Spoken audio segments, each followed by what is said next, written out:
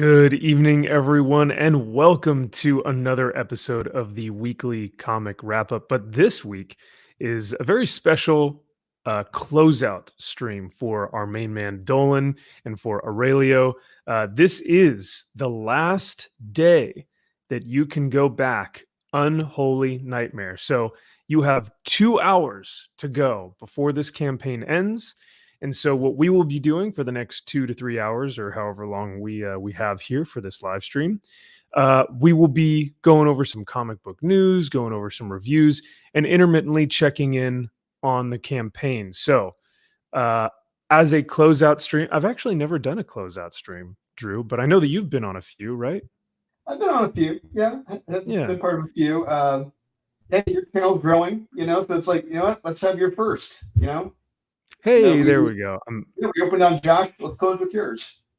Yeah. Well, I'm honored. Thank you, sir. And Thanks for having us. it actually worked out perfectly because I will be in LA Comic Con tomorrow night, and you and your brother are going to be at which convention is it? We're gonna be at Columbus, the Galaxy, the Galaxy Con, whatever it's called. Okay. Yeah. So you guys will be gone as well. So it's like, so we were both going to be gone on Friday evening.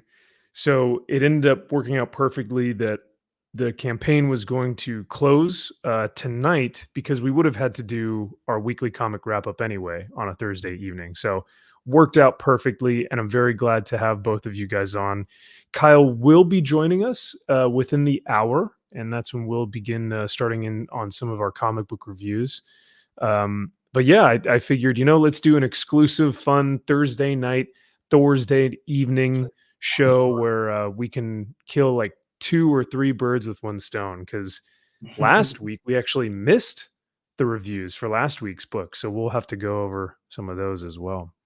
But so tell me how you guys have been. How was y'all's Thanksgiving? Well, Aurelio, I don't think you guys. Unfortunately, no. Unfortunately, I missed you it. would. Yeah, you would hate Thanksgiving because I feel like Italians I don't think so. No, because the Italians have courses, so you have your antipasti, you have your main dish, you have this, you have the. With Thanksgiving, it's just everything all at once. So, but it's basically a usual Monday. A usual Sunday, I'm sorry, Italian Sunday is the same over your Thanksgiving, I think so. If you go to the grandma's house or mama's house, it's a normal routine. Okay. I hope someday to join you guys. Maybe we have a Thanksgiving together. Let's see. That'd be amazing. My plan is to soon as possible to go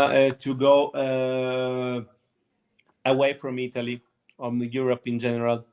Actually, I'm focused to going in Toronto. It's actually a plan, especially for my son. I want to try to give him as much possibilities as possible. Absolutely. It's just 8 years old, actually, but I'm working on it. So maybe will be easy to us to meet. Fantastic. I would love to meet you in person, and we would love to see you. Let's see. You're telling me. Jeez. Yeah. And Drew, did you guys? Well, yeah, you guys did chicken for Thanksgiving this year, right? No, we had turkey. And okay. Yeah, Kyle made a big pork roast too.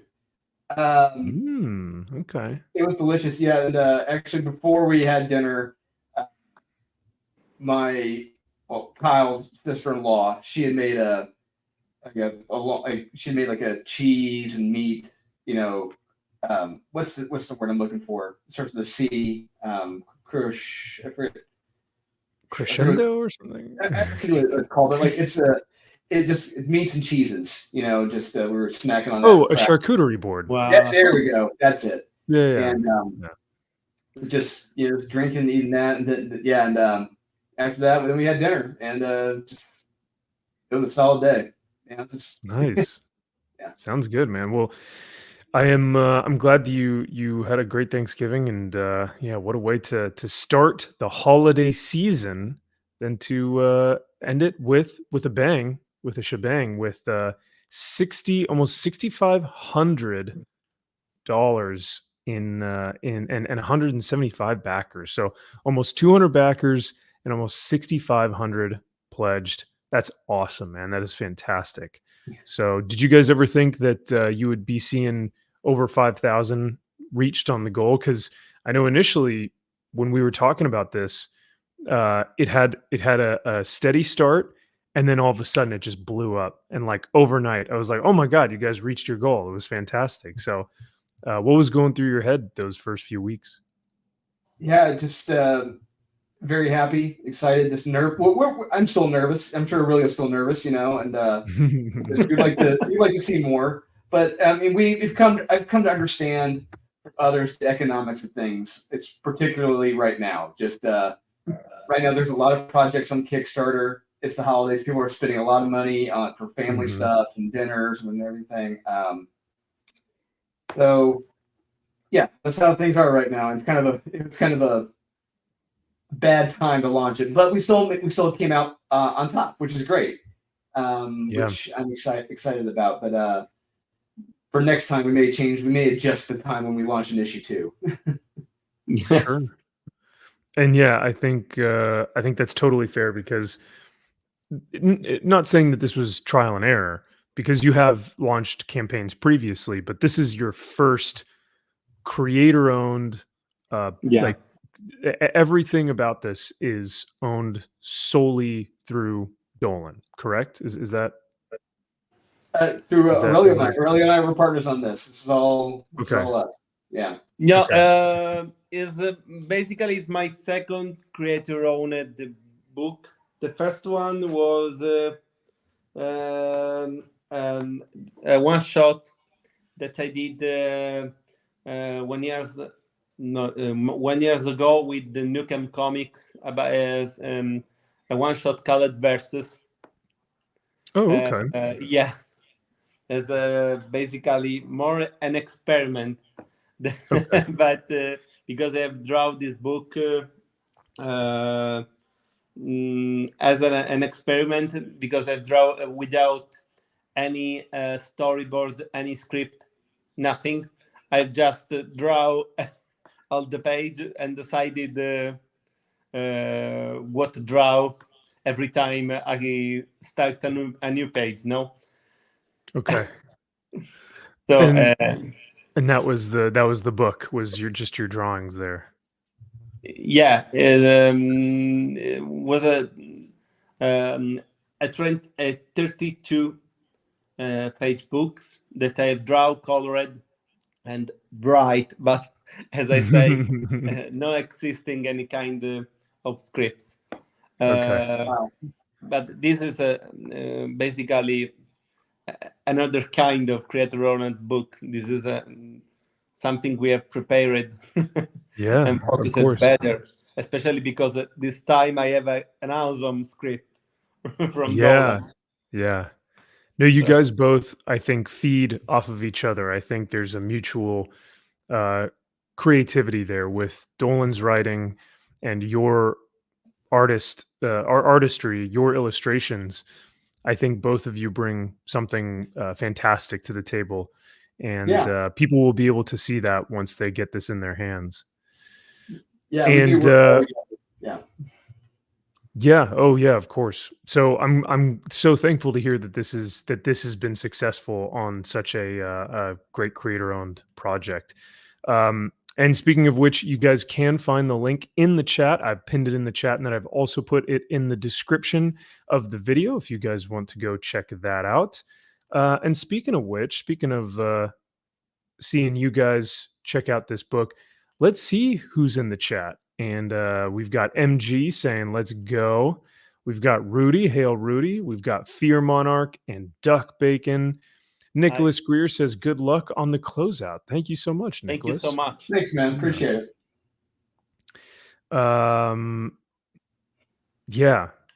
Rudy says, looking forward to getting my copy. Me too. Me too, Rudy. Yeah, and we'll see if you guys win any original art. We're going to be doing some drawings probably next day or so of that stuff. Well, speaking of which, it looks like MG actually purchased some of that original art. So MG, nice. Thank you, sir. Yeah, can't wait to see that. We've also got Harley Dave. What is happening, Harley? Great to see you, brother. And also Mike has bad knees. My man. Salty Traveling C, one of the finest in the biz. He says, I don't want that. Give me preachy they them agenda floppies.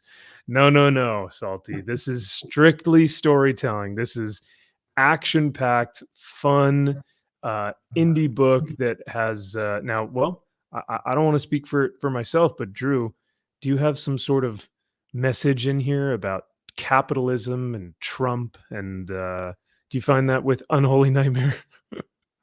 Not for issue 1, but I may have to gradually increase that message throughout the issues. I may have to make the bad guy an overall like a big orange man with blonde hair. So we'll see what happens. Oh man, well you'll get I'm that. I'm not that lazy and heavy-handed. I can't do that. No. And you're actually a better writer than that. So you wouldn't do something like that. Michael Bancroft, hail to you, brother. He says 175 backers is very decent for a first book. I agree. Thanks, Michael. Appreciate that. Yeah. And Bancroft sees tons and tons of projects on his live stream that he does. And so for him, coming from him, especially as a creator himself, Bancroft has done a few comics of his own. So yeah, absolutely. He knows what he's talking about. And I agree. It's a very, very good, very good backer number and pledge goal. So Capital Video says, I appreciate you for streaming early. Yeah, of course. My pleasure. Well, Rudy, have a great rest of the evening. I know you got to head out. I know it's a different time than our normal, than our usual later evening stream on Fridays, but we're switching it up for tonight. What's happening, DJ Smith? Good to see you as well. And we have a huge $5 super chat already from Chester Benson. Here, let's get a little bit of this going. So much. Thank you so much. Yeah. Thank you for the 5, Chester. He says, Drew and Aurelio, I added one more comic to my pledge for my son. He likes this type of storytelling, and the art looks amazing. Amen. Thank you so much. That is so awesome. Yeah, I would like to believe, this is just my belief, my philosophy. Chester, I'm not sure how old your son is, but I would like to think if you were a teenager, this comic is going to blow his mind. I would like to think this is akin to the early Image comics when I was a teenager that blew my mind with the art and the story. So I really, truly hope this comic blows his mind, that he want to come back for issue 2 and that maybe it'll inspire them to be creative in the future. We'll see what happens. Yeah. Who knows? And this is just the start for you guys. You know what I mean? This is your first creator-owned book. I know that you both have done comic books before, previously to this, and you have a plethora of work that you've done. But together on this, I think that's what makes it special. And like you said, who knows how many people this may inspire, or how many people that this may get to say that, hey, maybe there is hope for some great comics out there that may not be mainstream. Maybe there's some good indie stuff. So yeah. And he just turned 17 today. Yeah, happy birthday. Happy birthday. Yeah. Tanti auguri, as one might say. And yeah, Chester, once again, thank you for the 5, brother. Hope you enjoy the comic. I know you will, and I know that your son will as well, because it's a great little Christmas gift, Christmas present for him. So that's awesome. Now, so that's pretty much everyone who I just wanted to say quickly hi to everyone in the chat, and appreciate you guys tuning in this evening. We got a really fun show for you guys tonight. We're just going to be hanging out, watching Aurelio draw, going over the campaign as it closes out, and doing some comic book reviews. But before we get into more comic book news and stuff, Drew and Aurelio, what do you guys have going on in terms of drawing? What is Aurelio doing currently? So originally, I'll play while he's trying to distract him. So originally, Aurelio, he sent me an image of Superman from the 19, it was Superman had just come back from the dead, and he was going through a power surge, and like he was turning into this huge, massive, like caveman Superman, like overloaded with solar power. It was overloaded. Overloaded with solar power. And Aurelio was like, "Hey, what do you think about doing this as a free sketch for people?" I'm like, I like it, but that is such a deep cut, man. I don't know if anyone would really get that or know that era of Superman.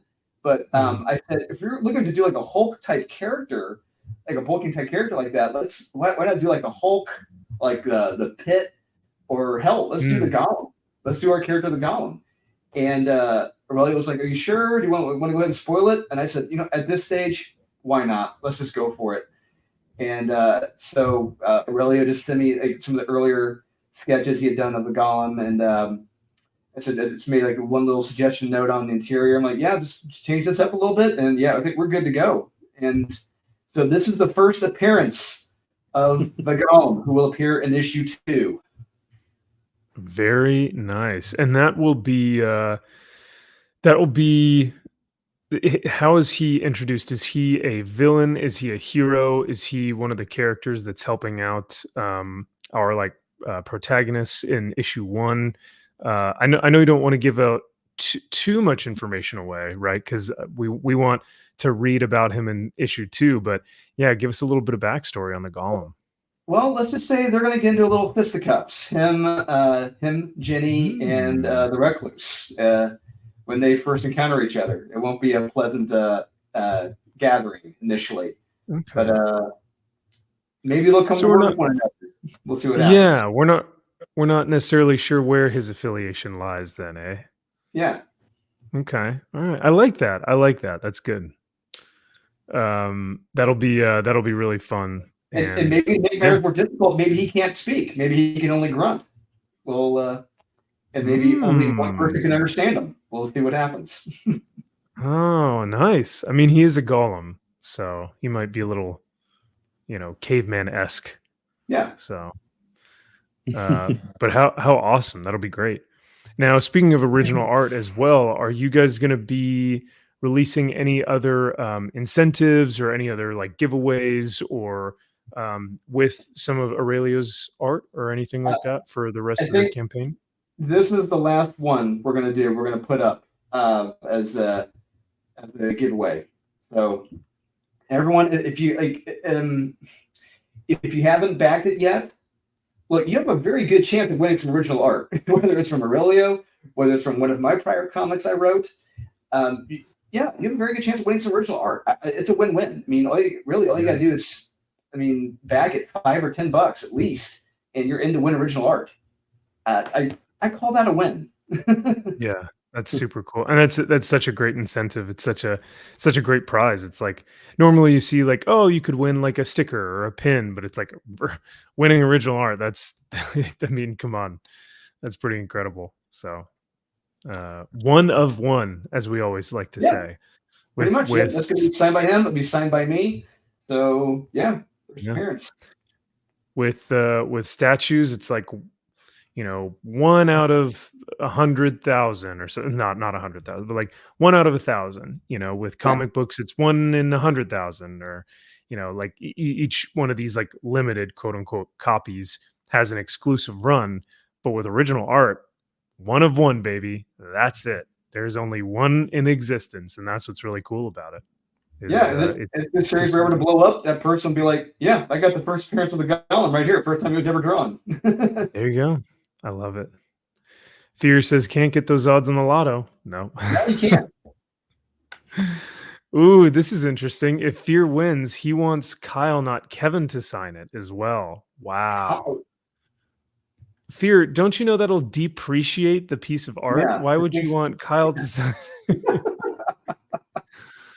would lose value. Come on now.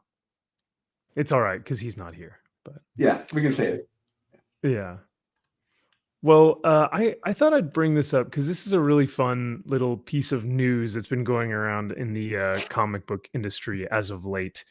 And I wonder if you guys had heard of this yet, but there seems to be a there seems to be a controversy, but not normally what you would think of as controversy in the way of like, oh my gosh, there's another political thing that's happening, or oh, there's another ideological thing happening. No, it's good old fashioned comic book like arguments about, you know, about a classic comic book cover. And I love these types of discussions because it really gives you a perspective of like, oh my gosh, have we been looking at this the wrong way? Right. Yeah, So it reminds me of the Empire Strikes Back. Like, is Han's coat blue or brown? You know, it's just like right. These age-old questions, right? Yeah. That boggle the mind. And It's the like, eyes. you know, what was Wolverine's first appearance? Hulk 180 or Hulk 181? It's like these are the things that we think about as nerds. How do you spell the Berenstein Bears? Yeah. Yeah, was it Berenstein or Berenstein? Who knows? So this article says shocked comics fans discover Batman's actually facing forward on the Dark Knight Returns cover. So if you guys have seen this cover before, chat, I'm sure you guys have. Even in Snyder's, you know, adaptation of Batman v Superman, he did a rendition or an adaptation of this comic with Batman's suit. But this cover is iconic. I mean, you've seen it everywhere. They have a statue now of this. But for me, I have never thought twice about this. I always think he's back facing. Yes, and for the And longest was that time, how you? I thought it was too. And then, so here's the thing: this isn't new. So the image they show, how it's front facing, that is actually in the Dark Knight Returns artist edition, like the huge 11x17 book that that previews or graffiti put out. Yes, that is. I discovered that like 5 years ago. I guess for some reason, no one really cared or showed it until now. It's like this isn't new. This isn't news to me, at least. I knew this, and it shocked me when I first saw it back in 2019. But yeah, for the longest time until then, I thought it was back facing. But yeah, that's how good he was. That's how good it was. I love it. But isn't that so funny? So this is what I see, right? This is what I envision. And this is kind of what like an artist kind of took a pen and, you know, just kind of drew out, okay, this is how the back would be. This is how the arm would be. And it, to me, that makes sense. Like I totally see this every single time. But to know that this was how originally it was going to look, you know, and you look back and you go like the legs are still in the same place. You know, the head and the arms are still in this. They didn't move. It's just that one is flipped. It's so interesting to me, man. So interesting. But chat, did you guys ever see this and ever question, like, because that was the other thing. I never questioned this. I never thought that it was a point of controversy. I was just like, yeah, he's back facing. I was sure that he showed us he's back. Yeah, I was totally sure. For right? me, it was, yeah. So I funny. was wrong. Yeah, we were all duped. Fear says, I know, I run the risk of having him scribe Jim Lee rules on the bottom of the art. You do not want that, Fear. Duck Bacon is laughing. I saw someone Photoshop that old gold blue dress. Yeah, that was a huge thing on the internet as well that came around. Yes, it was. MG says it is possible that the original sketch was changed too. Ooh, interesting. So could this also be, because like if Frank Miller came out and said, no, this is the actual cover, he is supposed to be front facing, That would be one thing. But this is just a sketch within that artist edition, right, Drew? Is what you said? Yeah, that's the acetate. So this is actually two pieces. That shows the overlay, and behind that is a lightning bolt. So it shows you he did them separately. So he did have the body overlapping the lightning. But yeah, I guess that from what we're told, that was how it was originally done. But yeah, I don't know. Someone's got to corner Frank Miller about this. That probably be like, what are you talking about? Everyone knew he's front facing. Come on. Yeah. When's the next? We need to find the next convention that he's going to be at. We got to go find him, talk to him. Why didn't Kyle ask him when he was at breakfast with him? You know, he should have. Yeah. Yeah, come on, Kyle. You should have known, dude. What are you doing? Harley says, "Oh my God, I can finally sleep now." Yeah, you're not wrong. And Duck Bacon said, "Never really minded." Yeah, it's not. I'm not upset by it. I just think it's baffling. I just think it's so interesting. It's so funny to me that like we haven't known this entire time. But MG says we'd really have to hear from Klaus Janson to know, wouldn't we? Yeah. I could. He goes to a lot of cons. We could ask him, or Todd, because I mean, if the rumors are true, Todd inked some pages of Dark Knight Returns. I think like issue 3. Oh, I didn't know that.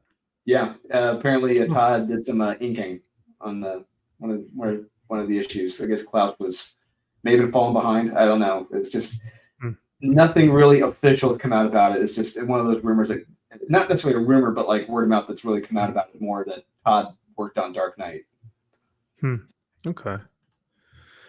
Yeah, no, but so I just thought I'd bring this up because it's been so funny to look at this and go, you know, that there's been so much discourse surrounding it. You know, like even our man Jim Mint, he posted something the other day on his YouTube channel, and he had put up like a poll, and he said, "Okay, do you think that Batman is front facing or back facing?" And you know, I think it was 50-50 for a good portion of the votes, but I don't know what it ended up being finally. So it is pretty funny though. Duck says the real question is, did Aurelio spell sex in the fingers of the lady on the cover of Unholy Nightmare? That is right. No, Did you see that, Aurelio? No, today I have focused about over the cover to say maybe I have, but I don't find absolutely. It was totally unintentional. It's an inside joke like Disney, basically. Maybe oh yeah, lady and I don't remember the Bianca and Bernie. I don't remember the movie. Here was Bianca and Bernie. That there's a kind of demonic woman during a sign. No, wasn't my intention. Oh, but I really don't find the signature sex. I really don't find. So if someone could sign it and help me see how it's possible, maybe in the future covers, I'll try to make an inside joke. Let's see. Ooh, but it wasn't my intention this time. I haven't so few time to make it that I can't focus it about make an inside joke like it. I'm sorry. So funny. Have you seen that cover? Have you seen it, Max? That we're talking about? No. What happened? Was there a cover that someone? Yes, the latest cover that Aurelio did with Ginny, the wolf on the rooftop, and her hand that has the handcuff out. I didn't notice this, but I guess if you look at it, if you kind of, if you don't really focus on it, if you focus on it, you probably won't see it. But if you unfocus your eyes, you look at it, it looks like her hand to her fingers to the handcuffs. It spells out sex. The hand. The other hand. Fingers. Yeah, like this is the X type of thing. Yeah, it's like the handcuff spelled. The handcuff is like the X, and I didn't notice it. You gotta look at it up close. You can't really see it from that distance. But I think that there's a big imagination behind this, stuff. Yeah. In my own opinion, yeah. Did someone post it on Facebook or something, or was it? I was on a stream, I think like 2 days ago, and someone said, "Did it really intend to make this his fingers like spell out sex?" And I'm like, "Wait, what?" And it's so funny. well, yeah, I hadn't even noticed. I'm like, I said, maybe, I don't know.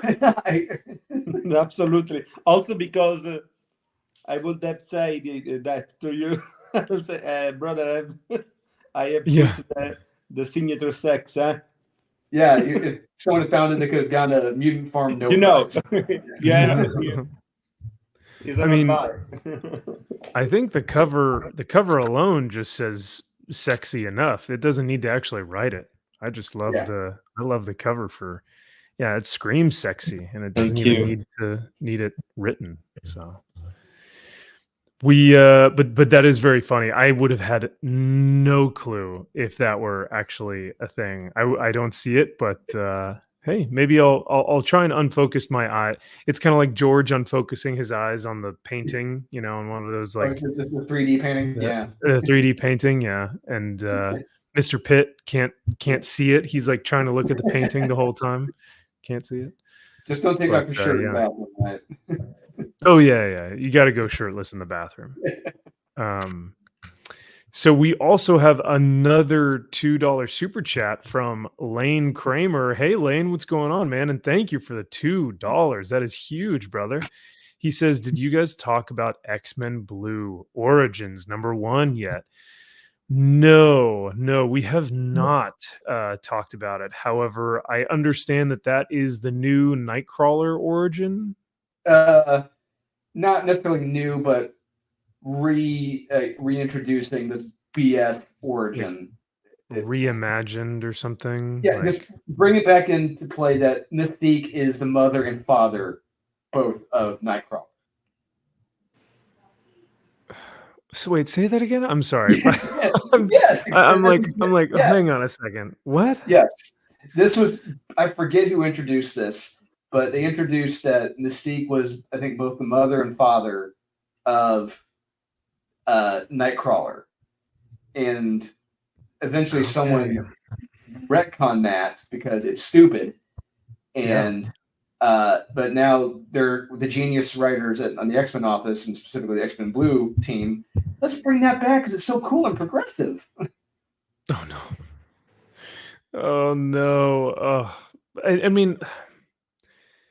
It's like I saw a lot of the photos. I didn't actually read the book, but I did see the photos, Lane. And I didn't even waste my time this week. I had way too many things going on to waste my time with X-Men Origins Blue, unfortunately. Okay, there we go. Get rid of the Cecil. Yeah, shapeshift into a guy and then knocked up Destiny. Shifted into a guy. Oh, interesting.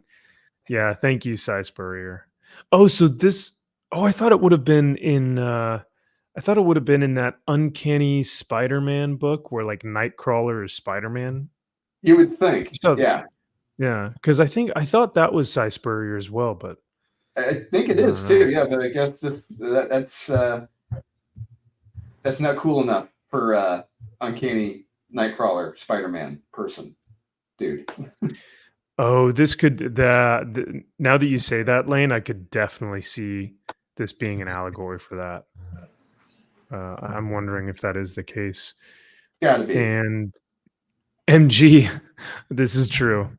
Anyone buying or reading X-Men comics in 2023, you're good. As South Park would say, you're gonna have a bad time. Yeah, and look, to be honest, I mean, anyone. I mean, there are people out there who say this. I don't want to consort with them, but people who say this is the best era in X-Men history, it's like, what is wrong with you? And clearly, one, you're lying to yourself. Two, you're full of shit. It's one of the two, right? And because clearly, if someone's saying that, they are denying the last 40 plus years of the X-Men, 60 years of the X-Men, because they want to joining on the progressive crew for a storyline that is so stupid and lost so many fans just for the sake of being progressive. Well, not only that, I think a lot of it is just like the whole Krakoa thing. I don't even think really necessarily works anymore, and I don't. There's so many different aspects and so many different new characters and like rules that have been introduced that to try and follow that through line is like a maze, which makes me curious about how Gail Simone is going to take over an X-Men book, because you know that she's not going to do any research into the Krakoan era, because she would have to read like 5 years worth of books that are all just sporadically kind of I like, where do you even start with the you would start with House of X and Powers of 10, but then after that it's like I don't know, right? But yeah, Drew, what do you think would be the best thing to happen to X-Men with Gail Simone? What do you see something happening good there? Best case scenario. I mean, all I know is I'm not expecting quality from Gail. I'm expecting slightly better than what we're getting right now. But what I will say, because next year we are expecting the X-Men 97 animated series to come out. I am expecting something along those X-Men to be along those lines. Something for readers, past fans to see and recognize. Like, hey, I recognize that costume. I know that guy. I'll give this a shot. Yeah. I think she and Tom are going to try to make them visually look like what people know or knew from the past. Now, once you open the book, that's a different story. I think it's going to be a lot like her Domino run, which was, I'm not saying it was bad. I'm just saying it was stupid. It was a very stupid comic. I think we're going to expect a lot of people sitting around eating and drinking, finger guns and cute dogs and flat chested ice women. Creams and yumsy wumsies, foodsies woodsies, lots of that.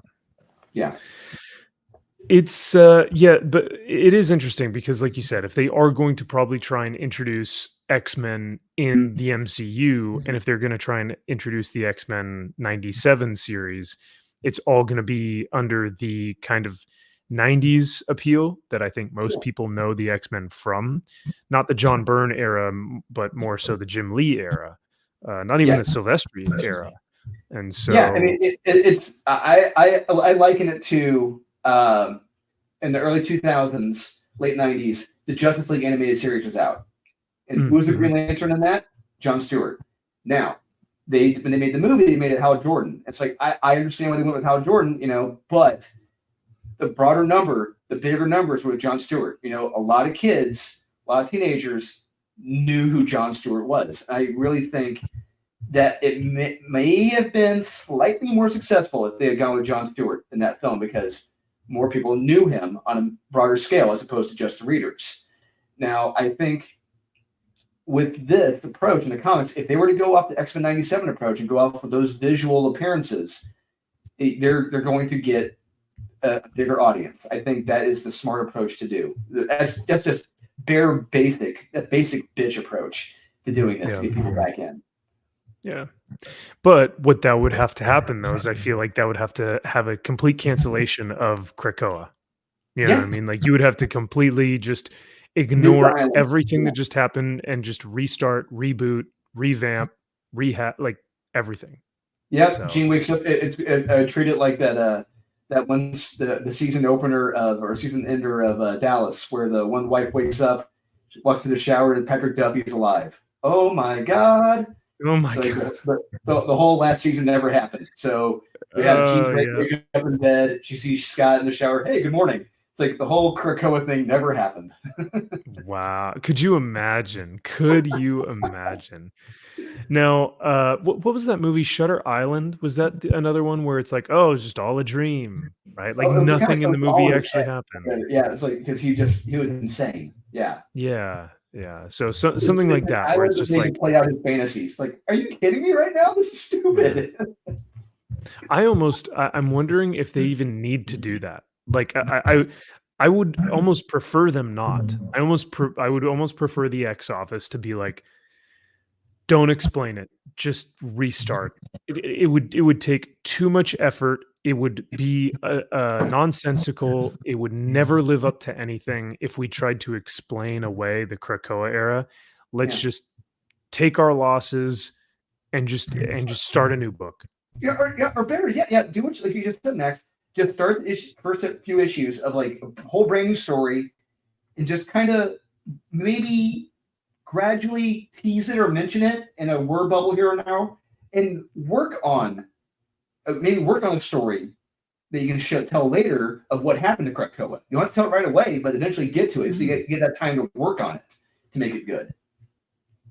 Maybe it would take editorial, it would take writers, it would take someone who is experts in their field, and it would take a head showrunner type of it would take someone who is in the office with the whiteboard, have all the characters laid out, and before they even come to them with the script, it's like, here are your rules, here's your universe to deal with, and here's what you have to kind of be within this this world or this universe. But I'm not sure if that would actually happen. So. No, and I think from what I gather, maybe you can confirm this or not, Max, but I think Tom Brevoort said, like, don't expect much of a change or something along those lines. Like, you're expecting us to get rid of Krakoa, don't expect that. Or I think he said something like that. But we'll see what happens. Well, it's confirmation that I don't need to buy X books. So. Yeah, I mean, if Tom is coming out and saying shit like that, it's like, what is the incentive to coming back? Why should we come back? And then you add Gail Simone on top of that. Why should we now come back? Yeah, no, it's brutal. I am getting. I feel like there's a little bit of feedback, but maybe it's just me, because I can hear an echo. Aurelio, can you see if there's if your iPad is turned down on the volume, just to make sure? Because I'm hearing myself for some reason, but I hear it. I don't know. No, actually, no. It's it is the volume is off. Oh, you know what? Maybe it's because you don't have headphones and my voice. No.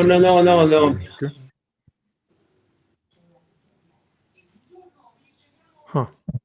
No.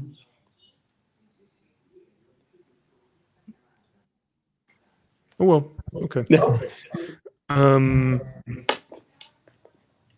MG says, I found something out today. There was a variant of Invincible #1 from Larry's Comics. That is a real first print, the same as the first, that you can get EGC 9.8s for super cheap. I don't know if variant Invincible #1. Drew, have you heard about this? No, I hadn't. I hadn't heard of that, but I am looking it up now. Okay. Especially if it's super cheap. Yeah, right. It's the legit first appearance of Invincible. Yeah. Larry's Comics. Huh. Duck says, yeah, take your time to produce something good. How naive. Okay, so it's not just me. MG says, yeah, it sounds like the stream is playing somewhere. That's what it sounds like, but I'm not sure where it's coming from. Because Aurelio's iPhone or iPad is muted, so I'm not sure. You can check it on both League of Comic Geeks and on Key Collector. Wow. All right. Yeah, I think I found it. Oh, cool. Yeah, Larry's Wonderful World of Comics, limited edition. 12/3. Yeah, this is yeah. Oh, there you go. Very nice. 9.6. 9.6 for $220 or best offer. Hey, all right. Aurelia, do you mind if I mute your regular camera for now, and then whenever you want to speak or Yeah, be don't in the worry. conversation? I'll use the phone so you can see what I'm driving. Eventually, I stop from here from the iPad. Perfect. Okay. Okay. Sounds good. Thank you so much. Bye. No problem. I'll just mute this one. So Yeah, right. Yep.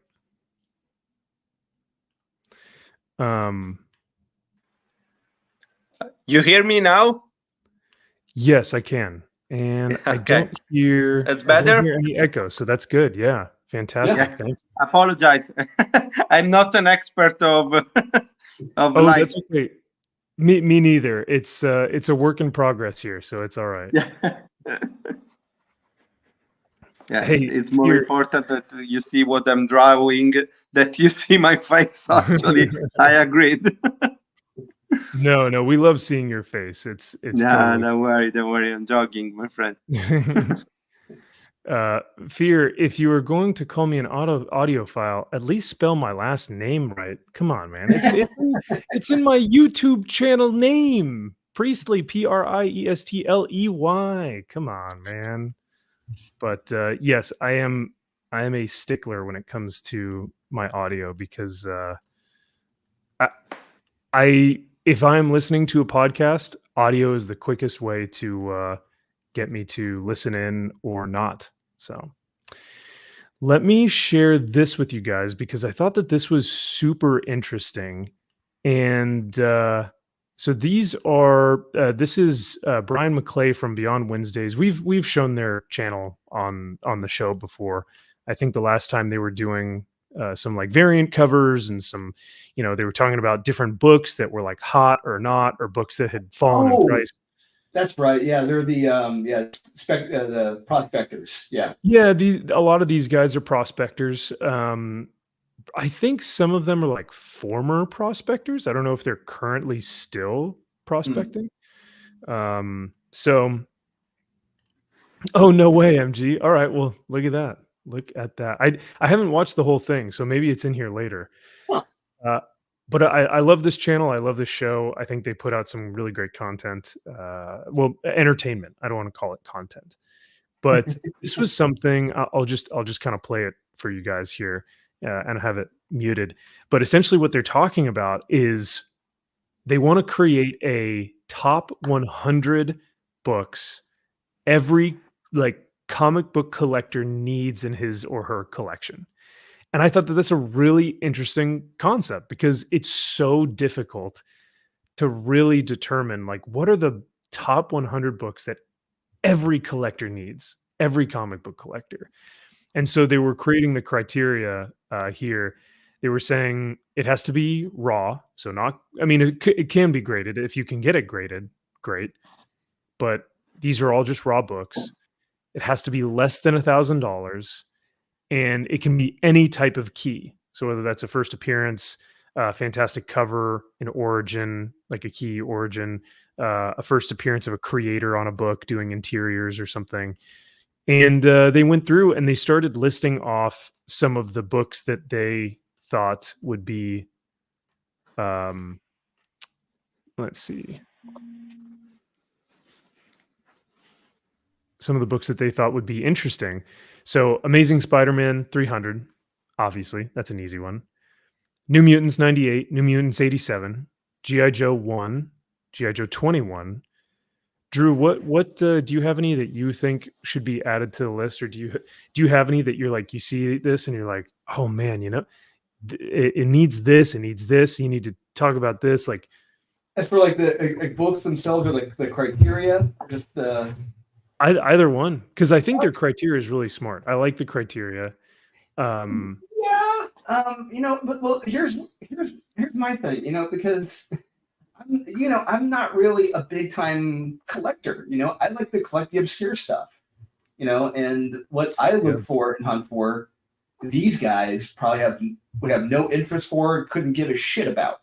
Like me, I would love to get I mean, I love to get issues out of like early Nexus, you know, the Tick, Grendel, the Badger, just the independent books. Those early ones. That's what I'm looking for, you know. And those books, these guys could not care less about. Those are the ones I look for. Like those like maybe I would be interested in the Mutants 98 because I love Rob. But I mean, a lot of those I have no interest in. I just have no interest in owning. I don't care. I take more value in my entire run of Faust Love the Damned than I do ASN 300. Right? Goodness. Yeah, or like Miracle Man, all your Miracle Man books and all your Tick books. Yeah. I will take a Miracle Man 15 over any of those books they just listed. Yeah. That's me. Oh, wow. That's a hot take. That's a pretty hot take. They may say I'm full of shit, but you know what? Hey, they say I'm full of shit. We'll go back to my short box and I'll show them all the independent books I've got right now. They'll see all of my Stephen Platt covers. They'll see all of my Berserkers. They'll see all of my Supremes, Faust of the Damned. That's me. Yeah. No, I love it, man. And I think, that's why I think it's so difficult to determine, like, okay, what 100 books does every comic book collector need, right? Because you could say, oh, these are the 100 that you need, but for someone who maybe you're a comic collector who is super into the underground stuff, so like, what's the guy? He just had a documentary on him, Robert Crumb. You know, so maybe you're like a Crumb guy, right? And all the underground books, like that's your thing. So all of these mainstream books would be garbage to you. You wouldn't care about any of this shit. So it is kind of difficult to say, like, oh, what are the top 100? Because a lot of these are going to have sentimental value to you, or not. Like that New Mutants book with Deadpool, first appearance, cool, like great art. Love Rob Liefeld, but like for the most part, I don't really have an affinity for Deadpool. Like I really don't care that much about him. So it's like, do I really want the book in my collection? It would still be great to have the book, but I think another thing they were saying is like we need to figure out if you could have keys that would fit in a short box, or as they call a shorty. They were like, oh, you gotta fill a shoddy with all the keys you have. What would those keys be? Like you just have one short box and all the keys can fit in there. And that's kind of a cool. That's a cool task, right? That's a cool, fun game. So my short box is filled with all the early issues of the Tick, all the issues of the Faust of the Damned, my Cyberfrog collection, the early ones, the Holy Heroes I've got from Ethan. All my Nexus comics, and all my Grendel comics from Kamiko, and my Miracle Mans. Those are in my short box. Nice. 32 Flavors. What's happening, Nick? Good to see you, brother. I wish I was seeing you this weekend for LA Comic Con, but I know you're all the way on the other side of the US. But he says obscure comics. What a guy, talking about you, Drew. He says, I love my mainstream stuff, but good to see the guys looking elsewhere too. I agree, Nick. That's my bookshelf is filled with a bunch of obscure hardcovers and soft covers I got up there. I got Tim Truman's Scout. I got the 2 volumes of that. Who the hell owns Tim Truman's Scout? Both volumes. This guy does. Those guys never get that. I know I do. Wow, such confidence. Don't know if I am with it, but I respect it. Yeah. Truth Hurts says, did you know most of if not all comic book characters based on fallen angels? Wow. I don't know. I wouldn't say fallen angels, but all biblical allegories to a lot of stories and characters. Sure. I was like, you could say maybe a good portion, but I wouldn't say most or all. Those are absolutes. But the Bible has a significant impact on storytelling. Oh, absolutely. Yeah. There's a lot of like overarching themes: redemption, sacrifice, courage, hope, justice. Like these are spanning themes and archetypes of stories and characters that we look to, and the Bible has a lot of that. So I guess it wouldn't surprise me if that were the case. And then I thought I saw Nick say something else. Razor Fist had a great essential comic video over half a decade ago, and not one mention of Watchmen or TKR. Wow. Hey, Nick, speaking of DKR, we were just talking about that cover. Do you think that Batman is front facing or back facing on that cover? I got to get your take, Nick. You got to let me know, brother, because Drew and I both thought that he was back facing. Yeah. But we were wrong. And do you think Han Solo's coat is blue or brown in The Empire Strikes Back? Good question. That's on Han. Yeah. Fear says, Drew, have you read Monica yet? Monica? Like Red Monica from Joe Mad's book? Why am I blanking on the name? Battle Chasers? Battle Chasers, yeah. Red Monica? Is that Daniel Cloud? Daniel Close? Huh. All right, good. I'm glad we've got another back-facing man. That's just what I saw as well. So there you go. I agree, Nick. Both. Well, I didn't read Firepower, but Conan was fantastic this week, as always. Yeah, there's an underground following for Firepower. I tried. I understand there's a fan base for it. People who are reading it, they love it. Good for you. That's great. I tried reading it. I couldn't get into it. It didn't click. Yeah. That's fun. But hey, I'm glad you guys enjoy it. Yeah. Yeah, there are a lot of books like that. A lot of Tiny Onion books where it's like, man, they have a following, but for the most part, for me, I'm kind of I'm out on Tiny Onion. Yeah, well, this one, actually, this one's Robert Kirkman. This one isn't even Tiny Onion. Oh yeah, that's right. Yeah, the Tiny Onion, Jesus. I mean, literally, he is the guy. He is the writer that I do not understand the fan base for him. I don't. It's just apparently people love to take naps and they love to let his stuff put him to sleep. That's the same thing with me with Tom King, especially with what he did last week with Wonder Woman. I don't understand how people have not found out his shtick yet, and how they still continue to engulf themselves in the shit stain that is his writing, unfortunately. So people attribute character destruction to quality storytelling. I don't. It's not clever. It's lazy, and it's a very tired trope. It's becoming a very tired old trope. Destroying something is easy. Destroying it and rebuilding it, that takes talent. Tom King does not have that. He's good at destroying things, which any hat can do. But bringing it back up, rebuilding it, that takes talent. Destroying / deconstructing.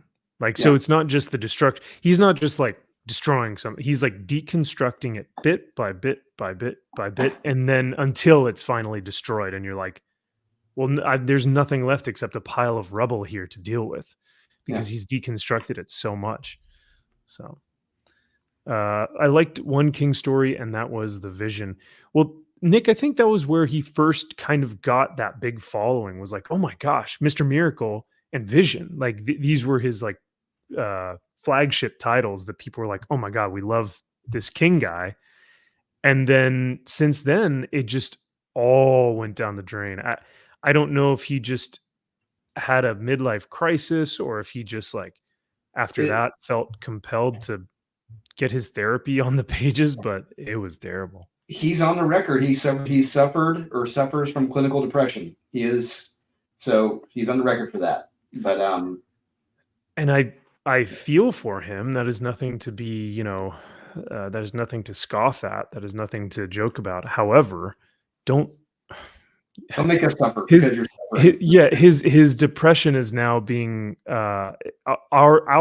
his therapy is like inputting his depression on the pages of his comic books. It's really sad. So I like that. This is pretty good.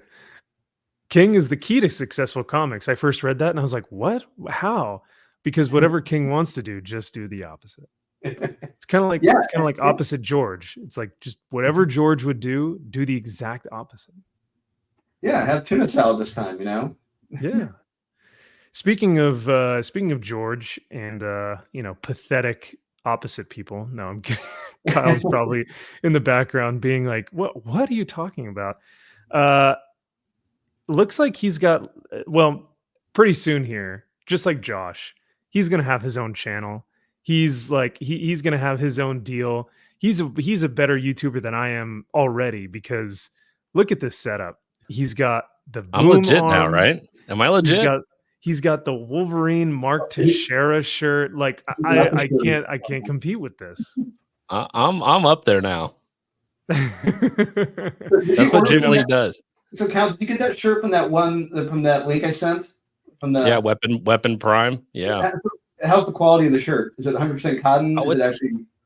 No, it's legit. Like, and another thing for me is like the collar. Normally, like since I wear like a 2X, like the back will always like it'll look like it's way down here. I got a long ass neck, but like this one actually fits. Like this is a nice shirt.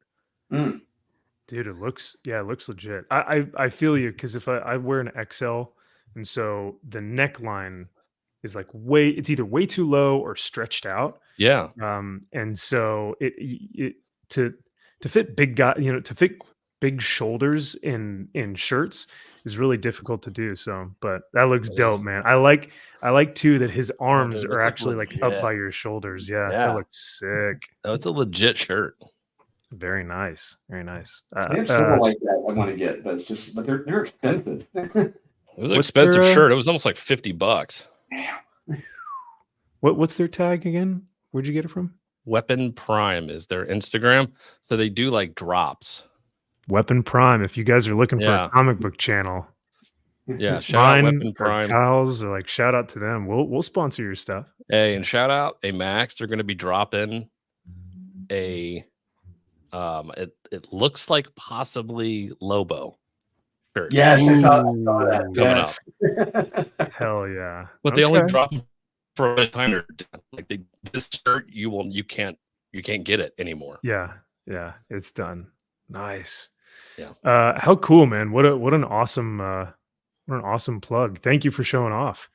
I thought you were about to say they're gonna release a Starship Trooper shirt, and I was just gonna kick you out of the stream again. I missed that one. That was dropped earlier. Oh yeah, that must have been a different shirt. He missed it. Yeah, because unfortunately the Warhammer shirts that I buy from the Warhammer like merch store, they were like real. Like I'll buy an XL, and the sleeves are like massive, but the shirt itself is short. But it's like really big in the body, and I'm like, oh, these are the worst. Yeah. So I need to actually like go to a seamstress and like have it fitted because when you get like the basic bitch like generic t-shirts from just whatever company is hiring, those shirts fit awful. Mm-hmm. You can tell it's like Gildan. Like what's the brand? It's some shitty ass. They're terrible shirts, and every time you wash them, like I can wear them. Then my wife will wash them one time, and it's like I'm not wearing this piece of shit ever again. One time, and it will never fit you again. Ever. Never fits the same. I mean, I could gain weight, but aren't like you buy a shirt. Weight, right? I was about to say you buy a shirt so that you can be like, oh, I'm gonna fit into this shirt. Like I'm gonna lose weight to look good in this shirt. Yeah. Not to gain weight. Normally. Yeah, you want a schmedium. You don't want a schmedium. No. You want something that looks like a large. That fits. Yeah. That actually fits you. Mm-hmm. So MG looks like he secured a copy. Very nice. $195. Nice. We were talking about that earlier. Oh. Yeah, the real first appearance of Invincible, Kyle. There's a precursor to #1. It really? Yep. Is it some just like Malibu Sun or some bullshit like magazine? No, this was an exclusive through Larry's Comics. They put out, I guess, a week or so before Invincible #1, their own store exclusive. for Invincible #1 that predates the street date of Invincible #1. By And, what, like 3 days? I don't know. I gotta look into the exact date, but it predates the regular copy. But you can buy it right now for $200 on eBay. Well, I was saying Invincible 1 is like $5,000. Yeah. My God.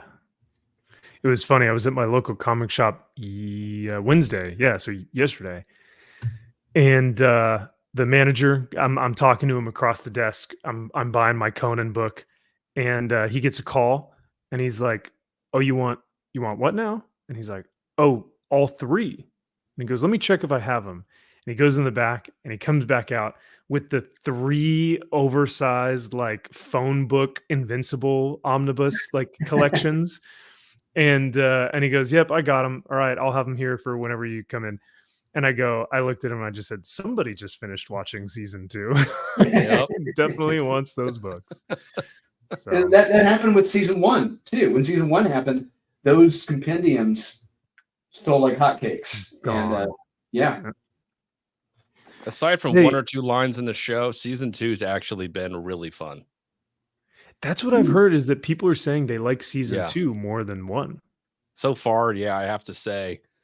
Although the last episode of season 1 is just fucking badass, but season 2 has been really good, really strong. Wait, Kyle, you're supposed to hate stuff. You're not supposed to like season 1. Come on, what are you doing? What is this?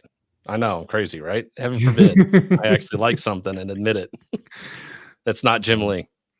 What a concept. Kyle, you're supposed to be an evil bigot like me. What is this? Come on. It's true. I am a white male. Yeah.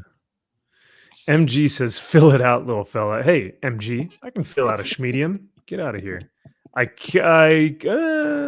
Depending on what type of XL shirt it is, I could probably fill out an XL. You should have seen me playing football, MG. I could have filled out an XL, and it would have looked like a schmedium. It's not good.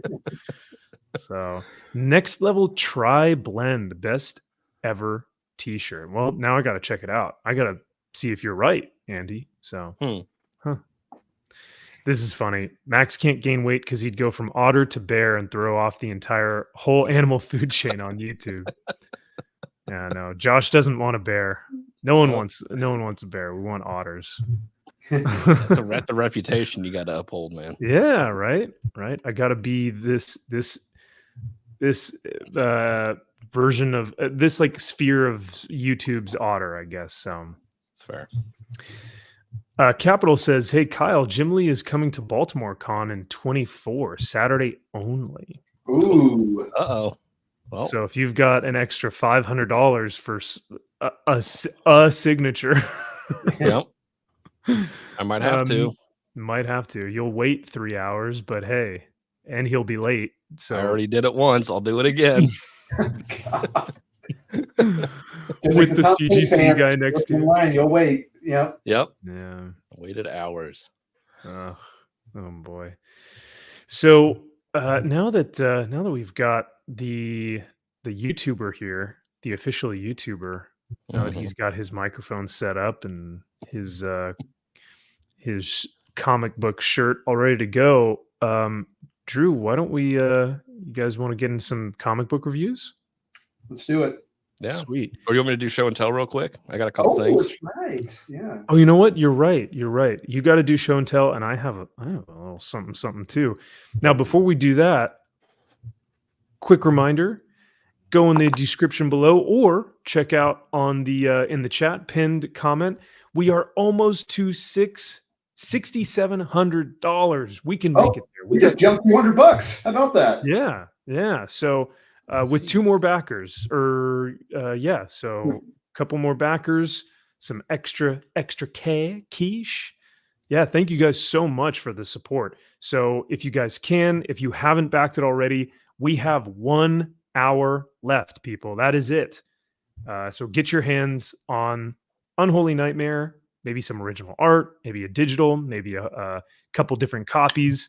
We would love to see this puppy get to 6,700 tonight. Absolutely. And like you said, if you're backing this now tonight, you're going to be eligible. You see what Aurelio's working on right there on that board? You're going to be eligible to win that. when we're going to be raffling off all the art, all the original art. That's going to be one of the pieces that's going to go up. Dang, look at that bad boy. He just inked it and everything too, yeah? Yeah. Looks good. And that is a first appearance. That is the first appearance of the Golem, who will be appearing in issue 2 of Unholy Nightmare. Like it. We should Very write first appearance on there. Ooh, yeah. Yeah. It was funny while you were gone, Kyle. Someone said, if I win original art, I want Kyle to sign it. It's like, why? Right in the middle of the art, right? Just Yeah, just over. It's not Jim Lee. It's yeah. Jim Lee was here. Yep. Drew, this is a good question. When is the raffle? Do you guys know? Yeah, that is a good question. We were going to do it tomorrow, but Kyle and I will be in Columbus, Ohio tomorrow for GalaxyCon. But probably this weekend, probably Saturday or Sunday, I'm going to get with Murphy. We're going to set up a date. We're going to try to do a live stream of the raffle, and which should be fun. Sweet. Cannot wait. That sounds awesome, man. Well, once again, just want to remind everyone, go check out Unholy Nightmare so that you guys can back that. We'll do it again next probably 30 minutes or so, just before the campaign ends. And now I also... so yeah, let's get into Kyle's show and tell. And then, well, do you want me to show mine first and then you go? Because your stuff is probably cooler than mine. Duh. Oh, he's calling a shot. I am not showing my original art yet because that is... You guys don't even appreciate it. I'm going to show it on a different video on a different channel because you chuckle fucks don't know what good art looks like or can't appreciate the character. You telling that to Aurelio too? Oh man. Oh, sorry. No, not Aurelio. Whoa. Aurelio is if I showed him this art, he would be like, that is fantastic. It's beautiful. It's a masterpiece. You should get it framed. Thank you. Thank you so much. You are going to get it framed, right? You should. It's basically the first time I draw him officially and more on a more detailed way. No. Oh, So. Well, I like it a lot, man. It looks fantastic. Thank you. Like I said, there's a lot of influence of the Hulk and Pit. Very cool. Mhm. Absolutely. The Creech, Pit, Hulk, yeah, and the tent. You remember the tent from Tony Daniel? Oh yeah, the tent. Maybe. Yeah, the tent. Yeah. Wow, back when Tony did interiors. Jeez. Yeah. It's something so that here in Italy. Right. Oh, very cool. Okay. I did send in the original artwork to get it framed, so it is not with me right now. It's currently at the frame shop. But I do have... Oh, yeah, absolutely. Especially with the type of money that I had to drop for the frame. Yeah, it's sometimes more expensive than the actual art. Yeah, it's like framing, postage. Those are the silent killers. You know, those, bro. Yeah, it's ridiculous. Yeah, you're telling me. So she was like, I was just like bare basic, right? Just black frame, this amount of inches from the thing. We'll get a beveled edge, you know, like make it look nice. And she was like, all right, it'll come out to this. And I was like, oh, okay, all right, well. It's like no in dollars, not no pesos, right? Yeah, yeah. I almost should have bought another piece of original art with the money I could have bought the frame for. So, but no, I did not send it to Hobby Lobby or Michael's or anything like that. Like I legitimately went to a art framing shop. Oh, so you went to a douchey place. Got it. Okay. Oh, of course they're gonna screw you. They came in there and they were like, what is this? This is not art. What is the Starship Trooper you have? What is this Starship Troopers? Which, by the way, if you guys in the chat or if you guys are viewing this, if you guys want to see the original art that I did purchase it's only accessible to the members. So if you want to become a member of the MVP YouTube channel, you guys can see the full video of the entire piece of artwork. It's probably like 3 minutes long, and I just showed everything on the piece. It's gorgeous. So if you guys want to check that out, you can become a member and see the video there. I will release it probably once I get it in a frame, but that won't be for another 2 weeks to a month. So damn, it is an amazing piece. Shut up. Everything aside, no. The you can't skill in which they drew a Starship Trooper is amazing.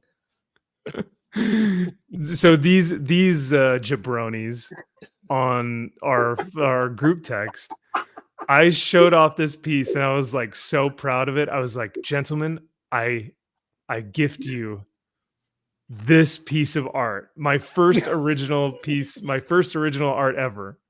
And these douches are like, what is that, a Starship Trooper? The fuck is that? It looked good for a Starship. I'm like, that's actually a really good interpretation. Yeah, Colonial Marine looked great.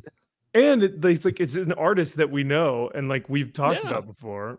And it's, it's the only good Aliens book that we've got in like decades. is the one that he did.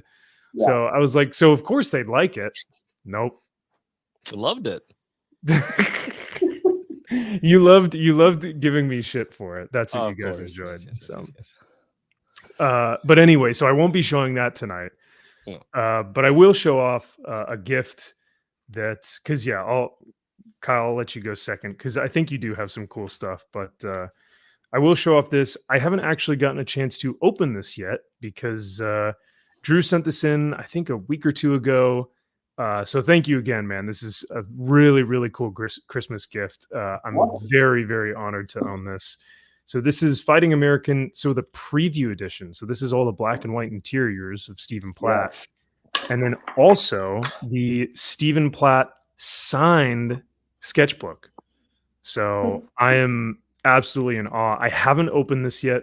So while Kyle is showing off his stuff, I'm going to look through this because I genuinely want to get like my actual reaction here because this is very cool. And these are both not cheap.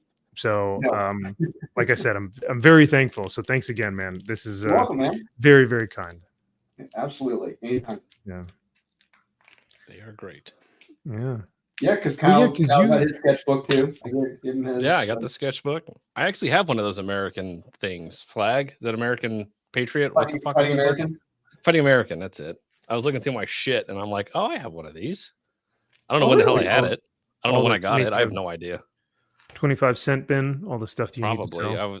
I was going through a Platt phase, I think, at some point. I'm surprised I didn't sell it. Now maybe I did bought another one. You mean every day is a Platt phase? Like my whole life, my comic collecting career is a Platt phase. This is true. All right. Oof. So the first thing that I got, I had to pick this up because whenever usually this gets printed, I have to get it because it is X-Men Blue #1. Yes. Well, it's the greatest artist of all time on this character's greatest story of all time. And so I had to get the omnibus of the Housh saga. Oh, did you get that from the store? Yeah. I got it off of Amazon, actually. Oh, okay. I wasn't sure Zaxx still had it, even though he actually did. But I'm like, he probably sold it already. But then, of course, I go up there and it's sitting there using it to prop up a table. And I'm like, oh, okay. So wait, you really think that the best Batman story in history is Housh? Duh.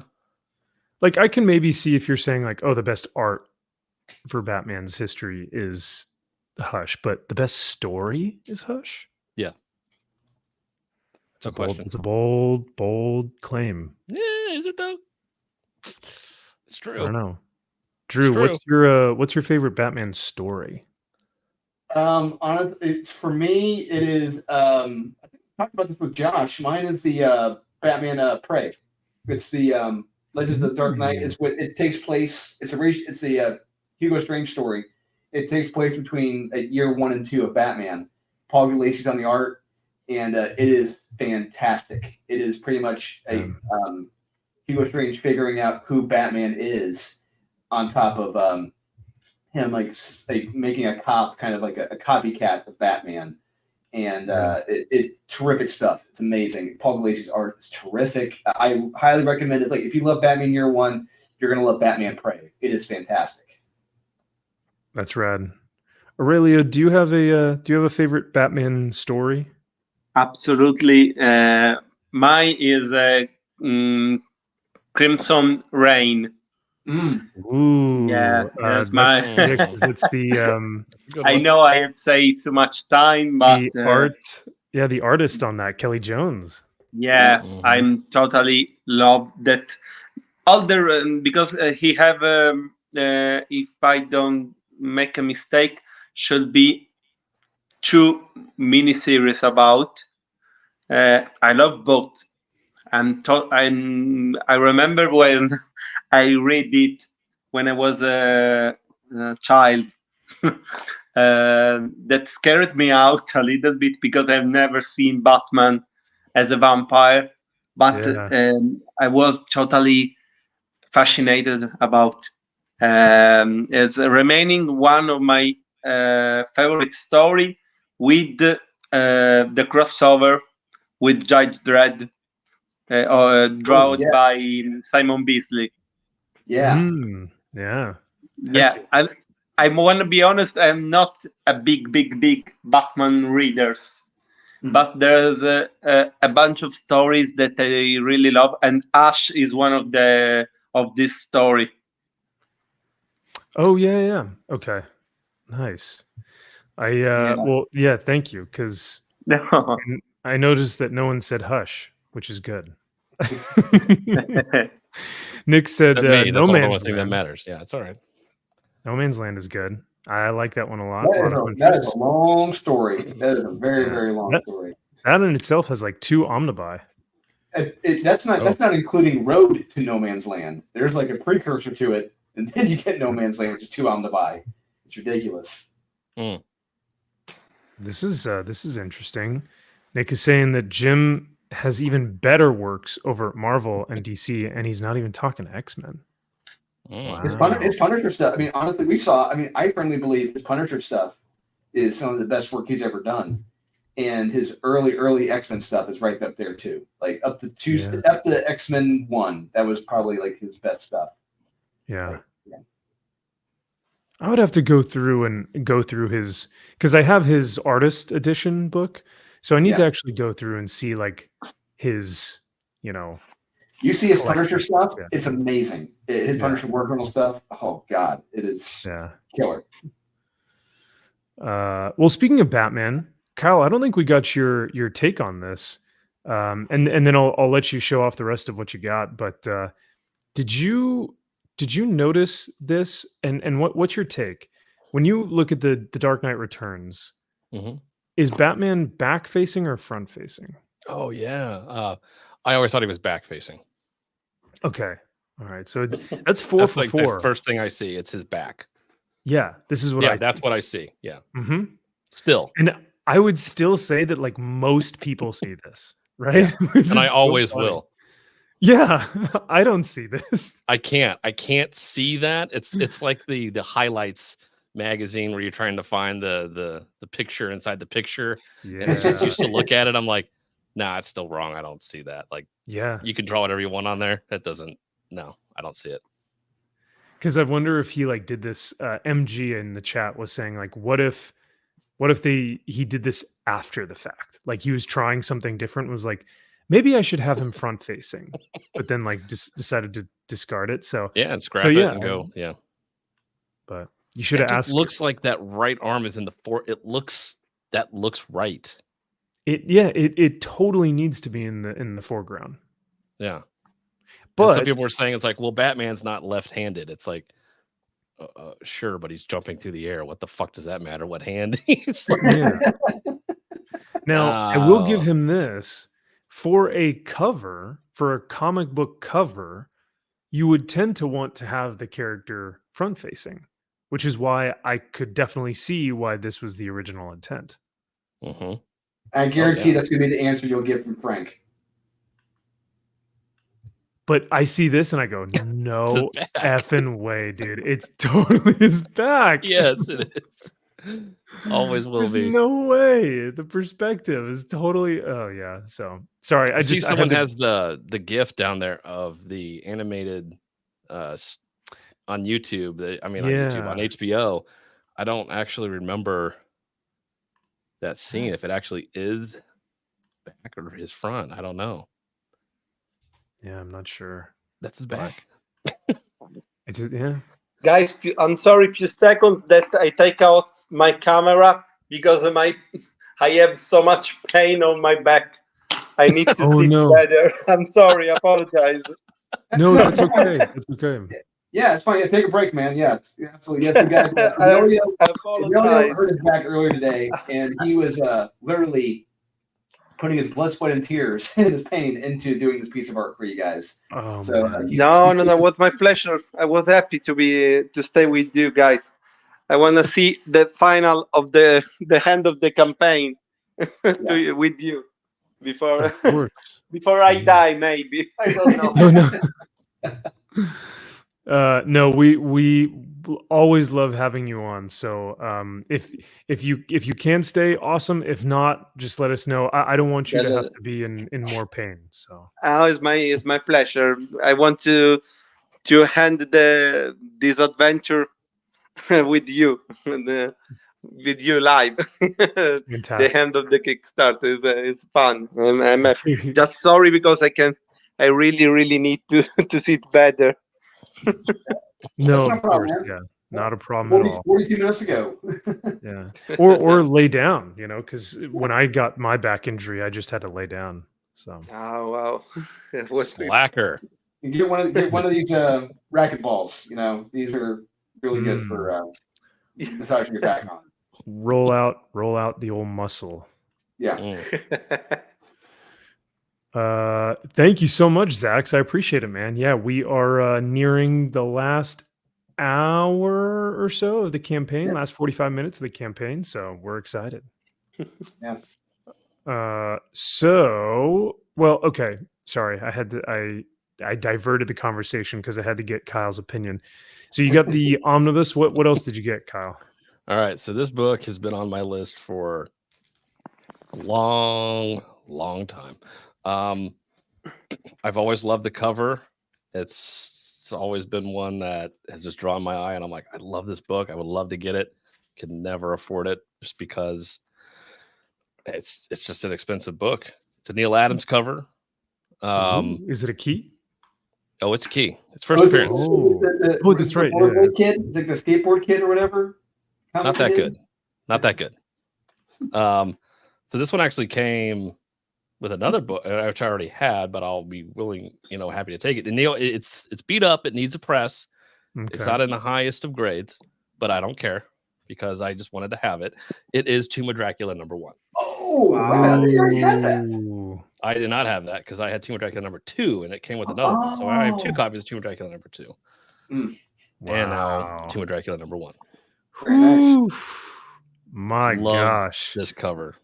Yeah. That is gorgeous. That's beautiful, man. Yeah. Not many people know that was Neil Adams cover. They think it was just Gene Colan. But no, it was Neil.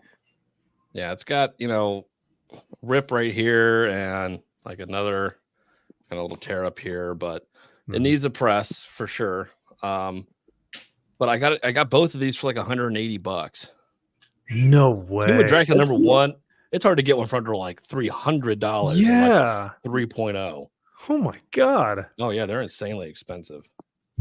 So let me ask you, how do you tend to look for these books? Because like what I've done sometimes is if I'm really searching for a good copy, but I just can't find anything on eBay, I'll actually save that search and I'll get emails every time there are new postings listed. And then I'll see it and I'll go, oh, this price is exactly in my price range. I'll pick it up. Is that kind of what you have to do? Or do you have to like week by week, maybe day by day, look up and check the prices just to confirm? Yeah, I'll generally look, and if it's not in a price range or I see one that's not in auction, That's like, cause fuck, I've never won an auction on eBay because fuck eBay. But I don't care that much. And I'll look, and if they're way too high still, I just like, okay, I'll check in a week or 2 weeks and I'll forget about it, and then I'll go back through. And then like this one just happened to show up from somebody that doesn't even really sell comics on eBay from what I saw. So I just happened to see and that's what had me worry when I told you. I'm like, I don't know. I'm taking a gamble on this one because I don't know if it's going to show up. Dude, that's a risky move. I know. But it was so cheap. And I'm like, God, this is going to be a scam because it's so cheap. Yeah. and well, one, that it's a non-comic seller. That's all. Like for me, it's always like, do I dare? Because they're gonna, they're gonna ship it in a manila or envelope, and nothing else. No backing boards, no nothing. They're just gonna put it in a little fucking envelope and go, "Yeah, it's good. It's a magazine. It's comic. Doesn't matter." Yeah, it wasn't a bag, not a board. But I'm like, at least it was in a bag, not a board. It's better than nothing. Yeah, it was in a weird, like, some people take out, like, they're in like 3-ring binders and it's just like a sleeve. Yes. I've gotten that a few times. Like, they'll put that in there and like fold it over the book. I'm like, what are you, like 5? Like who the fuck has this shit? Is this 1990? Like, what are you doing with a 3-ring binder with this shit? Well, you've seen those collectors come through the store. Like people who come through, they sell their comics in a 3-ring binder. It's like, what? Yeah, it's like, this was possible. I never even considered. What decade are you in? Like, what is this? You got expensive books, you don't even realize it. And because they have like multiple books in that binder, right? So they're like flipping the books over, and you're like, oh no. Please stop. It hurts. Where's your acid-free backing boards? Yeah, I know. So I'm gonna get this graded. I'm gonna send that off to CGC to get it graded because I want it. Grade it? Hell yeah, I'm gonna grade this book. What the fuck's wrong with you? I'm gonna come back with like a 4. I don't give a shit. Well, that's my question. I was like, what's the purpose of having it graded if it's going to come back on a low grade? If you just have a raw copy that you can, because I can finally move that fucking Transformers, the goddamn sketch on it. Good, thank God, you can finally put something else up. Yeah. No, I thought you were putting this stupid tick book up there that no one wants. It's like a 9.0. Oh yeah, you're right. I'll pretend I didn't hear that. I'm sorry, I personally insulted. You know what? Actually, no, you guys. I can insult the tick because you insult my Starship Trooper. Tick is going to go right next to Jim Lee because that's where it belongs. So you mean where your Wolverine book is? It's probably the best book on that shelf. No, it's dog shit. And then but this book is going right where the Aliens book is because this bad boy. Ooh, another Unamas. This is a book. Okay. There are books like there are these. Yeah. And then there are real books. I can't believe you just did that. Because this is a real book. Cannot believe you just threw. Max, he learned this from Sean. Like I said before, Sean used Hulk 181s as coasters. So he learned this from Sean. So yeah. That's like me learning morals from a criminal. Yeah. That's and you're supposed to grade that book. Even if you pressed it, it's still, you just threw. Never mind. Yeah. I'm not even gonna argue anymore. Because this book, crazy. This is a man book. Now we have talked about this book on here before. It's not better than Jim Lee. It can't be, but it's a second. One of the greatest books I've ever bought. Wow. This is big. Oh, it's a huge book. I don't even know if I want to show you. So a Christmas gift for you then. The OA was the Christmas gift. Okay. All right. That's fair. This is just a big book. Yeah, this is just a huge book. Are you ready? Are we ready for this? Who's hungry? Oh, I can't wait. Dun, dun, dun, dun. This is the New York Comic Con exclusive foil for Batman #1. This is I hate you. The greatest book I think I have ever bought. Why didn't you just ask me for one? I don't understand. Like, seriously, you couldn't just ask me to pick one up when I was there? He's had his privileges revoked. Kicked. MG. Yep. The chat has requested it. Pick up on them.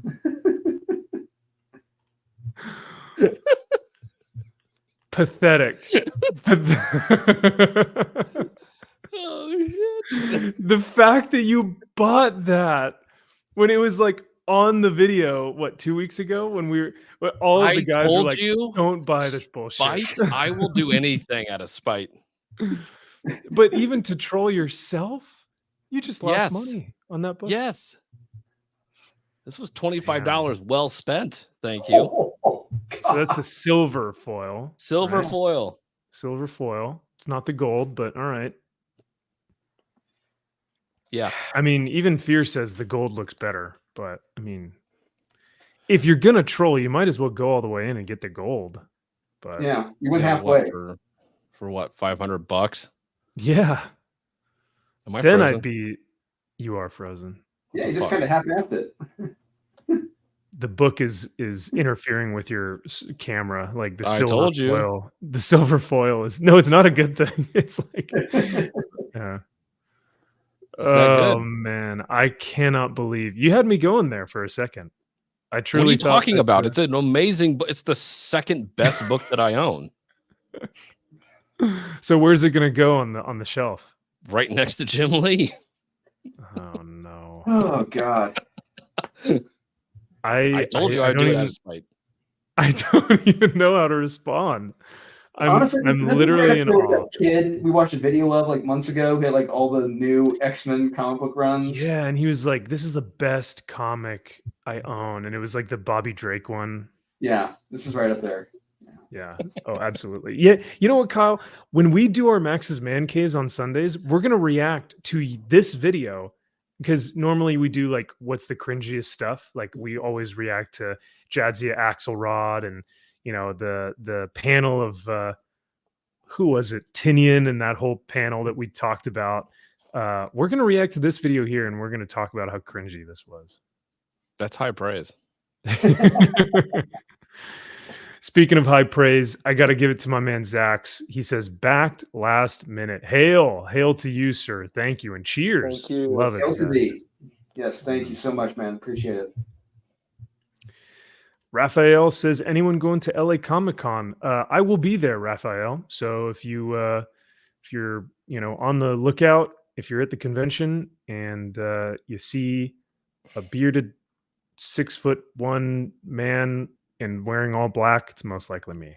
So. Oh, I was going to say Aaron Sparrow, but yep. Oh yeah, well I guess him too.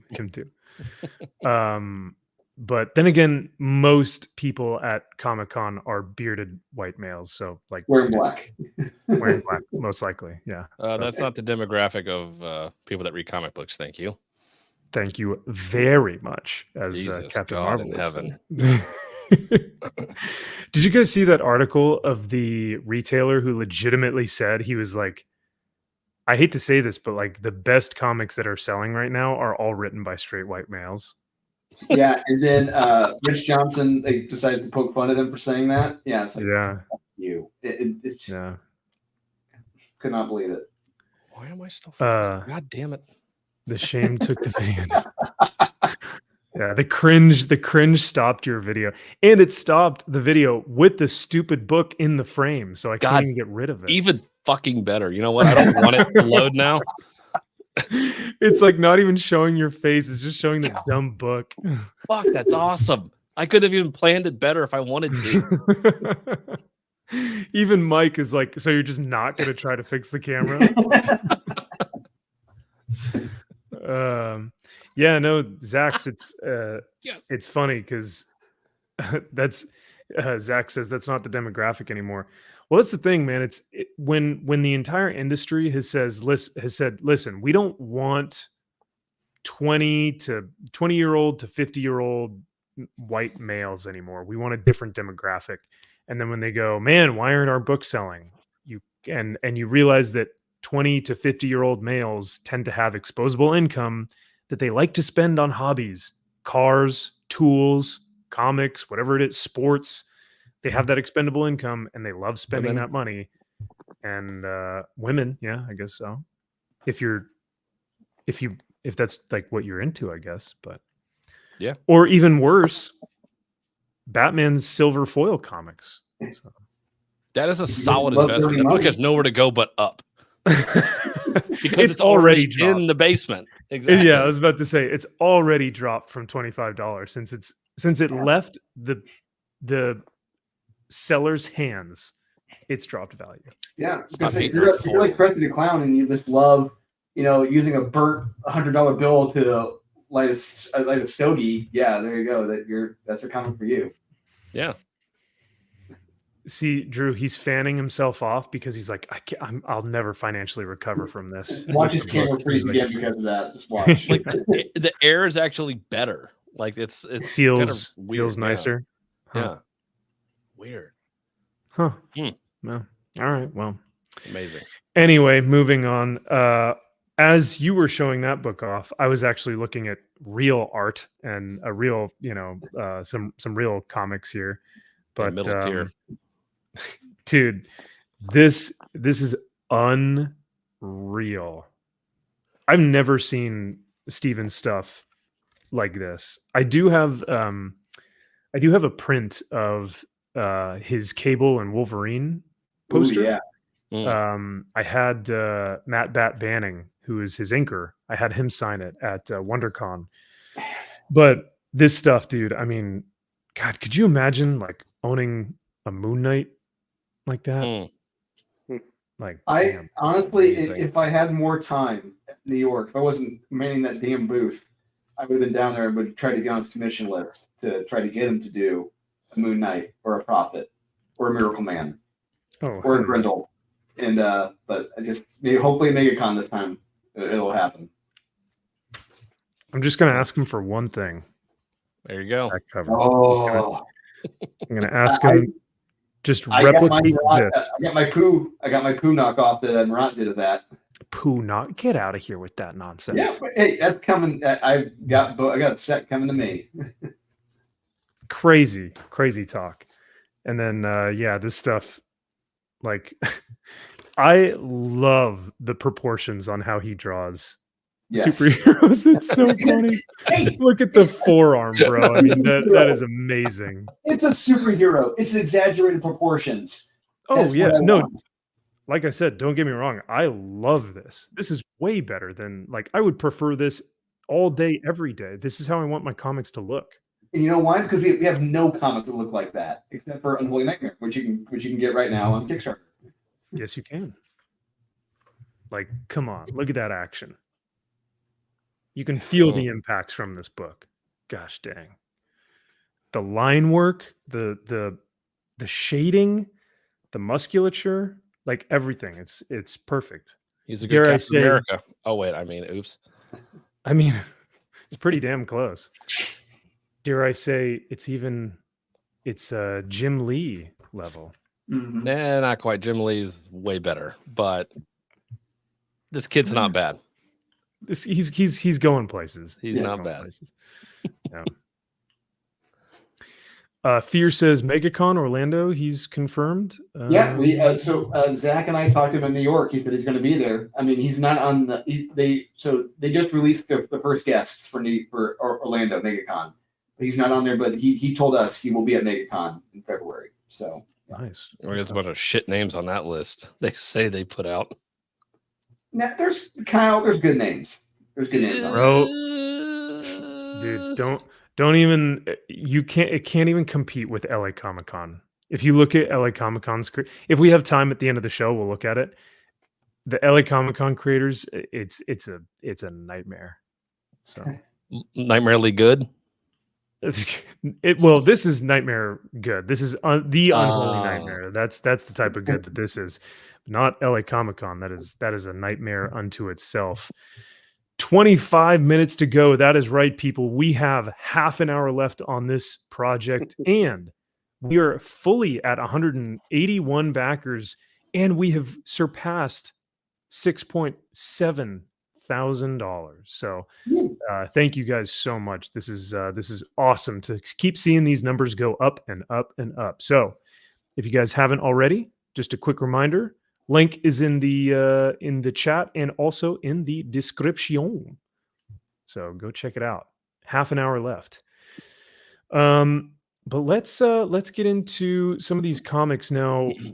Drew, are you going to remember anything from last week? I do remember World's Finest. Okay. That was good. Hulk was good. Wonder Woman was fucking terrible. I cannot believe that. Oh yeah. We'll yeah. So I'll say, didn't even know Catwoman came out. Holy shit. Yeah, right. A lot of these books you can get by without them being like, oh, I didn't even remember that was released. So that's a shame. I do remember Nightwing. That Nightwing was a fucking shit show. That was terrible. That's a shame. Yeah, because it is the most pulled book, at least every time it comes out. 8,000 plus people are pulling this for some reason. I don't want to say for no reason, because there has to be some reason, right? Stupidity. The whole issue is him as a pirate, and it brings back that ex-girlfriend who ran the bar. In fact, when he was like Rick Grayson, he was like, "Oh my God, this woman, she's so amazing. She's the greatest woman ever met in the history of mankind. I'm in love with her." And now she's the captain of a boat. It's fucking stupid. It is terrible. Yeah. So Nightwing was a disaster. That was the last book as well. The last one that they did felt like that as well. Whoever his sidekick. Oh yeah, did you guys see this cover? Do we ever talk about? Is that a meme? That's the meme. It's the meme, guys. That's a thing. I get that thing. Isn't that funny? I love Isn't it. Isn't that fucking hilarious, Kyle? Isn't that goddamn hysterical? The cat. I like the arrow too. It's like, why? Why is this here? Yeah, no, I don't know. Why is he a cat? What the fuck is that? I don't understand it. It's the meme because it's the cat and at the end of the table in the meme. But why isn't it just a cat? Why does it have to be him as a cat? Because it's funnier that way, Kyle.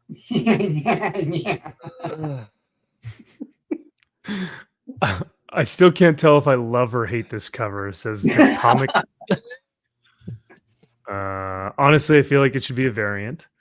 This guy says, "Dude, cover what A? the hell with the cover?" Yo, yeah, that's cover A for Jesus a fucking Christ! You serious? They made that cover A? Oh my God! Oh, yeah. It has nothing to do with the story at all. This guy says, "I feel like the meme format has been so overused that it's not even funny. It looks like fan art." Yeah. Yeah. Damn, this guy really went in. He said, "Removing this series from my list. Thank you. Wait till comic, nothing memorable. One of the dullest runs I've ever read." Yeah. Yeah. Oh God. Wahi JPEG? This series really does have the best covers. Nope. Sorry. But yeah, I remember reading this one, and this was awful. Yeah, it just continues. It just continues with him being a pirate. I'm a pirate. But of course, it's written by this guy. This face? Look at this smirk. Look at this shit-eating grin on this dude.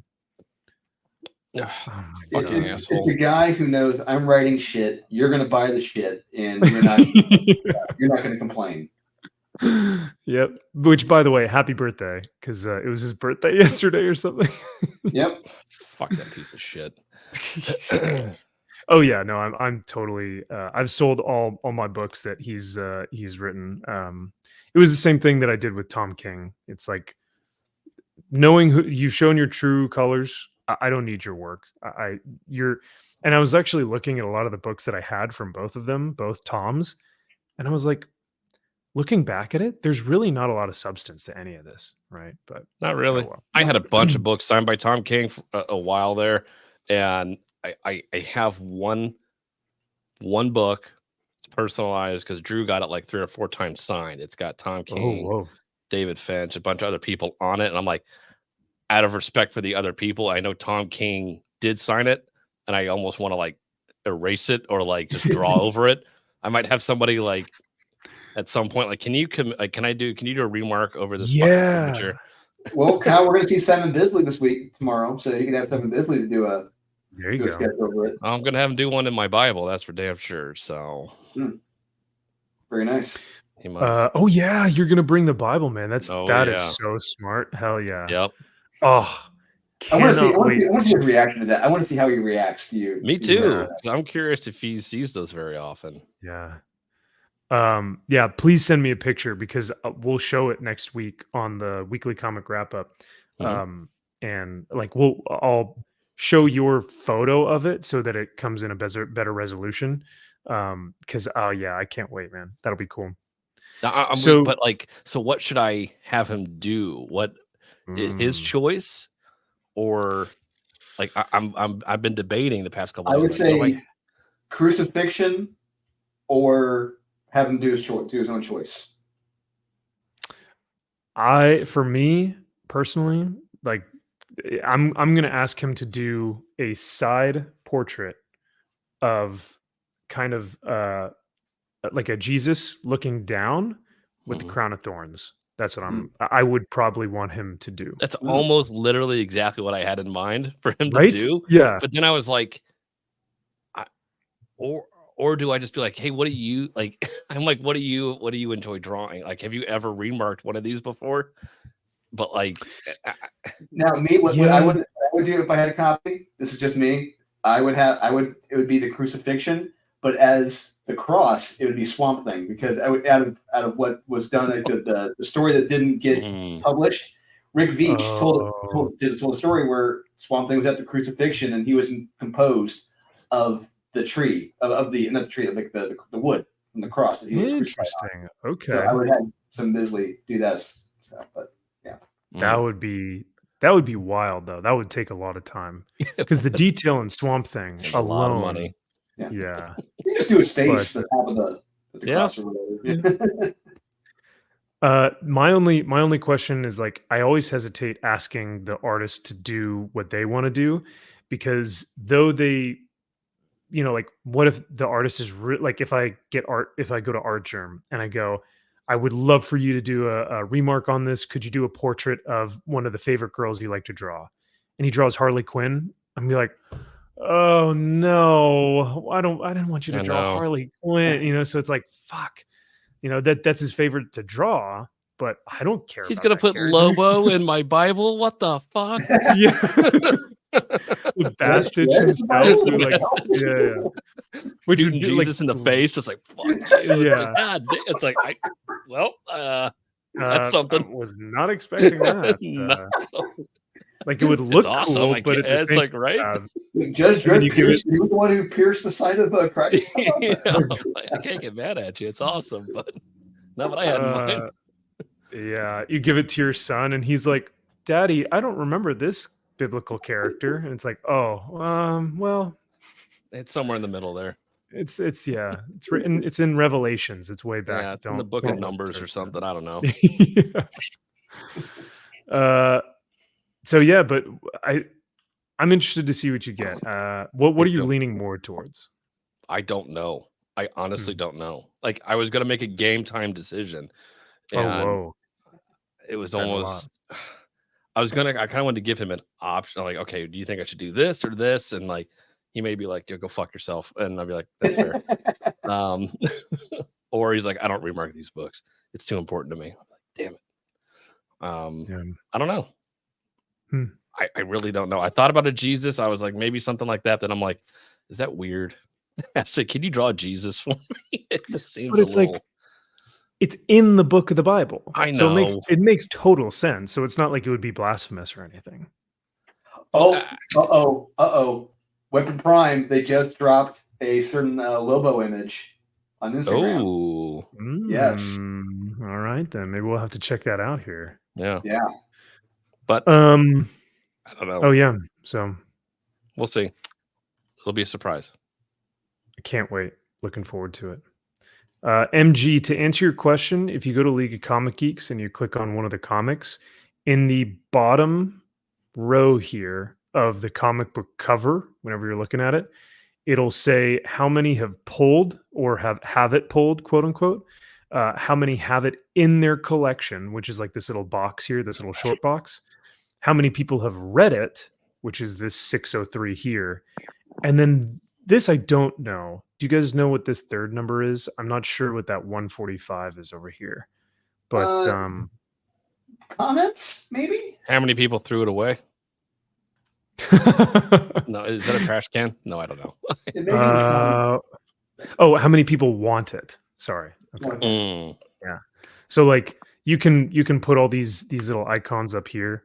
So there are 145 people who want it, 600 who have read it, 700 who actually have it, and then 8,300 who have pulled it, who have it on their pull list. So yeah, I mean, that is kind of the how League of Comic Geeks displays everyone's profiles here. So, oh yeah, dude, my pleasure. So, and cast me to play Lobo, dude. I would give it everything I have in my power to be Lobo. Like I would try and I would be like, you know how what's his name, Joaquin Phoenix is like a character actor, where outside of the film set, he is also that character. Like that's what I would do, man. I would just completely embrace Lobo.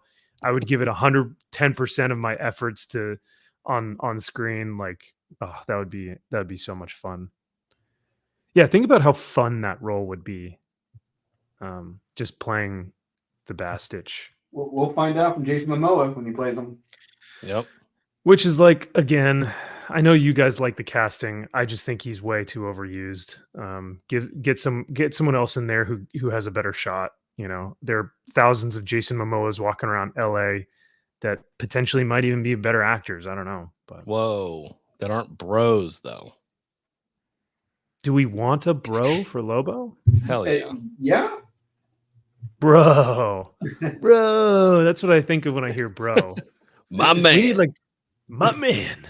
Cowabunga. We need like a motorcycle bro, not like a bro. We need like a fucking bro. We need cigars. To this day, I can't help but think of Brad Garrett, his voice of Lobo. That's the voice I hear every damn time. Yeah. It's from the Superman animated series. I love that voice. It's classic. It's good. Amen to Comics Embrace. Thank you, sir. He says, back to Unholy Nightmare, Drew. Sorry it took so long. Man, you waited to the last few minutes, my man. We're down to 11 minutes left. 11 minutes to go. 11 minutes. Can't wait to check it out. He says, well, let's check this out here and just give it one more push. 11 minutes to go. Man, we're getting more backers and more pledges. That's fantastic, guys. Thank you again so much for backing this bad boy. You will not be displeased. I promise you that. Yeah, so like these guys put in. These are solid numbers for a first campaign. So absolutely. Mm-hmm. Yeah. So, well, so we'll get into some of these books, but I do want to give a disclaimer before I give my reviews. My major rule this week, because I essentially only had a day and a half. I think I had a total of like 6 to 10 hours in the span of 2 days to read like 20 plus books. And there's no way I could have finished all of them. So my major rule this week, due to time constraints, was that if I read something that was stupid, incoherent, nonsensical, pandering, or just poorly written, I stopped reading the book and I moved on to the next one. I couldn't spend the time to try and push through it. So I apologize. But so if there are books on here that I'm like, I didn't even get to it. It's just like Wonder Woman, didn't even read it because I know it delves into PTSD and it's a really, really insensitive portrayal. Say again? And suicide. Yes, yeah, PTSD and suicide with a young Marine, and it's really poorly done. It's extremely offensive and just like really distasteful. And to me, I said, doesn't even fucking deserve my time. Then, right?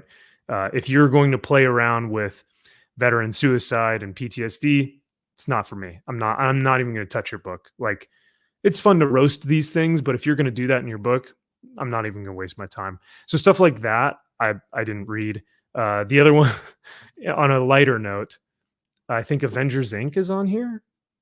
Oh, you mean the Avengers recently Inc.? renewed? Oh, wait. Oh. Yeah. So like Avengers Inc. I didn't read because I'm like, oh, thank God it's canceled. So it means nothing. Like it doesn't even mean anything. So of course I don't need to read it now because of people like you, it got canceled. How dare you? There was and the Bleeding Cool article. There was, I guess this is all from like a blog post or whatever. Some nut job fan of the series said, "Oh my God, Tom, this series is amazing. It's totes amazing. We need more comics like this." And Tom said, "Well, I wish we had more fans like you. Unfortunately, we had to cancel it." It's like, who the fuck likes this series? This is so fucking stupid and boring and low stakes. And it felt like a very, very cheap Netflix TV show pitch of the Avengers. That's what it felt like. Hell, not even Netflix. Like we're talking like ABC 1990s TV pitch of the Avengers. Very, very shitty. Yeah, with a bunch of unknown soap opera actors standing around like bullshit sets that are put together with, barely any plaster and drawn with crayon. I remember when comics were supposed to like explode your imagination, like really just blow your imagination away, like just how creative everything could be. This shows you how uncreative and unimaginative these creators were, quote unquote creators, loosely in this book. Yeah, hey, I mean they've got. Oh yeah, right. That is every book now. It's of course it's got a 97 on, and this is why this is like League of Comic Geeks is such fake news and why it's just so it's not real life. Like the 130 people who rated this are not actual people. B, they're not actual comic readers, or C, they are readers and they are actual people and they just have terrible taste. I don't know, but either way, people gave this a 97, and yet the book was canceled after 3 issues. 3. They got to issue number 3, and Marvel was like, "Yeah, we can't keep doing this. We're losing way too many sales. We're not even making back our money on this." So, but I do think this title, like Avengers Inc. Yeah. It's like, what the fuck does that even mean? It's like, you're going to get a kid to read that? Kyle. It's a business. But it's like, no kid wants to read that. But that's like the thing, Avengers, watch them how they do a day-to-day, detective office operation. Work. Yeah. It's like the comic book version of Baywatch Nights. That's what this was. Mm-hmm. It is funny because the very first comment says, "This has been a very enjoyable series. I hope it isn't canceled." Oops. Wah, wah. Wah, wah. Sorry to burst your bubble, my man. Oops.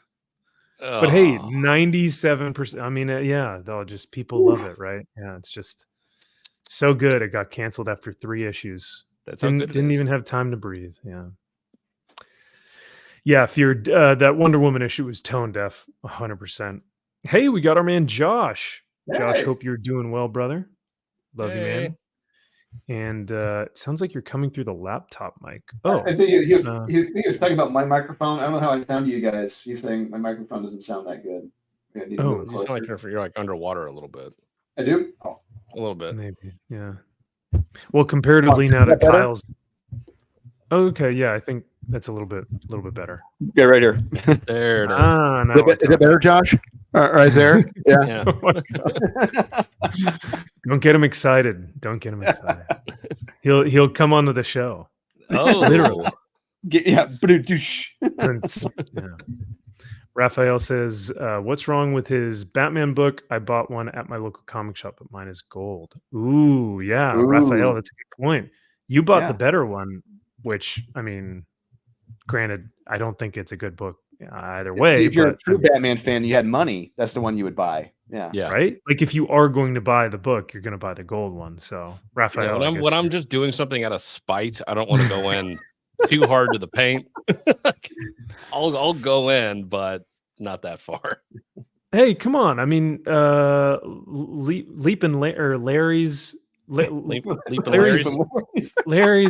Lattes was a spite store. He opened Larry's Lattes. out of spite. That's a lot of money. That's an investment. So. Hey, do you own a Batman #1? I don't think so. I don't think you do. I do. I own a Batman #1. I can read Batman #1 right now. So can I. I can hold it in my hand. I can smell it. Can you smell Batman #1? I don't think so. Josh says that's much better. Awesome. Thank you.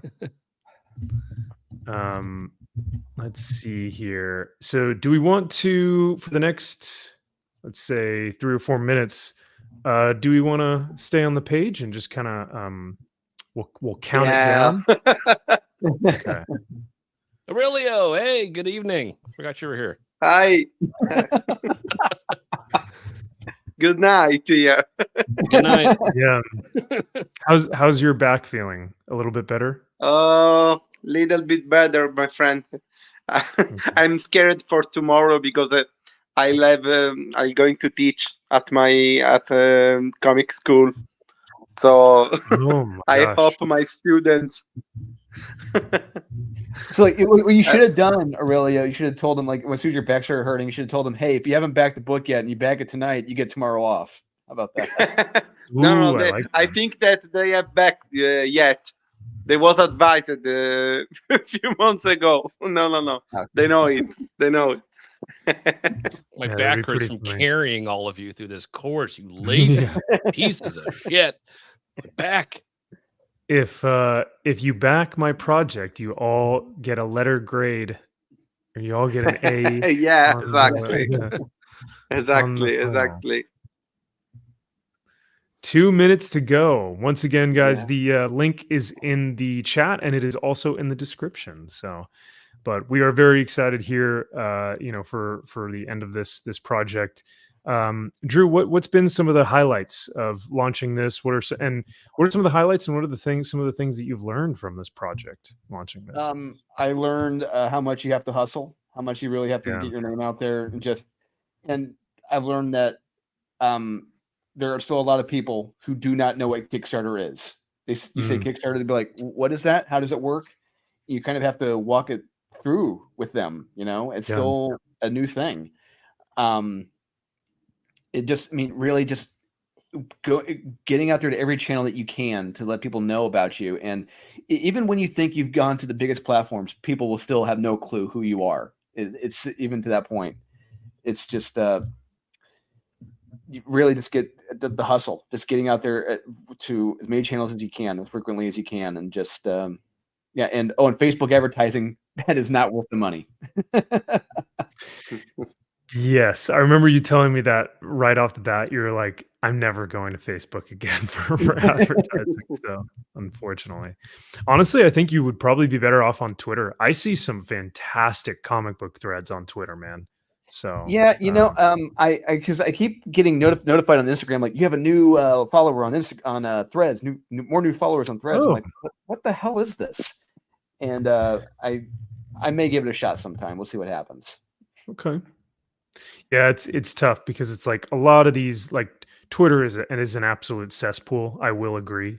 However, there are some good things about it, and there's some cool artwork that's being shared over there. But I know that it's tough.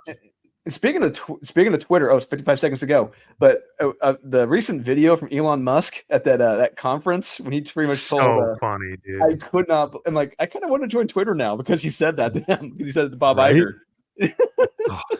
Hilarious. We have got 30 seconds to go. 183 backers, $6,700 pledged. Once again, congratulations to a successful and fantastic campaign, guys. Yeah, thank you. Yeah, that's awesome. Ooh, Drew, you might want to look into TikTok ads. Actually, no, I did. Well, it's weird. Maybe he knows. Like, I couldn't put up, like, really insert a link to the campaign in my videos on TikTok. Like, I was doing videos. I'm not sure if you can put a link in there or not. 3, 2, 1. Go! Hey. Yeah! There it is. Yeah! You did it. You did it, Aurelio. Yeah! You guys nailed We it. do it, bro. Yeah. All right, I'm going to bed. My back hurts. Suckers. I feel pain in this moment. My back feels Oh, pain, no. but I am so happy. No, I don't care. I don't care.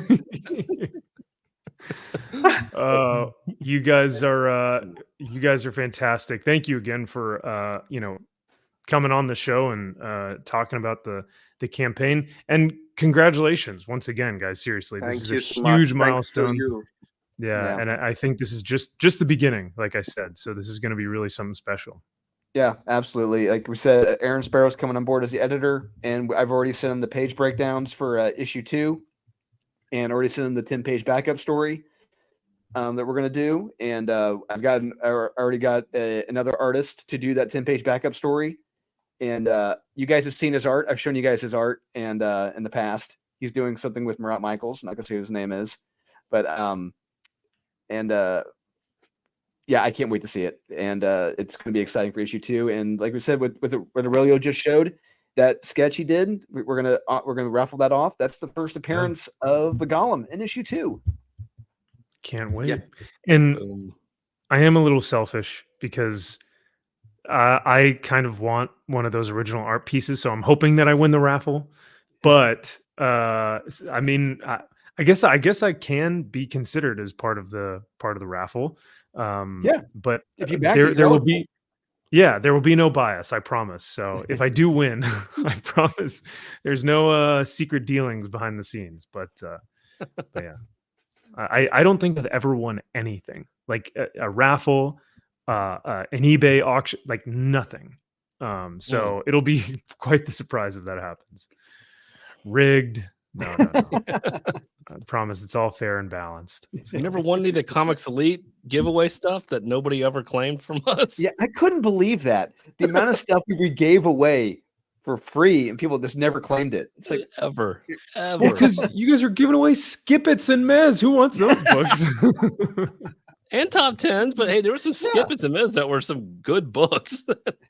Yeah, well, I mean, there were some Skippets and Mez that were like part of Cover Price's like top 10 spec books, but were just shitty books. So yeah, I mean, I guess. Josh put in a hot take in the comments. Wow. So, I don't know if I can show that on. Will YouTube get rid of me? Yeah, probably. 84 million, right, Zaxx? Yeah, that's how much will be in the next election, right? The most votes ever in the history of United States elections. Every year. There's nothing. Yeah. So, yeah. Looks like a freaking hobo looking for a handout. No, not me, Josh. Not me. MG, didn't you win that Starship Troopers OA? No, sir. I bought that with my hard-earned cash. So he spent money on that, mind you. Yeah. You spent money on a bet, even if it's $25. My money was way well better spent than Spike. A Batman #1. Come on, who's gonna argue with the Batman #1? Didn't know that we were bros. Oh, we're total bros. Yeah. I mean, they're not my friends, but like we portray that we're cool with each other on stream. Correct. All up front. Yeah. Yeah. But yeah, well, all that being said, and all joking aside, fantastic campaign, guys. Truly, it's been a pleasure to see this thing grow, from the start, announcing it on the channel and then having you guys go over to Josh's channel for on Pop by Culture to go share it there. This has been such a fun journey to watch you guys succeed, and I couldn't be happier. So what is next, I guess, for you guys? So like you said, Drew, Aaron will be joining you guys for issue number 2 as an editor. What else do you guys have in the works? What's the follow on from here? And when can we start to expect to see some pages being drawn and illustrated, and having them shipped out? Well, so next step is the raffle. That's the very next step, where we're going to do Murphy and I will probably bring on Aurelio if he can. I'll probably do a raffle. Probably be this weekend, hopefully, and we're going to do it live. We're going to do it. Use a randomizer, put in the backer numbers, and go go through with that, so people can see that it's actually alive. It's not rigged. And then after that, well, Aurelio, he's still sending in his storyboards, his roughs for how the pages look. Yeah. And they look great. So as soon as he's done with those, he's going to like the finals for those, and he's going to go do the final touches on them, and then what goes to the inks and the colors.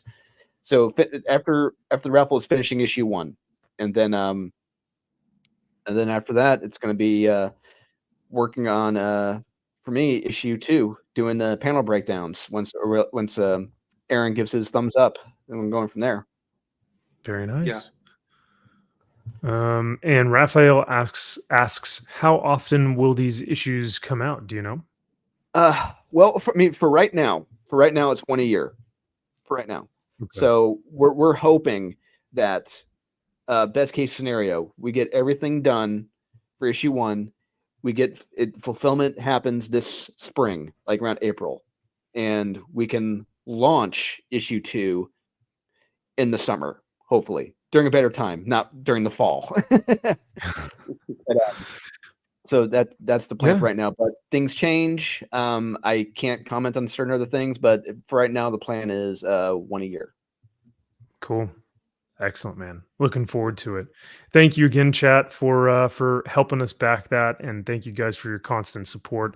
I'm really looking forward to this book coming out, and we will most definitely do a review of it once it comes out. We'll look through it. We'll look at the art, the story, and hopefully get a ton of interaction from it. I would love to hear everyone's reviews and comments on it whenever we go over it live. Whenever we get that in our hands. So. Yeah, I'm really curious to see what people think comparing it to like Born to Blood or any of my work with Murat Michaels, with Power Hour. See what they think. Yeah, no, that's a great point. So do we want to see if we can we'll kind of run through these real quick, and because I know this was last week, so are you guys cool with that? We can, yeah. I'm gonna step away for one. I gotta use the bathroom real quick. I'll be right back. Yeah, for sure, brother. Yeah. Kyle, did you read any of last week's, or did you skip that week? I think the only thing I read was that didn't Carnage #1 come out last week? Yeah, it did. Yeah, I tried to read this piece of shit. Whoa, you tried? I swear to God, don't. Written by Torun Grunbeck? When it opened up in fucking space, I'm like, will you stop it? Like, he does not belong in space. Leave it the fuck alone. Like, it is so awful. Like, I'm just done with that. I am done with the space thing. However, you cannot deny that the art in those first few pages was beautiful. Like, when he's in the library and he's like just murking people, like snapping people in half and chopping heads off and stuff. That was the artwork in that was incredible. Sure. Still pointless story and just all over the place. This thing was all over the place. So yeah, I agree. And I think unfortunately this could have used an editor more or 5. Now, editor-in-chief CB Cebulski, no, they need like there needs to be an editor in this group. Torun, I think, has potential, and I know that you guys hate me saying that, but I think she has something here, but there needs to be you have the artist, colorist, editor. Where's the editor on this? Because like you Torun said, needs to be reminded, hey, you need more than one page of action in a fucking comic book, especially when you have Carnage involved.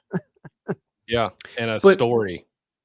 Well, then that was the thing. It just felt like, and then this happens, and then this happens, and then this happens, and then it was just there was no through line. There was no coherency. I think the dialogue was fine for the most part, but it was just like kind of things happening, and that was what there was really nothing fun about it. I mean, there's a fun concept in there, but it's not conveyed as, it's not presented as fun. It's not used as fun. It's Cletus Cassidy as a priest. That is something fun. That it reminds me what that should be like is like Nick Cage as that priest in Face Off. You should be having fun. Yeah. You should be taking that role for a walk in this comic. But is Carnage supposed to be fun. I thought he's supposed to have more of like a horror vibe. Well, yeah, I mean, but it's Cletus Cassidy is a psychopath. That's the way I say it. He is a murdering psychopath. And with that, a psychopathic Cletus Cassidy as a priest, yes, I want to see that. I want to see him being insane and murdering people. And it's like and having fun with priest. Yeah, like natural born killers, just kind of over the top, just crazy. Yes, but not in fucking space. Yeah, I mean, and granted, that was like the first part of it, but and it was really only when the librarian had like sentenced him to like this spatial zone, and then he came back down to Earth. Yeah, you just said that out loud. I know. Carnage and Venom need to be street level heroes. They do. It's super simple. Yeah. Set in New York. And it's like, and I think an issue with Carnage more so than Venom, it's that you're kind of a secondary character. Like it's kind of hard to put you in your own book. Yeah. When you don't have Spider-Man or somebody else to kind of anchor it. It's just like, yeah, it's kind of like the Deadpool thing. It's just like a little bit goes a long way with the character, and it's got to be done really well if you want to have somebody like this carry a book. To me, this isn't Cletus Cassidy. I mean, if I were to write Cletus Cassidy, if Marvel, came to me and said they want you to write this, I would go back to the Maximum Carnage comics. I would want to get that voice right from those comics because to me, that was primetime Cletus Cassidy. And I want that voice to be the same as this. This is not him. This is I don't know what the hell this is. This is someone who doesn't know what a fucking psychopath is or who Cletus Cassidy is. Yep. And yeah, maybe they didn't get the voice right. And I think I agree with you in that it's really difficult for Carnage to carry his own book. I think because he has been in so many iterations of he's with Venom and Spider-Man, like he's with a group of other characters that he can feed off of, and he works better in a group aspect. So it is difficult for him to carry a book, but if you were to get the voice right, I think you could do it. But like I said, it would need an editor. And Torn, I think, could probably do it because there were moments there where I was like, man, this is sinister. Like this is weird and creepy. But it had no cohesive story to it.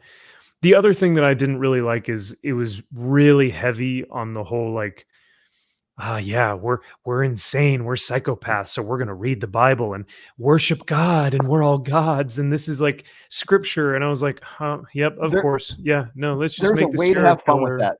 There is a way to have fun with that, and she did not do it. Sure. Yeah.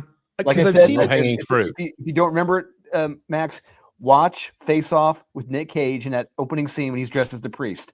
That is how he should be like. There's a way to do this, and he didn't do it. I see it more as like Seven. Like you watch Seven, and you watch Spacey, Kevin Spacey. Yeah, John Doe. And his scripture reading feels super real and not blasphemous at all. No, I agree. However, John Doe is not Cletus Cassidy. These are two polar different people, completely different psychopaths. Cletus is more insane, right? Whereas John is more stoic. He's more contemplative. He feels like he's doing what he's doing is morally right. Right. It's too much quiet. Too much what? Too much quiet. John Doe, I mean. Too much quiet. He's too quiet. He's too reserved. Too quiet. Yeah. Really go back. I mean, go back and read those Maximum Carnage comics, and you see Cletus. He loves hearing himself talk. He is a psychopath, and he enjoys it. He loves it. Yeah. And it's like this. I don't see that. I don't see this Cletus Cassidy enjoying it, basking in it. Like I said, I'm going to say it again. Nick Cage and Face Off. That is him. Yeah. All right. I'll have to check it out then. I'll take a look. Overall, I gave the book a meh solely on the art alone, and because I think that there's potential. Like I said, I think if she had an editor on that book it could have, or sorry, excuse me, a good editor on that book, it could have turned out to be something fairly interesting. But I get it to be a Marvel Max comic. You got to bring back Marvel Max, make Carnage a Marvel Max comic. And that'd be a true Carnage one. Yeah, and I understand the whole like people are sick of the space. Get them out of space, right? But yes, but what's interesting is like you have possibly Daredevil, you have Matt Murdock, and you have Cletus Cassidy both as priests at the same time.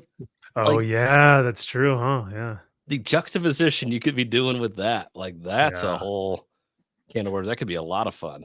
That would have been wild, yeah. Both of them kind of both of them reciting scripture, but both coming from a place of complete and utter or in seminary together, like Matt Murdock's there, and they're always talking about this one guy who's weird, and it turns out it's Cletus Cassidy, and he's like, "Fuck is this weirdo?" There's a weird guy killing people all over the place. Yeah, he thinks he's doing God's work. Yeah, weirdo, like royalty. Yeah. So we already spoke about Nightwing. That it's basically just his pirate mistress. The book. It's not an actual Nightwing book. ASM. Did you guys read ASM? No. I tried to. I couldn't get into it at all. Yeah. Period. It's that bizarro character thing. I just don't get it. Yeah. You know what's funny? I completely forgot to read World's Finest because I was reading this week's books and I didn't get a chance to read this one. Me too. I didn't go back and read anything from last week, so I didn't get a chance to read World's Finest. What'd you think, Drew? Did you like it? It was good. Yeah, it was good. I enjoyed it. It was a lot of fun. Still, I see Kingdom Come Superman. One of my they get into fisticuffs. Yeah, and we see because it's those two. They're slightly younger, so we see Bruce Wayne. He uses a prototype of that armor in the comic. It's pretty cool. And I enjoyed it. Hell yeah! And there's Dan Mora Hearts. Yeah, Dan Mora kills him. Oh yeah, Dan Mora's he is the saving grace at DC right now. So great. Did you see? Speaking of which, sorry to derail. CBR put out a list of the 10 best Superman artists, and number 11 was Dan Mora. Behind who? Like behind the top 10. Behind. Take a guess as to anyone who's ever drawn Superman. Basically, it's CBR. They can fuck off. But I was just like, because I was going to say Dan Mora needs to be at least in the top 10. But so many people have drawn Superman. I mean, Jim Lee, Neil Adams, John Byrne, Jerry Ordway, Dan Jurgens. They were number 1. George Perez. We're already on We're already on 6 or 7. Jose and we haven't Luis even Lopez. Like Alex Ross. We haven't even gotten into modern. Ed McGuinness. So I think because there are so many, it's tough to really say but yeah, he should at least be a top 10. I love how Mora draws Superman. Yeah, I do too. Another artist that for me would be pretty great is Brad Walker. He have drawn I don't know if you remember his cover for Superman based on Christopher Reeve's movie. Nice. I totally love Brad Walker's work, but his Superman was pretty cool in my own opinion. Nice. Oh yeah, he did the Superman. He did the Superman 78 covers. Yeah, he did one. Yeah. Okay.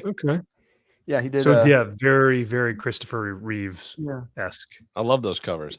Nice. And it was great in Batman, in many Batman stories. I thought every time I see his pages, every line blowing my mind. It should be much used, I think, in my own opinion. He's not enough used as an artist. That's a good point. He needs to get more work for sure. Yeah, he's a very nice, great artist. Yeah, Tim Sale, Alex Ross too. Yeah, both of those. So this is pretty interesting. CBR put Frank Miller as number 8 on their top Daredevil creators. Bro, it's not like he redefined the character or anything. He made the character Daredevil, basically. He like before that, no one gave two shits. Nobody gave a fuck. Yeah. Daredevil was going to be canceled. Yes, very much so. And Frank brought out like the grittiness in him, really embraced the Catholic guilt, and just went full. He created that for the character. Yeah. He brought that in. Oh yeah. That was all him. And like for that, I mean, that articles like that is trolling. That is absolute trolling. That's what they do. That's the whole fucking site. Yeah. They just don't want to admit that this classic white straight creator has like actually done great work in the industry. So, well, and people love the punk on Frank. They do. I'm tired of hearing of Frank Miller. Okay, quit living in the past. Yeah, I feel like people's interests are like, oh, he's way too mainstream. I like so and so, and it's like, dude, just because he's mainstream doesn't make him bad. You just want to be different. They were amazing. It's like, oh, 2 issues. Oh, yeah, great. 2 issues, nice, very cool. I didn't read Superman, nor did I read Immortal X-Men, but the funny thing is, I pulled up Wolverine, and I got to like page 3, and it's the 2 women, like one from I forget where, and then one from Wakanda, and both of them have the mental illness half head shaved haircut. Did you guys not see this panel? No. It is so funny. I have to pull this up. Is it I Shuri? kid you not. I don't know who it is. I was just looking through and I saw it and I was like, this is hilarious. I cannot believe what I'm looking at. But and so I stopped after that because I was like, I can't take this comic book seriously. However, I do like what they're doing because it looks like next issue is going to be Wolverine and Spidey. And the cool thing about that is that they've been doing like Wolverine and a character. Wolverine and Marvel a character. gets you every time, man. I'm telling you. No, Spider-Man is going to be, that's going to be really great. And it's going to be fucking dog shit. Well, no, because remember 4 issues ago, it was Wolverine and Hulk, and they were fighting like Wolverine Wendigo. Yeah. And all Wolverine's clones. And then before or after that, it was Wolverine and Cap. And I like that issue. Yeah, they were standing around talking, right? Yeah, that was a good one. Oh no, they went on a boat. You liked that issue. You said you liked it. Don't try and go back and change history. What? It's what we do now. We retcon history. Oh yeah, that's right. That's right. We're making history better. Yeah. So you guys are gonna laugh your ass off. So here's Wolverine issue number 39, page 1. Okay. Oh, geez. Oh, it is page. It's page 1. It's not even page 3. No. Page 1, and they both back to back are like. It's like we couldn't afford to do the rest of our hair. We were really sick of doing this side of our hair, so we just said, "Screw it. We're done." Why do both of the fro one kills me, dude? Like, we've seen the half head, where the hair is like long, but I have not seen the fro before. That's wild.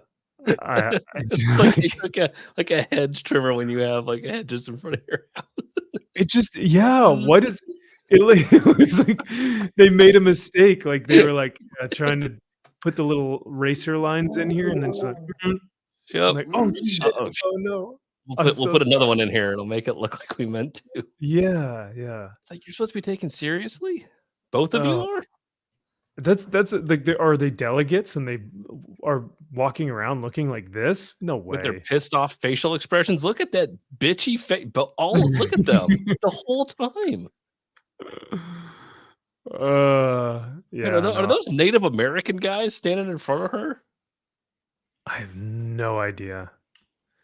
Like I said, I got to page 1 and I was like, I cannot do this in good faith. I would just laugh my ass off too much. There's no way.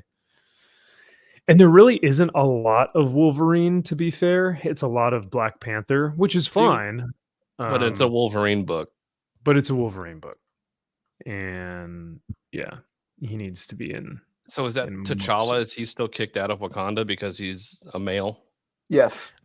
I wish he was I keeping knew. secrets, yeah. That's a shame. That's a shame. Yeah. Very, very diverse. Very cool. Very cool. Let's see what else we got here. So all that being said, I did not. That's my review of Wolverine. You just need to see that photo, and that's my review of Wolverine. So there you go. It's fair. I already spoke about Wonder Woman and why I'm not going to review it. Did you guys read it or care to review it at all? I'm just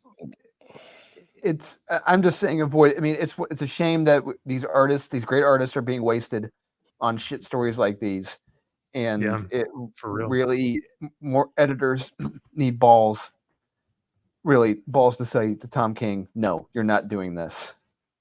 Yeah, go away. If you want to tell a sad sack story, that's fine, but don't do it in a Wonder Woman book. Create your own fucking IP. Do your own thing. Or better yet, try telling a different kind of story. Don't just do that, because you do this in every goddamn story. You're getting lazy. Yep. Yeah, oh man, there are a lot of reviews on this book. We don't have time to go through them all, but I agree with you guys. There is a fantastic artist in this book who does the interiors and covers for these.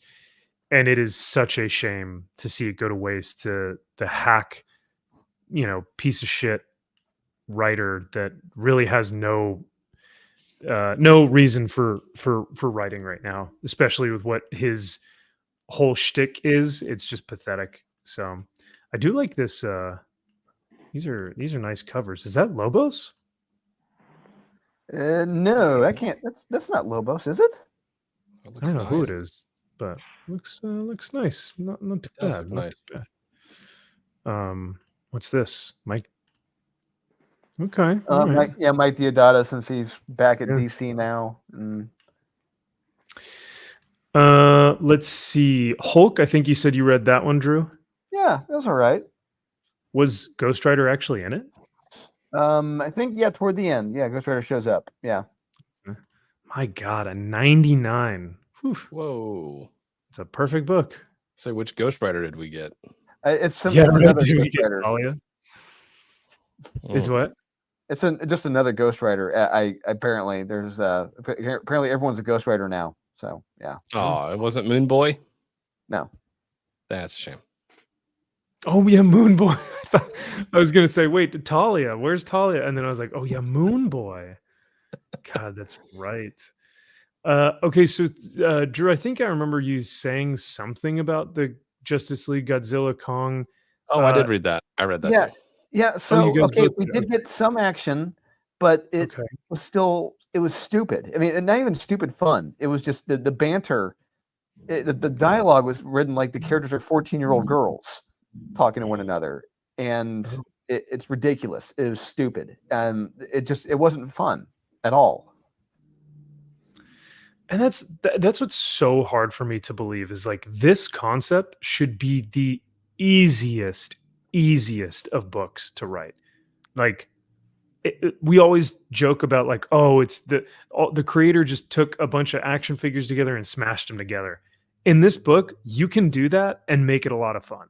And they're not for some reason. I will say one series that is fun that's kind of figured it out. There's a Dynamite series. It's a King Kong series with Dynamite, and where like it's during World War I, and these troops are trying to survive on the island. Those guys got it right. Nice. It's amazing. And this team, no, they have not figured it out. They just don't get it. Yeah. Oh, is that Matina? Ooh. Looks like it. Me like it. Yeah. If the book was cool, this would be a great variant cover. Yeah, it's another example of a cool cover with a shitty interior. Yeah. Yeah. Unfortunately. Wait, why is this okay? Monsterverse.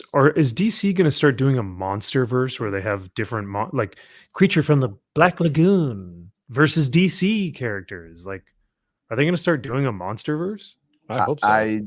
Yeah, maybe. Of course, Kyle would want that. Yeah. Hey, I thought this book was fun. I liked it.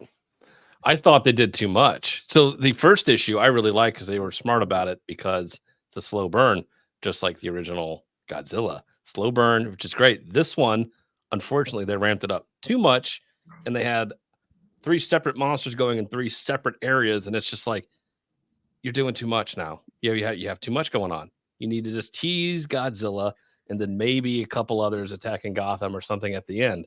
But this one, it's just like, shit, we're going to hit you with all this. You got stuff going on in Gotham, stuff going on in Metropolis. It's like, Jesus fucking Christ. And then you have people on Skull Island looking for Kong. And I'm just like, okay, too much.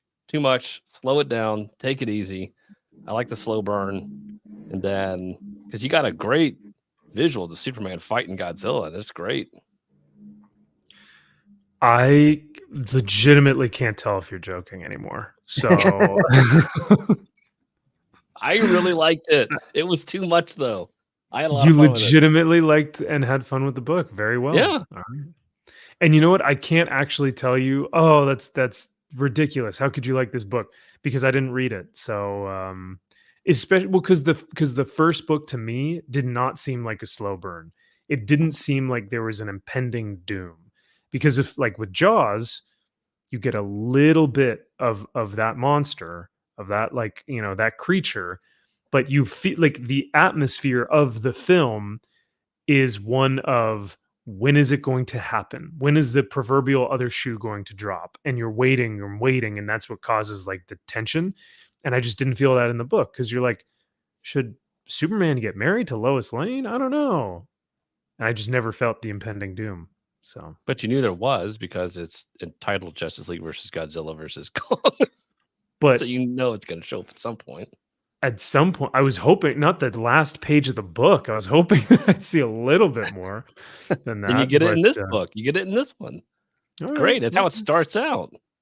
Okay. All right. Fair enough. I'll have to read it then, I guess, and You get should. my own perspective. Capital Video, I agree. He says, Unholy Nightmare can't come soon enough. Absolutely. MG's got a question for you, Drew. Oh. It started. It has started. I'm working on it. Don't worry. No, he's kidding, Aurelio. Don't worry. No. Josh says, this is why the Funko Pop I was making of Kyle wore the trans-colored hoodie. Because I'm an ally. You're welcome. Oh, boy. Too funny. Hey, what's up, Michael? Great to see you, brother. Yeah, you're an ally for these terrible books. You will. People need to stand up for the people that are getting beat up and silenced, like Justice League versus Godzilla versus Kong. Oh no. Gunslinger, anything new to report on Gunslinger? The art is fantastic. We get a little bit of the origin of the Gunslinger in this, and it's good. I mean, this is the best art of Dexter Soy's career. It is amazing. Wow. Yeah, wow. How Todd has got hit pretty much 2 home runs with both these artists back to back is insane. And this is how it really should be. This is how it kind of was back in the day. You know, if like an X-Men book, you had at least a solid backup if one artist couldn't do it. And Todd's figured it out with the Gunslinger series. And wow. Yeah, I can't recommend it enough just for the art, but the story itself is good too. I would have never guessed it would have gone back on track. So to hear this from you and MG, I guess I gotta take a look, because the last issue I really liked the interior art. You know, of course, it's tough to go from Brett Booth because anything after that is like a demotion. But yeah, his art is good enough to where it's like, or it's different enough to where he's so talented. I'm not comparing Brett and this new artist because they're completely different art styles. But this new artist is, like you said, extremely talented. So maybe I'll check it out. Maybe I'll take a look. Yes, but I recommend he needs to you get rid of the stupid mask. I don't like yes. Green Lantern War Journal, I had a ton of fun with. Not necessarily fun, but I just really enjoyed it. The series has been actually very, very good, in my opinion. Yeah, it's been great. These covers fucking suck, but yeah, especially that last cover where he's like on a train. Yeah, these covers are terrible. What is this dude? He's like, what's up? I'm on a train. Like, okay, thanks, dude. Like, here we go again. Here we go again. Fighting these damn zombies on a train. Like, dude, do something cool. Like, you're a great artist. Like, do something cool with your work and make a great cover. So like this one like kind of looks cool. All right, here we go. Maybe all right. Maybe. It's better than being on a train. Mm-hmm. But no, yeah, issue number 3, I really liked a lot. I love these new villains that are zombies, technically, but that they not only are they zombies in like biologically, they are zombies in power as well, because they suck the life out of Green Lantern or lanterns in general and take from lanterns power so that they can get energized as well. So I thought that was a cool concept of having these new villains be literal meta or physical, but also literal zombies in multiple ways and forms. I like, John's interaction with Steel. I like John's interaction with Kyle Rayner, who shows up. Sorry, spoilers. Thanks. Hey guys, I'm gonna get some. I'm gonna go mobile with my phone during the last game, so I'm gonna keep chatting. I gotta get some food. I'm flipping hungry. So yeah, sounds good, brother. So if I I'll be on my phone. So okay, sounds good, man. Are you gonna pop out and pop back in on your phone? Yeah. Okay, sounds good. And Kyle, I'm gonna move you up here so that it's photo, and then sure. Let's not let him back in. Or video, photo. Oh yeah, no, that's okay. We won't let him back in. No, he already gave a few reviews, so he's done for the night. Yeah, stupid takes. That's fine. All right. So I'd love to get your take on this though, because my only hindrance with the book was when he was talking to his mom. It was a sweet, sentimental moment, but then he started going into like, "You were the one who should have gotten the ring, not me," and I was like, no, dude, because that completely discounts all the heroic stuff that you have done. It discounts John's heroic actions. What Neil Adams did back there, the cover, the first appearance of him dealing with everything going on in the world, and just Hal even telling the Guardians about like this guy. Like, and not in so many words, like he's an angry black man, like, and you want to give him the most powerful weapon in the universe there. And they're like, we don't make mistakes. And it was a guy that was like, I'm tired of seeing all this shit going on around me. I'm tired of seeing shitty ass cops treating people like shit. I want to help my community. I want to help everybody. It's like, and Hal didn't get that. And then finally he did. So it's like to take all of that away and be like, oh, Mom, it should have been you. Like I'm not good enough. It's like, what the fuck did you just do to this character? Yeah. So that was like I said, that was my only hesitation with the book, because like you said, he should, with the actions that he's done for his community, for the black community, for heroes everywhere, for the Green Lantern Corps in general, for his country as a United States Marine, like. This dude has a rap sheet of like victories and successes and it's all, but no, mom, you're the one who should have gotten the ring. It's like, I get that his mom is inspirational, but don't be saying that she's the one who should have gotten the ring. It's like, no, come on. What are you doing? What are you doing? Yeah. Like, don't belittle yourself and take away everything that you've done. And all of your character development you've had that people have given you to be like, no, I was never worthy. Yeah. Like, fuck off. Yeah.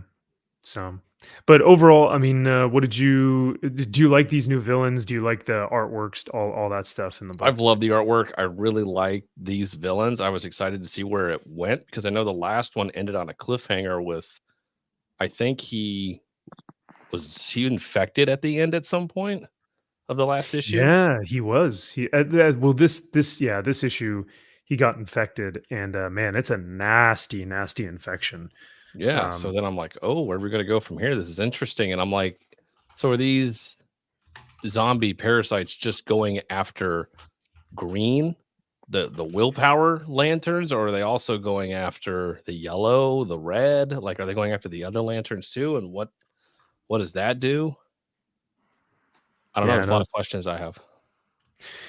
Plenty of questions, but like good ones, right? Good questions that are ones that should come up when talking about this. Not plot holes, but right. furthering. Yeah, you're not nitpicking every little thing. Like, oh, clearly that would never happen because But I just, when you have characters like the Borg from Star Trek, it's like these are your main baddies. Like, that works. That type of character that comes in and it's just all I do is eat and move on and take over and assimilate, and it's like that's all we do. It's like that's really creepy when they have no morals, nothing to you where you can be like, maybe we can talk to them, when we can bargain with them. It's like a Terminator. You can't reason with must consume. Yeah. Yep. Must consume. No, and that's why I love these villains is because they are so frightening. It's such a different lantern power, I guess.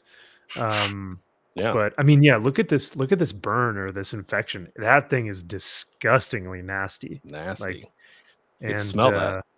Oof, don't even. But the artwork on the villains is probably my favorite part. The villains look fantastic in this. A lot of great colors. And I'm here for it. Yeah, there's even like a callback to John's like times in war. It's kind of a mixture of his time in the Middle East plus his time as a Green Lantern. So that was a kind of a cool like little dream sequence. So I'm digging this book, man. I'm surprised because I never thought that this was gonna do as well as it's been doing. So right, yeah, it's better than the Hal Jordan book. Yeah. I know. They can't get Green Lantern right because it's not a black woman telling everybody I'm better than you. And but it's been interesting to see because John has no ring right now. So it's just that, and that's what these parasites are like. Well, how the fuck does he have this power? He has no ring. Well, it's because it's a carryover from was his name? Daniel Walker? Was that his name? Who did the Green Lantern series where they had no rings. Yeah, Jordan. And what's his name? John Stewart became all purposes God, Green Lantern. Yeah, and it was awful. Toadstorms. Oh God, Toadstorms. Yeah, I'm a huge fan of Kyle Rayner. I think he's super underrated, so it's cool to see him in this book as well. But that uniform is retarded. It's something else. It's something special. Else. What the fuck is that? Fear says now Drew sounds like he's underwater. Oh boy. I'm on my cell phone right now. I'm driving. That's why. And it's raining outside. So there you go. Our audio issues have been fantastic tonight. Not mine. No, not yours. You're a professional YouTuber now. Look at that. I got Josh a gift for Christmas that he might be able to use for his professional YouTube setup. We'll see. But it's funny because like his little tassel ding-a-ling here. It looks like he's packing heat. I don't know, man. Big time. Yeah. My boy Kyle Rayner. Yeah. But yeah, so this was the whole sequence where it's like, okay, I get it, really heartfelt, great, that's totally fine. But we used to see you on the news talking to the world, or taking the world by the collar and shaking it till it made sense. And you never needed superpowers to be brave. you're the one who should have got the ring, not me. And I'm just like, fuck come off. on, Oh, man. fuck off. Just get That rid of should that have killed fucking... her. That should have killed her. This beep should have just been one long beep. Yep. The cringe just finally killed her. Yeah. He's like, oh no.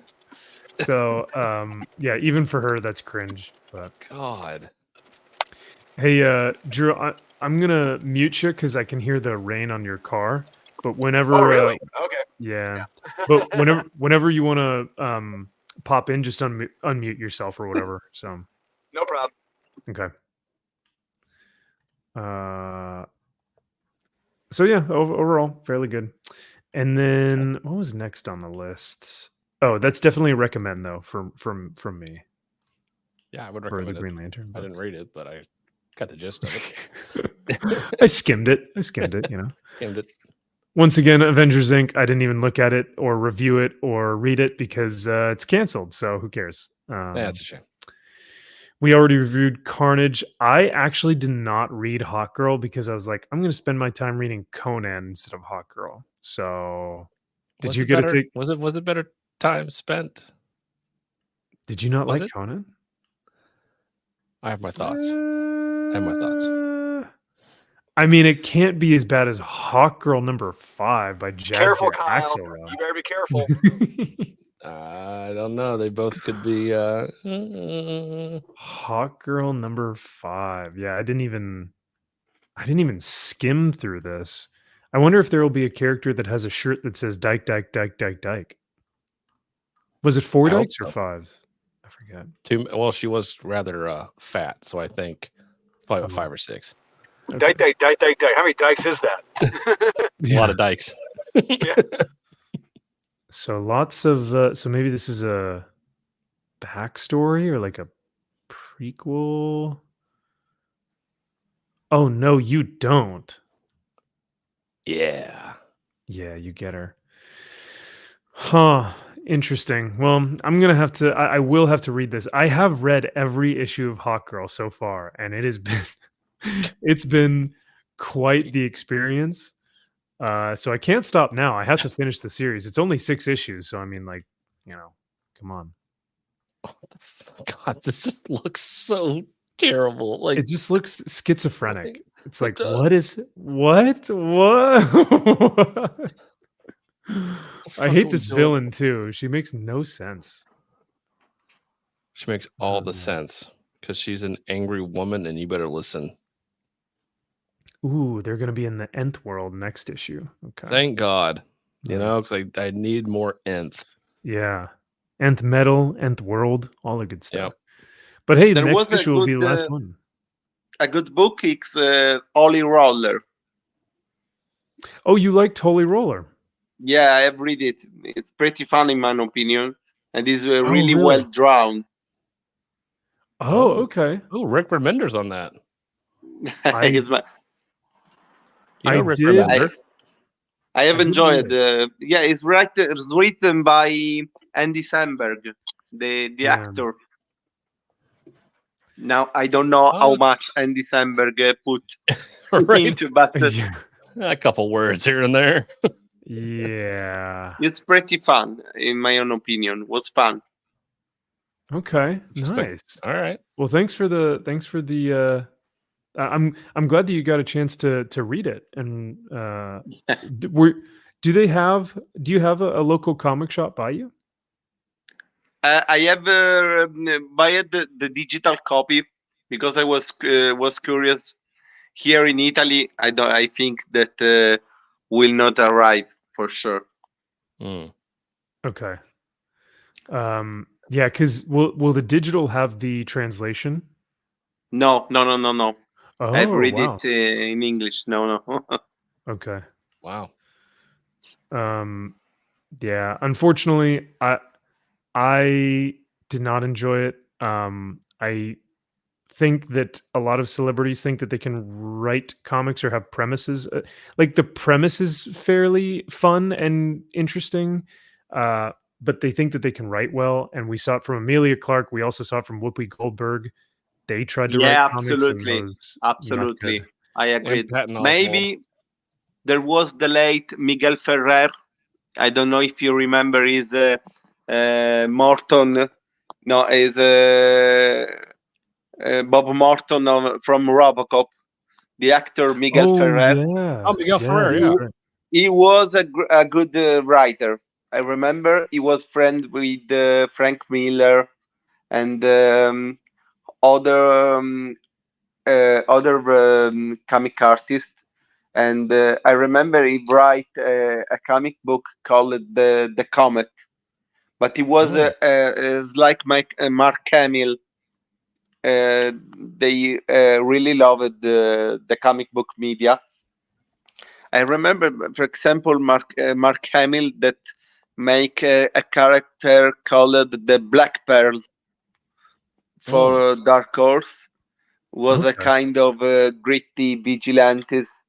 I was pretty fun, but I agreed with you. Sometimes they just use their name to buy, maybe to sell the book, but not to really write the book. I know. It's their clout.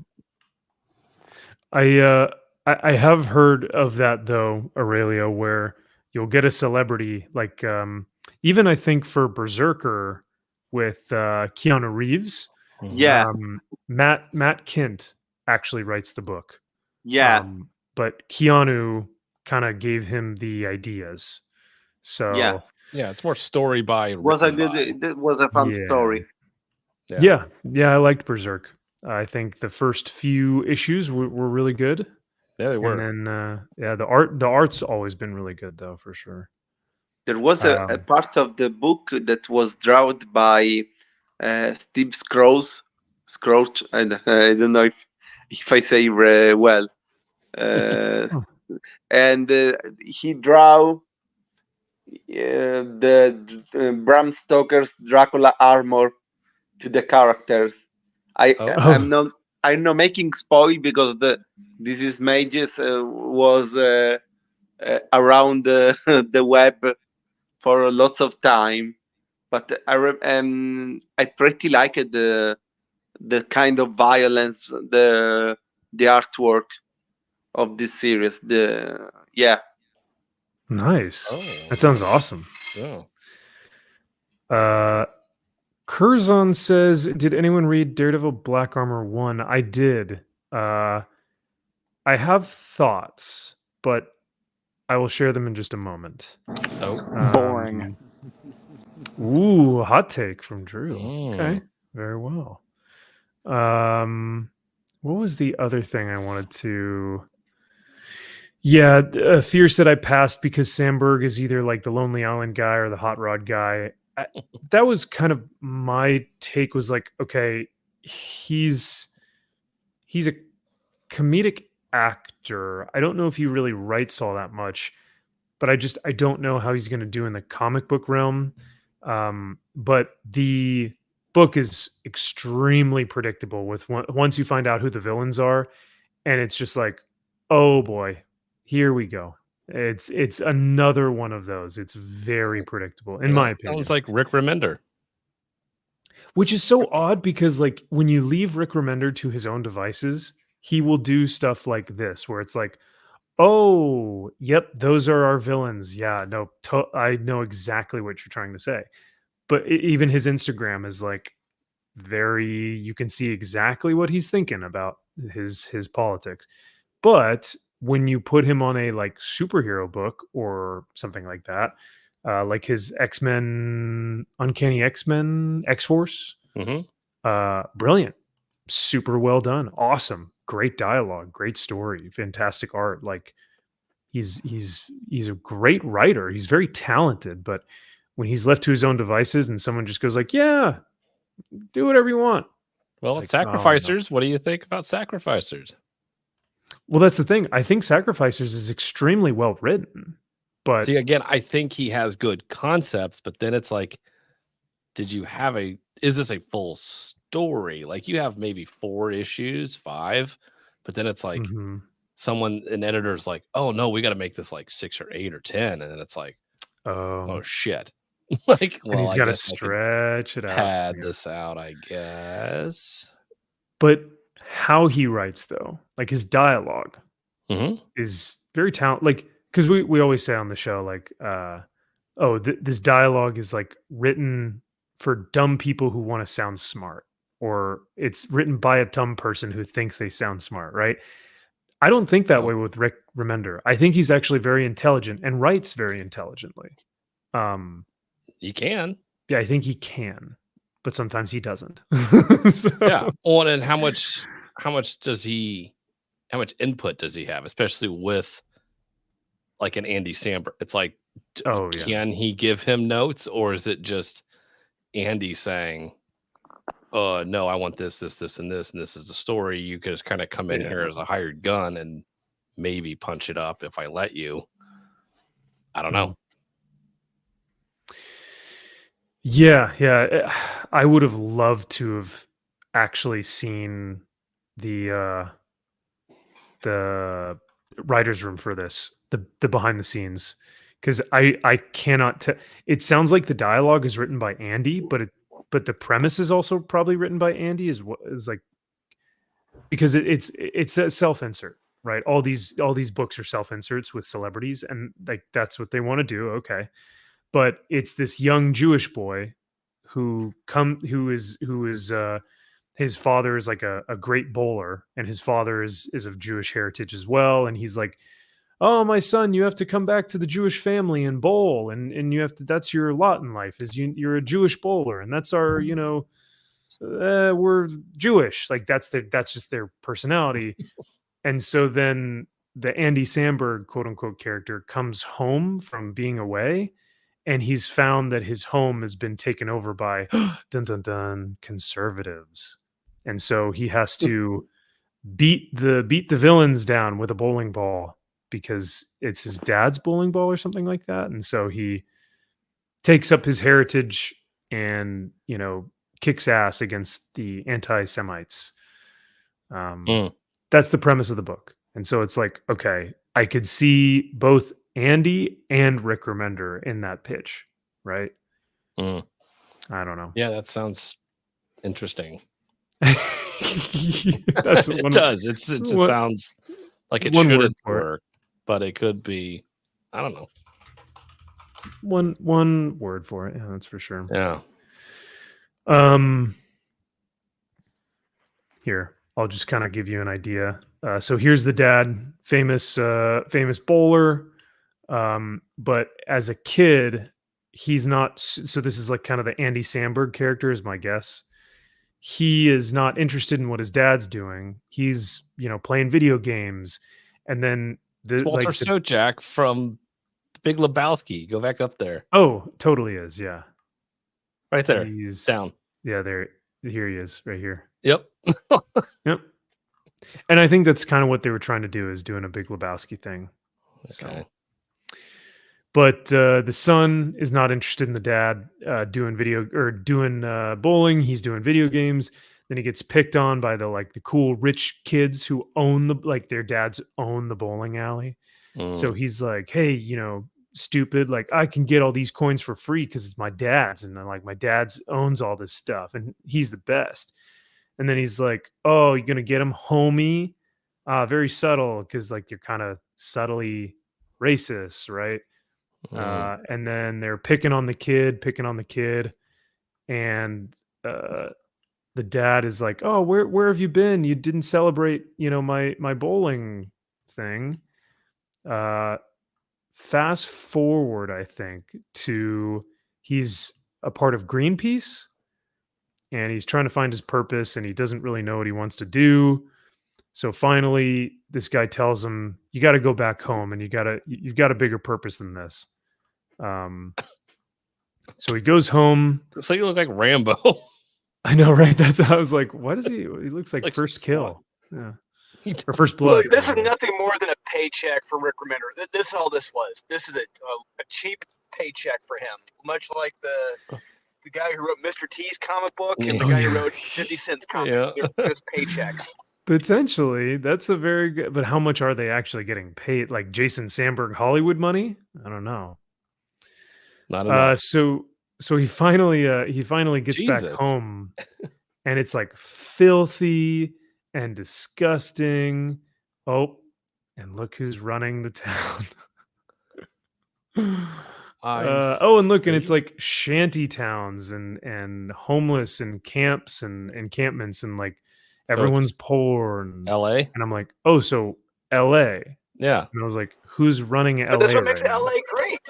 You know, that's what everyone loves. That's why Gavin Newsom's been re-elected so many times. People love that stuff. Hey, soon to be president, all right? Yeah, hey. But in this comic book, it's seen as a bad thing, though, Drew. So they're being counterintuitive. Yeah, they're being hypocritical. Because he's like, what happened to this? He's like, shit, man, I abandoned my home, my family. Just need to process things. About to go see my father. And everything feels a bit off. And then it's this picture of this loving family with an eagle and an American flag. It's like in an AR. AR-15. I got my AR-15. I got my assault rifle 15. Assault because rifle. as we know, it's all the red states. All the red states have those camps. It's not the blue states at all. Yep. Yeah. And I can shoot 500 bullets a second with my assault rifle 15. Rapid fire. Rapid fire. Yeah, 500 bullets in a second. Yeah. So this is kind of where he's like talking to the dad, and the dad's like, "Oh, you got to fulfill your purpose as a Jewish bowler." So then he finds out, oh shoot, well the bowling alley is actually going to be taken down by those rich kids because they're gonna tear it down in order to build up more buildings, like more business buildings, because they're. But that's a business, of course, because of course they are, or like that's more homes or business. something. That's not making them enough money because they're capitalists, Kyle, and capitalists are evil. Everyone loves bowling alleys. I mean, this has to be the joke that he wants him to be a bowler. He wants him to be a professional bowler in 2023. Like, how is this anything but a joke? I don't get it. You were upset you were gonna be a banker. Oh yeah. Yeah. I was. So then, like, what, 20 years from now, the stupid rich kids that own the dads own the bowling alley are still there. Like, that's working in the bar. They've just stayed there. And they go, "Hey man, you're not gonna believe this shit."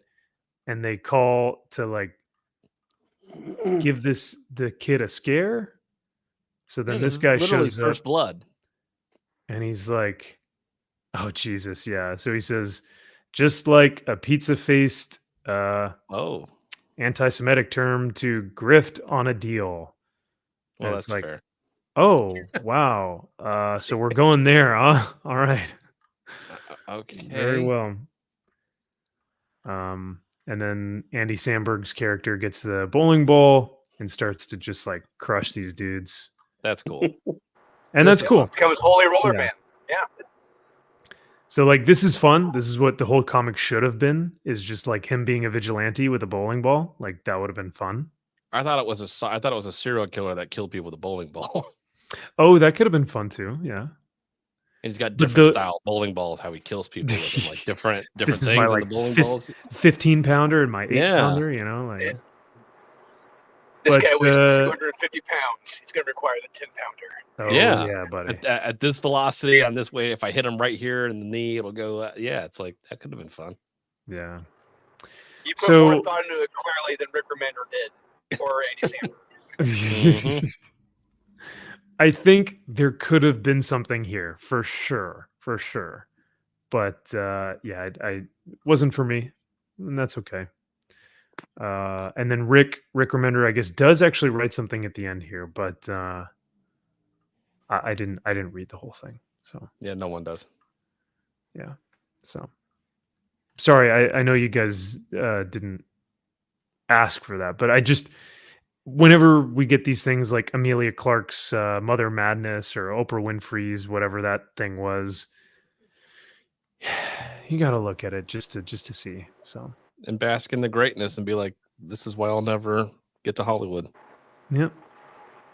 They have It'll better never reach ideas. the peaks of Mr. T's comic book. Nope. or Andrew Tate's comic book, yeah. Yeah. Which is also a joke as well. So yes, it is. So this stunned me, and I think you guys had a fairly similar reaction. This is a Jason Aaron book, Batman Offworld. Jesus God, I know. Surprisingly, that's all you have to say is pretty good. Aaron. What? I know. Yeah, me no, too. I know, and that's the thing. It's like, wait, Jason Aaron, fool me once, right? Fool me twice, 40 times. Exactly. But in the back of my mind, I still think, holy shit, he had 25 issues of a solid, not even solid, a great Thor run before female Thor. Izad Ribic on art. I mean, like, that's, come on. Great run. So in the back of my mind, I'm always like, maybe. But he's fooled me too many times. But I did read this and I thought it was good. Surprisingly. Interesting. Yeah. I never would have thought it. Look at that. I can't. Ooh, that's okay. Ooh, shirtless Batman. Now we're talking. That's a cool cover. Where's that? Oh yeah. Here we go. Yeah, buddy. Hard stock. Oh yeah. What? You think he wears this whenever he's style. Like? It's totes something.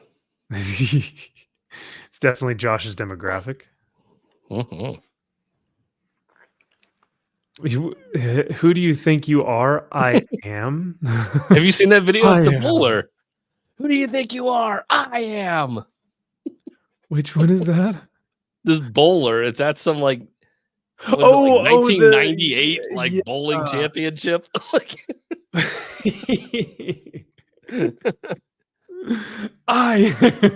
Yeah, and he wins. Who do you think you are? Right. I am. Hell yeah. You got it, brother. It's like the guys who play darts or the guys who play cornhole. Yep. And when they win, they're like, "Let's go!" And they're like super hype. Awesome. And you're like, dude, you're not like an NFL linebacker. Yeah, come on, take it man. easy, all right? Yeah, let's realize what you're doing right now. Take it easy. So, all right, so let's get to. That's not as high as I expected it to be. So Daredevil Black Armor, Drew. I know you said boring. Yes. Do you at least agree that the art in this is impeccable? The art is solid. Art is good, but one of the problems I have is that these comics were supposed to be done by those creators in that similar style, And what made that Daredevil run special was the Scott McDaniel art, and this guy is no Scott McDaniel, but honestly, like if you go back and read that storyline, the Black Armor stuff and leading up to it's a mess. It is an absolute unreadable mess. And this is a storyline that really, it should not be quote unquote fondly remembered. This book in particular reminded me very much of Image books for the time because it didn't make any sense. It made no sense whatsoever to me. This one, like I said, I think the art is beautiful. Like it is almost reminiscent of a young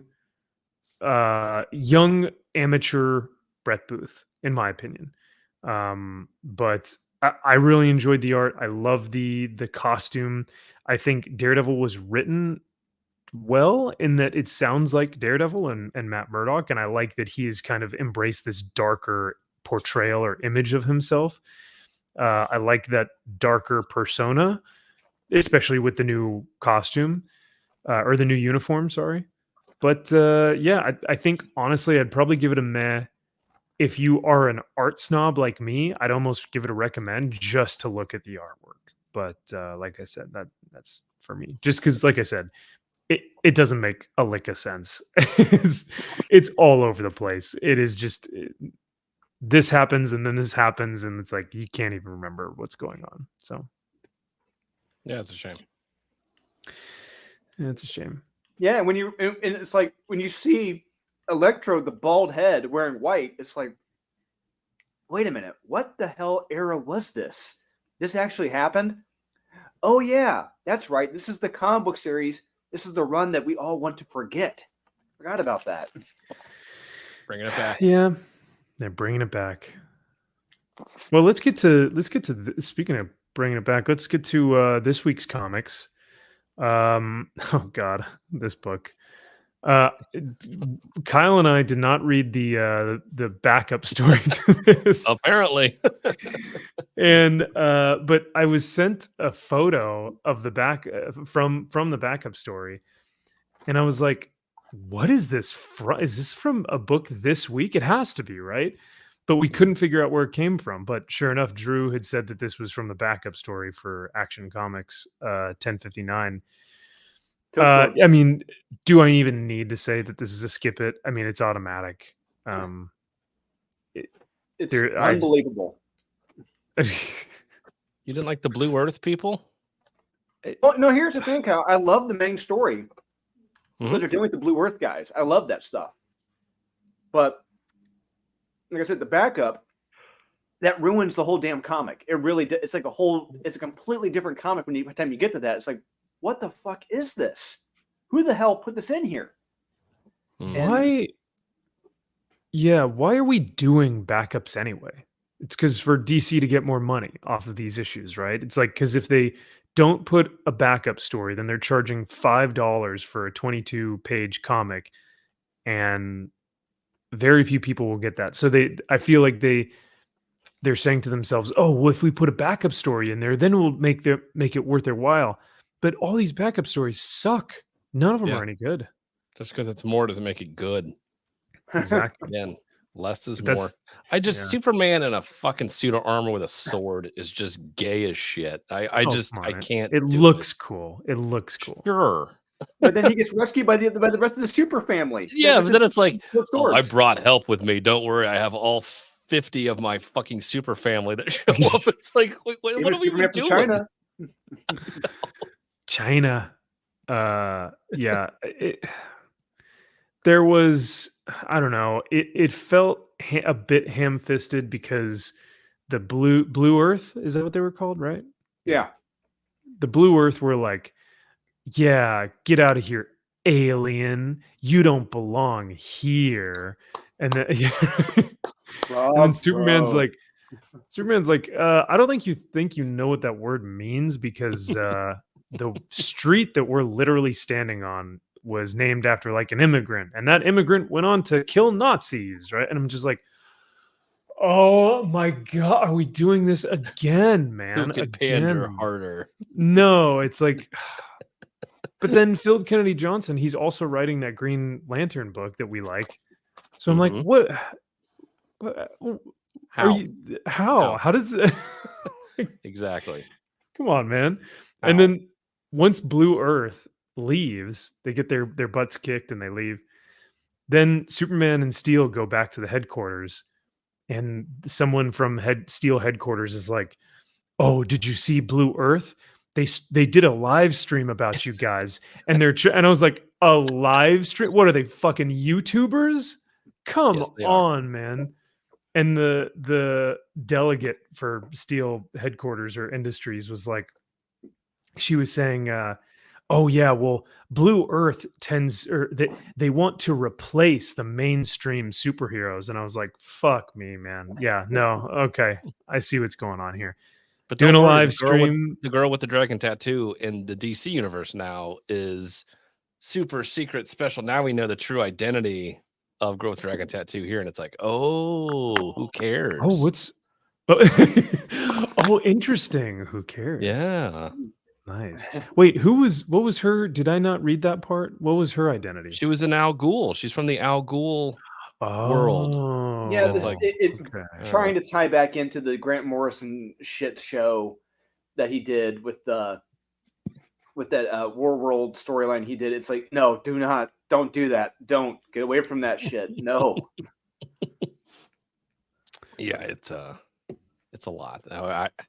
It's a mess. And and we didn't even talk about what happens in the backup story, but it's just I don't even think we need to at this point. It's like what's his name? Your boy Zaxx already came out with a video before we went live about it, and of course he did. It was great. I think the title of the video is just oh shoot, what is it? Here, let me see if I can find it. Like stop being gay or whatever, like go fight crime. Yeah, it's like go fight crime, you asshole. Yeah. Yeah, go fight crime, asshole. Enough of the gay shit. Oh my god. I can't anymore. He is just completely like he does not give two F's anymore. He is just like I'm so done. So done. But yeah, if you guys read the backup story, you'll understand why that video resonates. Moon Knight. I couldn't get past the artwork, so I stopped reading. But Kyle, what'd you think of Moon Knight? Muddled. There's a lot. Just they're drawing this thing out of killing Mark, and it's just like, yeah, okay, let's just keep dragging him through the mud. Let's just keep dragging this thing out. Oh, it's like there was just so much going on, and it kept jumping from person to like really quickly, and I was just like, wait, there's no really true transitions here. Like you're saying, the art made it very difficult to be like, there are no backgrounds anywhere on anything really in these panels, so it's just like you're just in like a void of color, and I'm like, I don't even know where you are. Yeah, it really, I mean, like you just said, another thing you said, Kyle, was that it transitions a lot to different people. Like this should just be a Moon Knight comic. This should have just been centered on him and his fight. Yep. Instead, it moves around a lot. It's like no. Focus just on Moon Knight in this fight. If we're talking about the death of Moon Knight, I don't give a shit about what Tiger's doing. I don't give a shit about what his stunning and brave vampire assistant is doing. I care about what Mark Spector, Moon Knight, is doing to survive. Yeah. What I think is so funny is like I thought last month or maybe 2 months ago, I remember seeing the event titled The Last Days of Moon Knight. And I was like, wait, I thought these were his last days, but it's his last months of So when you say they're really stretching this thing out, they are really stretching this thing out. So yeah. Oh, don't worry. His last days are showing up. They're coming up. Don't worry.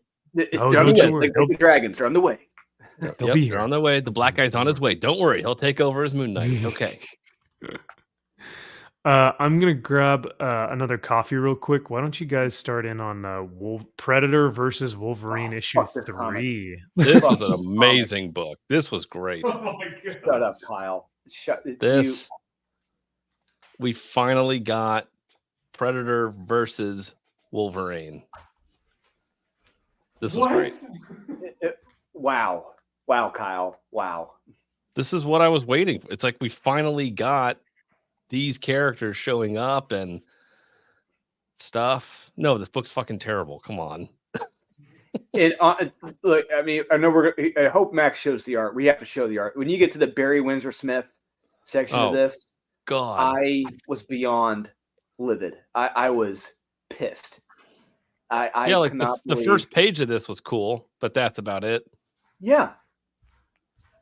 I still don't know how he got away from the Predator, though. Like, I don't know where, like, because he's underwater at one point, and the Predator's tracking him down, and then Wolverine pops his claws, and then there's just blood everywhere in the water, and he gets away.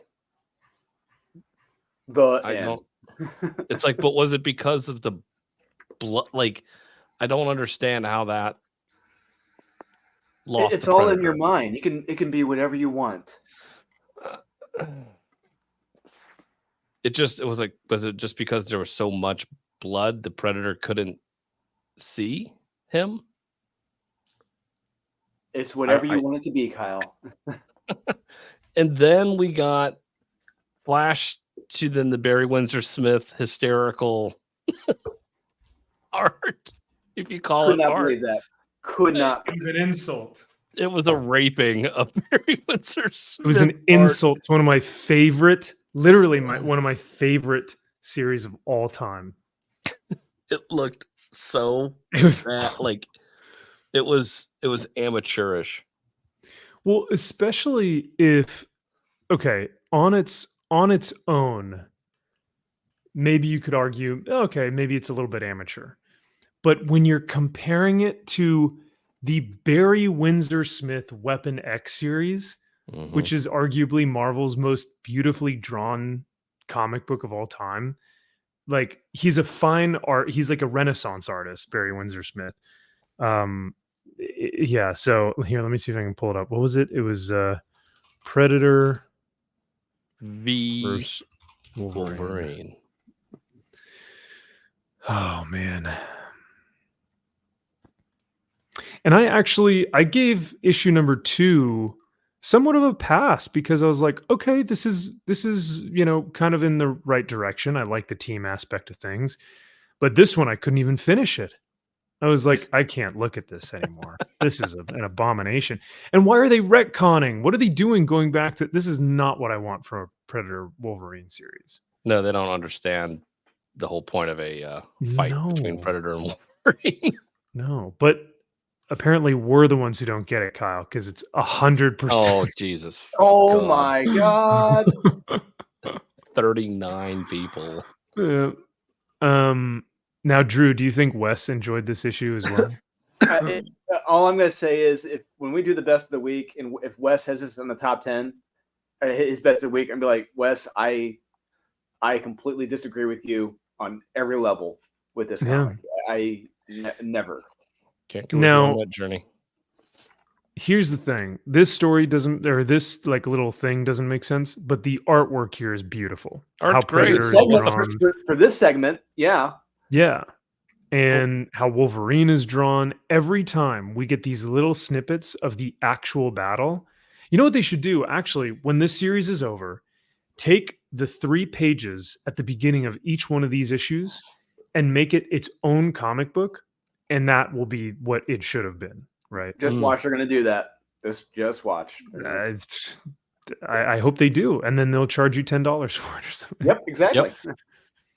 So, oh my God. Jesus. Why? What am I looking at here? Oh, he's caressing his adamantium. Yeah. Snicket. Finally, Snicket. God damn it. Fucking terrible. God damn it. What is that face, man? Oh. It looks like he's looking at me, like the reader. It doesn't look like he's looking at Brett. Yep. Oh. And then he gets the mouthful of whipped cream. And then in the face, and then he God damn it. He's an adamantium skull. So stupid. Oh, and this is allegedly during his time at Weapon X, when there were God knows how many people in that facility monitoring him. Yeah, right. This happened. And that was my question is like, do we believe that this actually happened? Like, is this canon, or is this supposed to be other world, else worlds? Yeah, like a what if? Actually, it's canon. Back? Yeah, it's canonic, I think. Yeah, you think supposed so? to be. Okay. Scientists from Marvel have the rights. I think it's canonic. Okay. Oh Jesus! I have here. It's canonic. He falls to her. He burns up in the atmosphere. I mean, that's one way to try and kill Wolverine. I guess he's a skull. He doesn't even have a. Well, that was yeah. So that's my question: does he have a brain? Because his brain would need to have nerves into his spinal cord in order to make him function. Right? Fiend Machine brings up a great point. This is. I mean, I don't want to say it's lifted, but someone thought, hey, Garth Ennis did a funny with Wolverine when he got his blown off. Let's do that again. This is what this is. It's Looney Tunes. This is Looney Tunes. And if you're not laughing, if you're not, I mean, if you're taking this seriously, there is a problem here, because this is supposed to be funny. It has to be. The thing with the the Punisher one was actually, it was fun, but it was wild, and you it was knew supposed to be funny. It was done as a comedy. Absolutely, because then Punisher gets one of those roller Yeah, like after shots in the balls.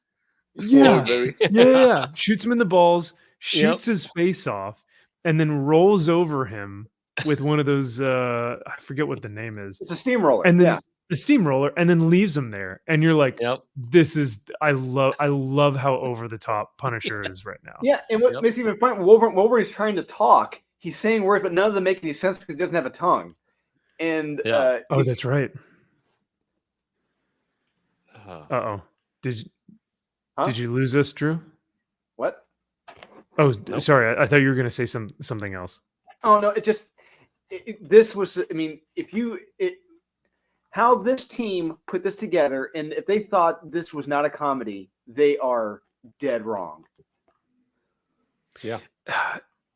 So yeah, they're also saying that because they got some of the technology from the Predator's helmet, that it was able to help improve Wolverine's technology. So they're saying that Wolverine became who he was thanks to the Predator technology.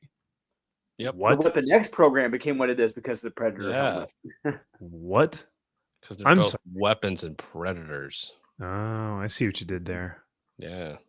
I like that. The art that I did enjoy was right here, where he's like doing Japanese shogun stuff. Like this was really well done, I thought. I felt like they tacked on a whole nother issue to this issue. Mm-hmm. Yeah, it's like, why is this here? I'm like, why are we still? I'm like, why am I still going with this fucking book? Yeah, that's a good. It should have just been this storyline. This would have been great. Because I mean, even the Predator here looks amazing. Fantastic shot, but no, we get Weapon X Predator, and I was like, oh, dude, do not do that to me. But yeah, 100%, guys. Nothing wrong with it. Nope. Everything's perfect. Perfect book. 100%. Kiss my ass. I can't wait till Wes tells you it's in his top 10. Oh my fucking god. Kyle, is your avatar Jim Lee Batman? Did this become an Avatar stream? Why wouldn't it be? Oh no. Oh, my camera froze. Guys, my phone is lost me. So I have to go, unfortunately. Oh, okay. It's all right. That's all right. Thank you so much for everything. Thank you, Aurelio, and hey, congratulations again on your fantastic campaign. Thank you. Deserve all the success, Aurelio, and thank you so much. You and so Drew kind. Make a great book. Yeah, thank you. Thank you so much. Thanks, guys. Yep. Have a good day. Back feels better. Oh, Aurelio, can you show off the piece of art before you go? Can you show off the? Are you able to show that real quick? The golem. I send you on a better resolution. Okay, if you cool. want. Yeah, and I'll share it. Yeah, he can share it. Yeah. I scan it. I send you back. Cool. Bye, guys. Thank you so much. Yeah. Bye. Thanks, Aurelio. Bye.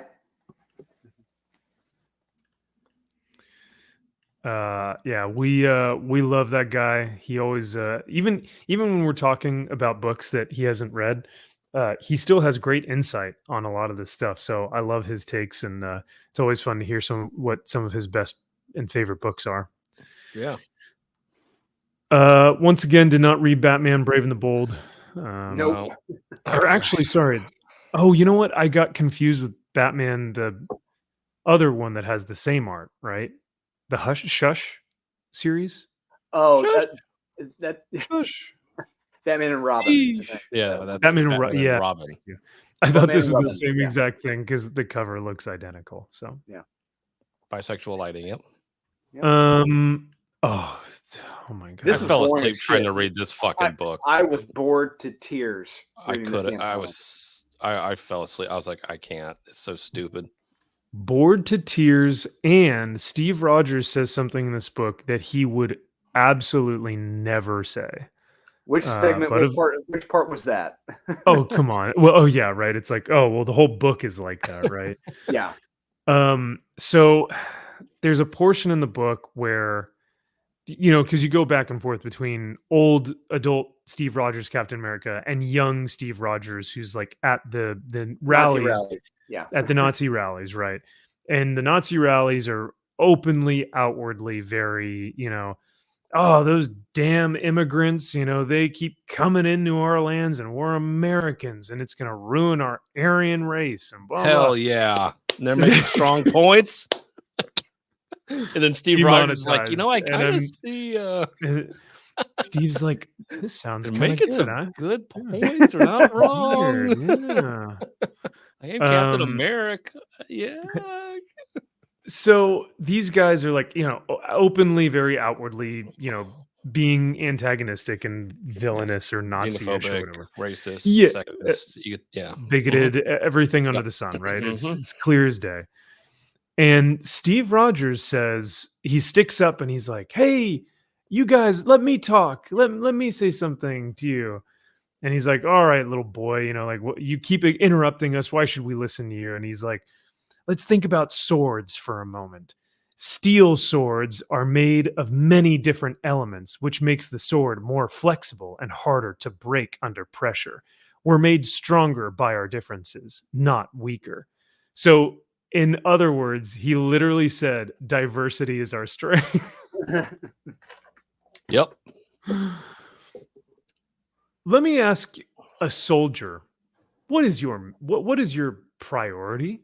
And if he says the mission and my brothers, good. That's what his mission and his brother, that should be the priority. And that should be what everyone else says in the entire unit. Everyone else says in the entire platoon. Guess what happens when everyone has other differences of priorities of what they want to accomplish in a battalion, in a platoon, in a unit? If they start saying, well, I'm really just here because I want to do this, or really I'm just here because I different reasons, they're all going to get fucking killed and they're all going to come home in body bags and the mission won't succeed and it's going to be a nightmare. So no, differences are not our strength, especially if you're trying to talk about someone who is so intrinsic in the military style aspect of life, with which Steve Rogers has always been one to be a hero, to stick up for the little guy, right? I think this is what J. Michael Straczynski's trying to tell us. I think he's telling us that if on D-Day, if everyone had a different plan with their own agenda, they would have survived. Oh God. What a nightmare, man. And then like when I think about like who I hang out with, right? You find commonalities with people and you become friends with them. So even though they are different from you, right? You guys are in a different state. Does that make you inherently better people because you're different than me? Kind of. Well, we live in a better state than you do. That's true. Actually, that's true. But, I mean, but it's not inherently that much. No. Indiana's slightly better. Yeah. But like we hang out with people that we enjoy because we find commonalities no matter what the differences are. I could hang out with an African-American man because we find commonalities with each other. I don't hang out with people because they have completely different views than, I mean, they can if they want, but you tend to normally find people that you have commonality with, especially when it comes to military tactics or superheroics. You have to have some sort of commonality. So this whole bullshit of like the things that make us different are the things that will make us succeed is just nonsensical. I have to push back against that.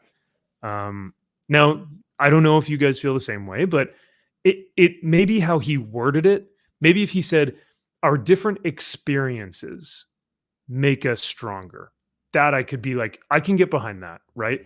Because our different experiences under a common goal will make us stronger. But our differences inherently of just because we're different does not make us stronger. I don't know. Maybe it's all about context and how you're using it. Like, sure. It's a fucking Captain America book. Like, what are you doing? What dissertation are you trying to write here to act like you think you're better than everybody else? It's like, just take this bullshit and put it in some pamphlet somewhere that no one's going to read. Now, granted, to be fair, comparing this to everything we've gotten from the last 5 years, it's still don't get me wrong, it's bad, but it's not as bad as anything from Ta-Nehisi Coates or Dumb and Dumber, Colin Kelly and Jackson Lansing. Yeah, but I just this sounds like something that should be in Black Captain Falcon America, like that's something he should be saying. Like, he should say that, hey, our differences are what make us great, and you, Asian person in a wheelchair, are just as capable as you, special needs student over there that can't read or write or put on pants, but you're just as great as everybody else here, and we're all the same, and all of our differences make us who we are, and come together as Americans. It's like, are you supposed to be fighting something? Like, wait, what are you doing? Are you supposed to be fighting Magpie over there, or fighting Madcap? Yeah. You guys are both 100% right. Even though it's not as bad as something like Ta-Nehisi Coates would say, that's just like, wow, that's outwardly racist, or that's awful to say about your country or something. Though it's not as bad as that, to me, it just doesn't sound like Captain America. At least Steve Rogers' Captain America. It definitely sounds like Falcon Cap when he says, "You need to do better, Senator." I don't know what, but you gotta do better. Yeah, I don't know what we're gonna do. Don't look to me to try and fix it, because it's your job. I need to do better. Shit.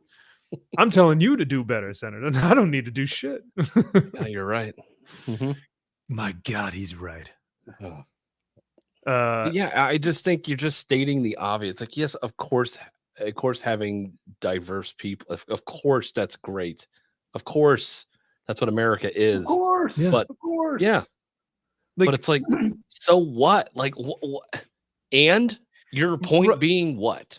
Right, and that's the thing. It's like Steve Rogers is trying to change the minds of Times Square, and because it's like, oh yeah, I'm sticking up for the little guy when I say this stuff, and I'm standing for what I believe in, and it's like, dude, you could be spending your time so much better than trying to reason with these guys who are putting on these rallies, and like, you could actually be like, I don't know, serving your community. To reason with them. Anyone on either side of the aisle, you are not going to reason with. Yeah, you can't. And you're definitely especially because like, I just picture this scrawny 5'4", white kid who's like, actually, Mr. Nazi man, our differences make us stronger, and then he's like, holy shit, kid, you're right. Wow. No, hey, boys, I really think we need to change our way of thinking. What do you think? Oh my God. Yeah, boys, this kid, my God, this kid's right. He's got it. He's got all the answers. Yeah. What have we been doing with our lives? We've spent millions of dollars on this promotional, stuff. We've sided with all of these, Aryan brothers and stuff. We're gonna make you the new Hitler. Oh no. It backfired. No, kid, you get up here. You're our new leader. No, wait, no, I don't like you guys. I don't want to be. Yeah. Hail Steve Rogers. No. Yeah. Steve Rogers.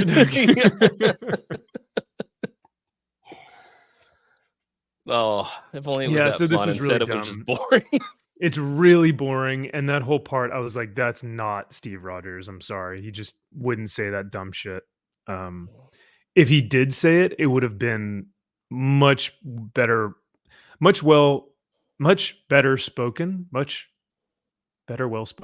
I don't know. Better much spoken or better much weller gooder spoken.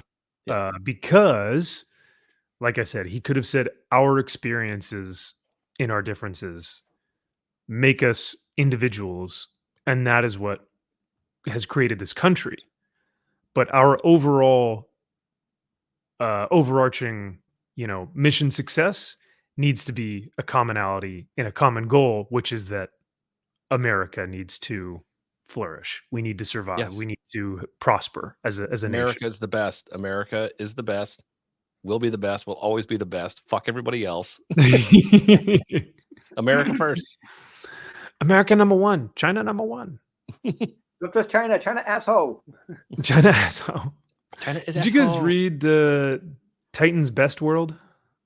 Bestiality World? Bestiality World. Yeah, I didn't. It's fucking lame. It is very, very fucking lame. And how Batman is written in this, I wanted to punch Tom Taylor in the face. This is a Tom Taylor book? Oh my god. Yes, this is a Tom Taylor event. What are you talking about? Yeah. And just look, okay, bear in mind, this is written by the same jackass who said there's no planet B or whatever, right?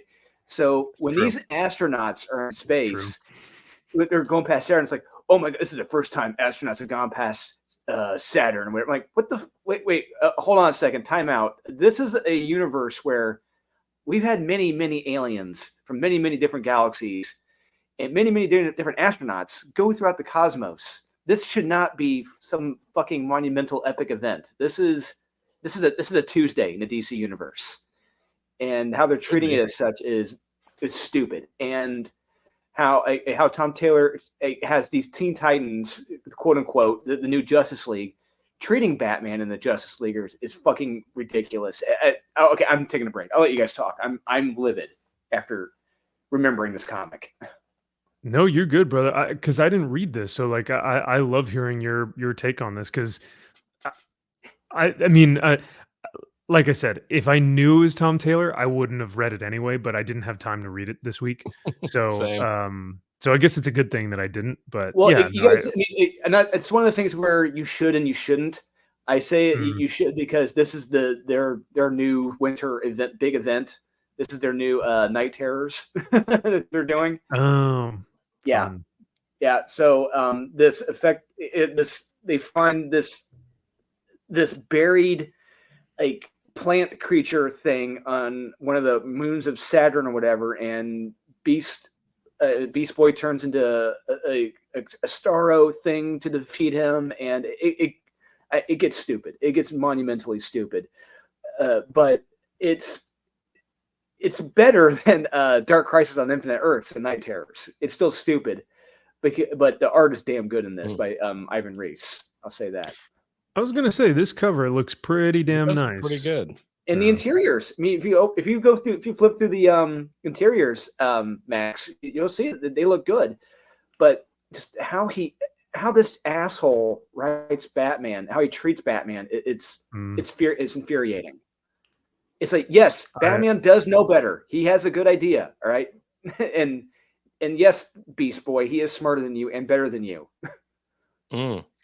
Yeah, like that's fine. I would hope that people understand like Batman can be better than people. That's okay. Like he should be. He's Batman. He's Batman. Yeah. So I'm loving this Art Germ cover as well. He's been crushing it with these covers, but that is nice. It is very nice. I like it. But what I do want to see is I want to try and see if I can.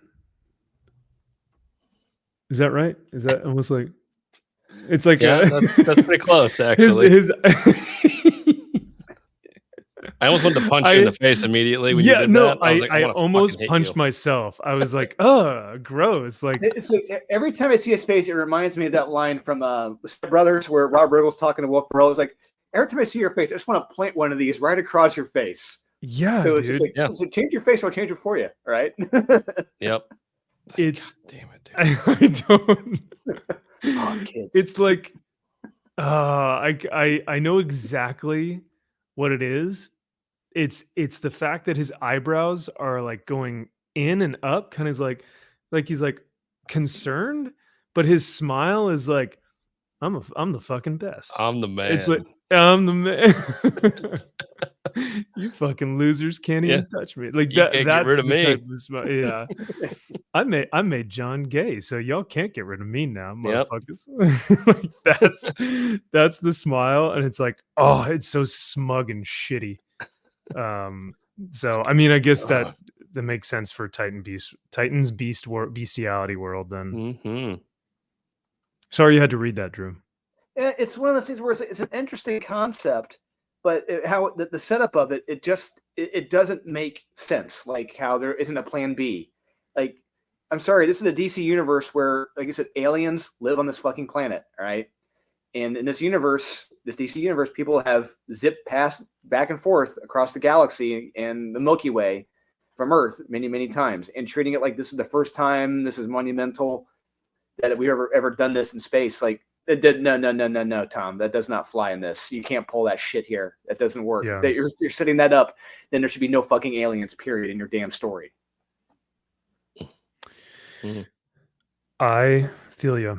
I feel you, brother. Yeah, especially from the guy who's, like you said, there's no planet B. It's like, there's like multiple multiverses with multiple planet Bs on there. So, Yes. It's true. Did you guys read this Spidey book? I did. It sucks. Oh my God. This fucking sucks. It did. And we want to talk about something that is it should be a cool concept. You know what? What this reminds me of? What did it better was Batman War Games by Chuck Dixon, by a much better writer. Yeah. So dear listeners or viewers, if you're listening in right now, Batman War Games, if you don't remember, Stephanie Brown was the Robin. She had just been fired by Batman, and to make up for it, Stephanie Brown initiated one of Batman's 3 contingencies to end all crime in Gotham. Now, when she did that, everything had to be done in a certain time. Everyone had to be at a certain place for everything to fall in line for it to happen. One step didn't happen, and it led to a full-on war in the streets. And that was done better. This is it's just fucking lazy. Well, not only is it lazy, but I want to direct our attention to some of the dialogue by Zeb Wells, and I think you probably know exactly what I'm talking about. Which, by the way, I mean, just trying to get through these first initial pages, I was like, who are these people, and why does anyone care? But maybe that's just me. I don't know. But what I really want in my Spider-Man issue is for Miles Morales to lecture Peter. That scene! I think that's in it to you guys. Yeah, I think so. I read these pages. Yeah. He goes, "Yeah, you can do a sword now. Guess a lot's changed since I've been gone, huh? Yeah, man, it really has. I guess that's what happens when you ghost folks. Hey, wait a minute." And he goes, "Nah, I'm gonna do the talking right now." Oh, okay. Here we go. It's like once you hear that, you know it's like, lecture time. You had plenty of time to reach out and never did. Come on, it wasn't that simple. Yeah, it really was. You're not the only person going through things, man. It would have been nice to look up. It would have been nice to look. I was trying to do this. I was running into you should have been nice, but man, you've made being your friend really difficult, my guy. If I had a nickel for every time I heard that. What is this, Pete? Be for real. You left us for 6 months, man. You left me. I had to step up to be the Spider-Man you apparently were too busy to be, Pete. How about Spider-Man has been Peter Parker has been the Spider-Man that has stepped up before, has saved the city countless times. And the fact that once Miles Morales had to do it, he's like, where the fuck are you, man? It's like, yo, Spider-Man's been doing this. Peter Parker has been doing this for decades without you, man. So like, why are you getting up as... And not only that, he says, and it sucked. Yeah. He wasn't even like, I was got happy to be to take on the Spider-Man, mantle. and it sucked. And so it why sucked. don't you fucking stop being not Spider-Man? Well, the art is so lazy. You couldn't draw the lines in Spider-Man and Miles' suits in that panel. Yeah. Fucking lazy you are. Oh, and I was like, wait, let's did they not forget something here? Don't forget what Gary from Nerdrotic said. Peter Parker is Spider-Man. Miles Morales is Miles Morales. Yep. Well, Zeb tries to effectively try and cancel that because this was the worst panel in the entire book.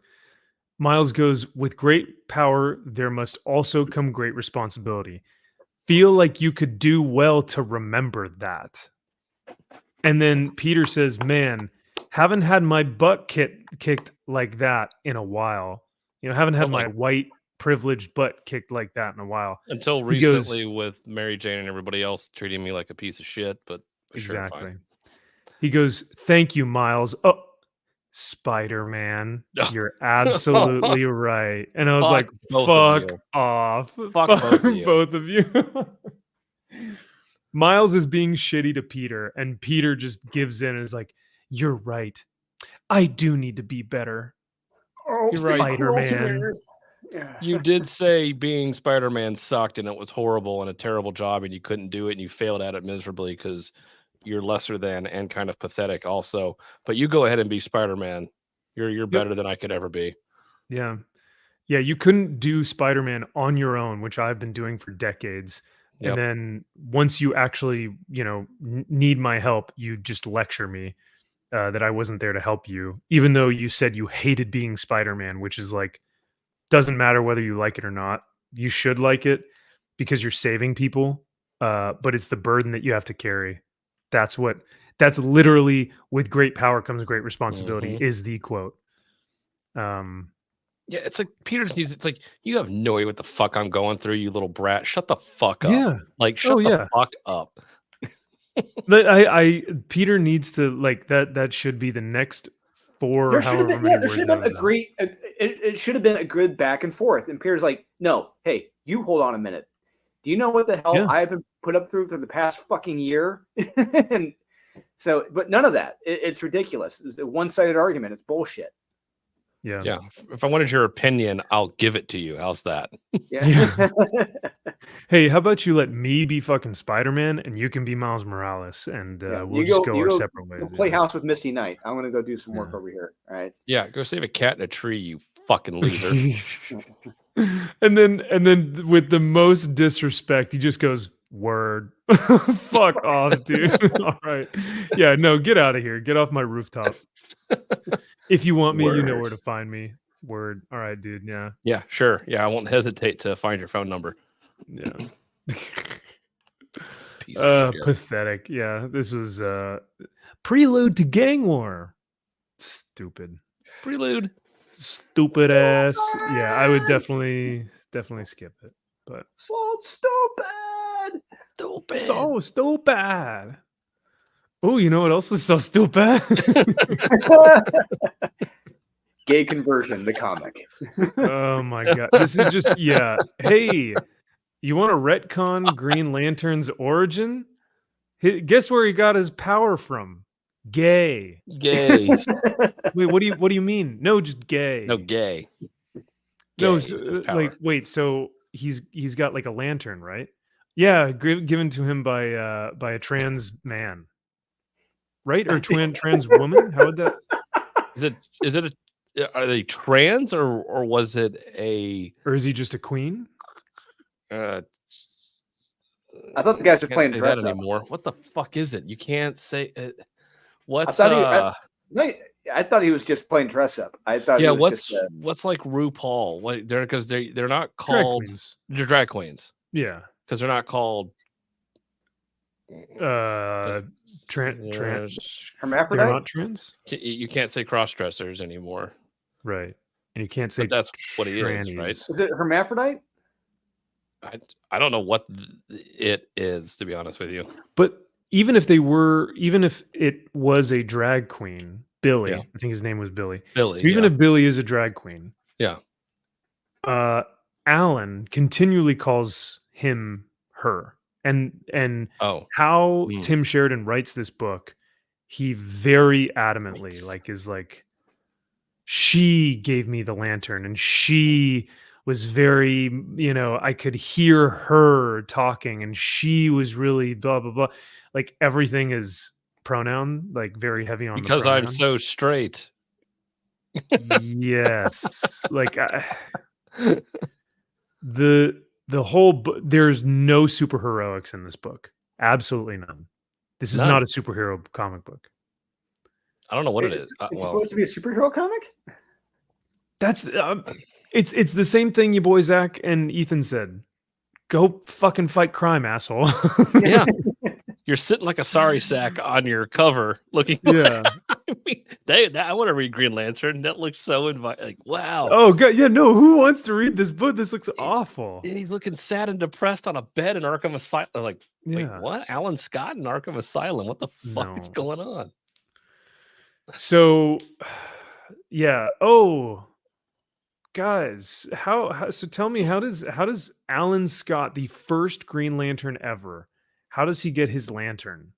Was it because he constructed it himself? Did he create his lantern because he's a railroad worker? Was Correct. it given to him by a previous Green Lantern? Yeah, like what's the origin for where his lantern came from? A sack. A pillowcase. Yep. A Just pillowcase drops on a table. Dunk. from a gay man who. Here you go, gay boy. Yeah. Here's Here's all your gay lantern. powers. Yeah. And he's like, "Hey, sweetheart, sex lips, you can't do that here." It's like, what? What? Huh? What are we doing? What are we doing in this book? What is this? And then It's at the the Green end, Lantern comics, right? yeah, that's what I'm I like. think Am I supposed to be reading it? I'm like looking at it like, is this a superhero comic? He's Green Lantern, right? Does he fight something? Yeah. Does he turn into Green Lantern? Right. And then every time it cuts back to Alan Scott talking to like his roommate, question mark? Who's that guy? The guy who talks like this, who like is super annoying to read in a comic book because it's all like, incoherent. Hey, use guys. What you do, use guys. Yeah. Mooks. And it's like written like that too, so you like read it in your head that way. I want to blow my brains out. Yeah. Yeah. Yeah, every time you go back to that, you're like, oh my god, I just want to see him do super heroics. Is that too much to ask? Can I see real yes. Alan Scott? Yeah, yeah. And then at the end of the book, spoilers, he's in a train crash, right? At least that's what I thought it was. He's in a train. He's part of a train. No, wait, he's train. train. He's getting railed. I mean, no, on the a rail. Train. He's the railroad. Is the train is on the railroad? Yeah. He's the caboose of the train. Oh, okay. He's the first car of the train. Okay. Something, yeah. Yeah. Something like that. And the train crashes and everyone dies except for him because gay. The gayness. Gay magic. Yeah. Black gay magic. I wish I were kidding. But no. His strength, like, Hal Jordan, incredible heroics, sacrifice, and he was chosen to wear the Green Lantern ring because he sacrificed himself and was his character Strong will. and his strong will surpassed everyone else. Why did Alan Scott get his Green Lantern powers? Gay. Because he was super gay and hiding it, and he couldn't come out back then, lest you have electroshock therapy, and him pleading with the people there, like, I was in here voluntarily. You can't do this to me. Oh my god, dude. It's like, I understand that Tim Sheridan is trying to say, hey, look at how awful it was, that what gay people had to suffer through during this time period. And yes, it's awful. But no one wants to see that in their Alan Scott Green Lantern book. No one wants to watch or no one wants to read dialogue that says, I think it was like, everyone thinks we're monsters in here, but they're the real monsters. And I was like, oh, good one, Tim. That's such a good dialogue. I mean, that's fantastic dialogue. I mean, really. Bravo. Good for you. Good shit. Good for you. Yeah. It's redonkulous. Bad. Pandering on the gayest level. Pandering beyond all pandering. It's just the book exists only for self-fellatio. Mm-hmm. For Tim and his other friends to just suck each other off.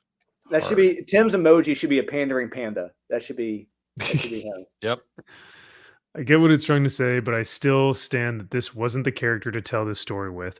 The series, besides being about exploring the gay experience of the 1940s, is also about completely retconning Alan Scott's history, which I've stated before I'm not the biggest fan of.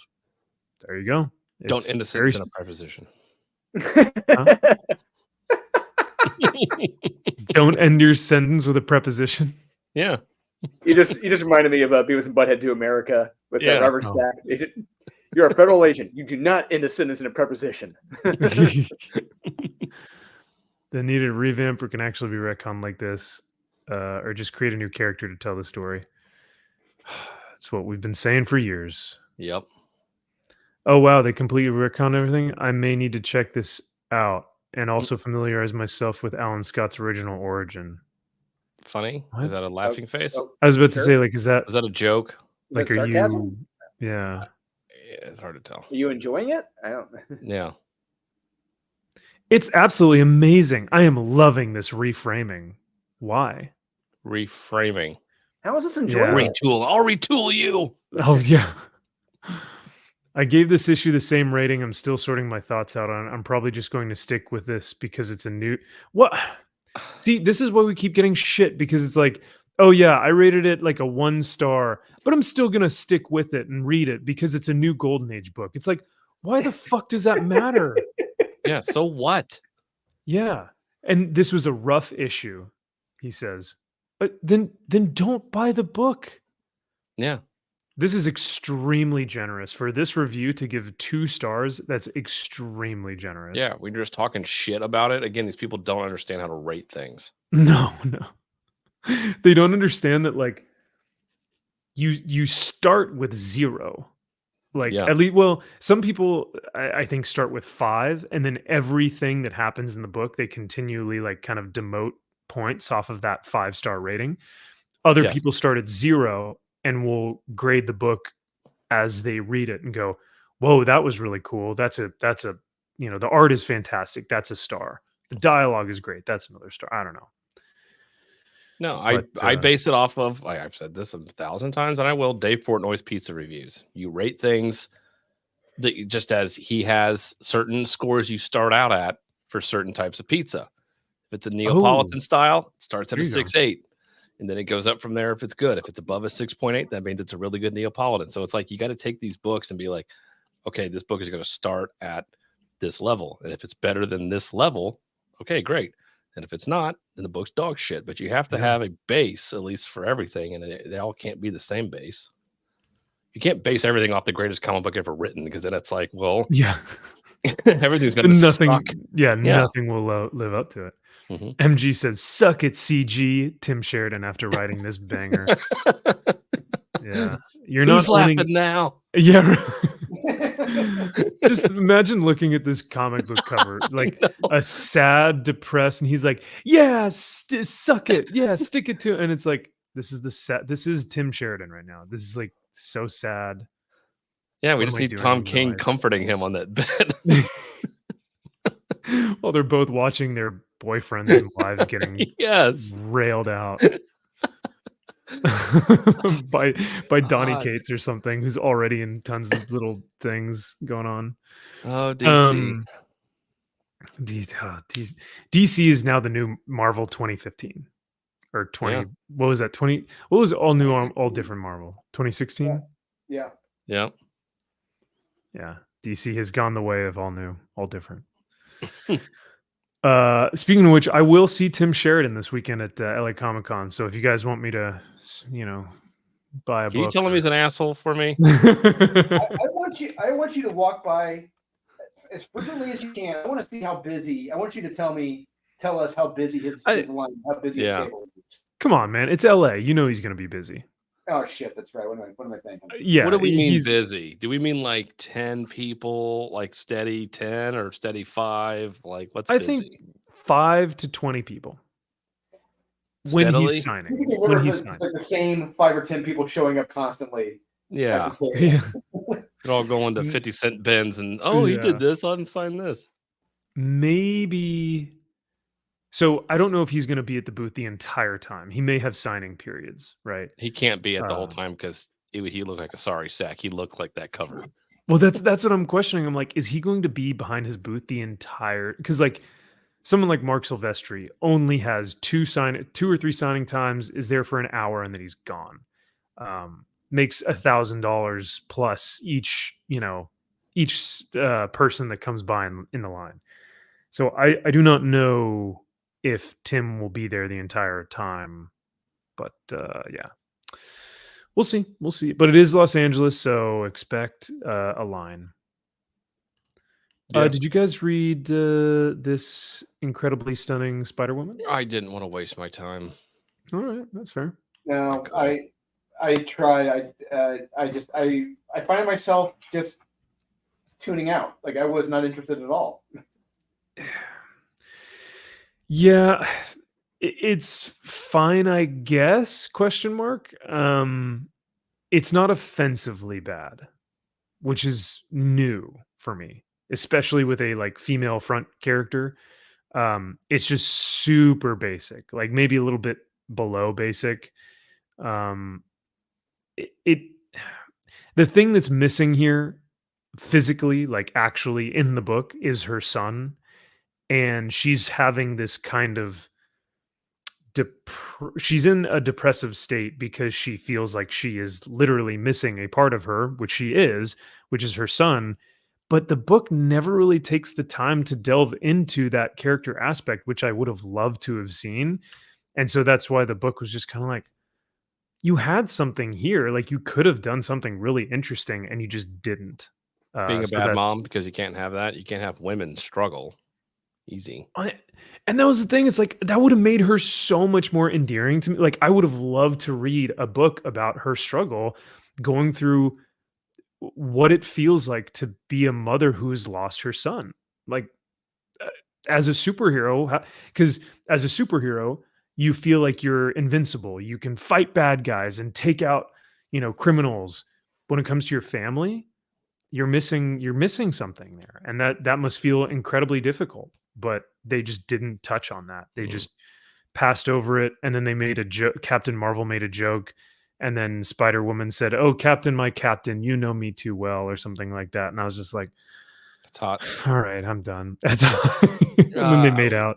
Yeah, hey, now I'm there. We needed my Spider-Woman is a black woman with an afro who's pregnant and rides a motorcycle.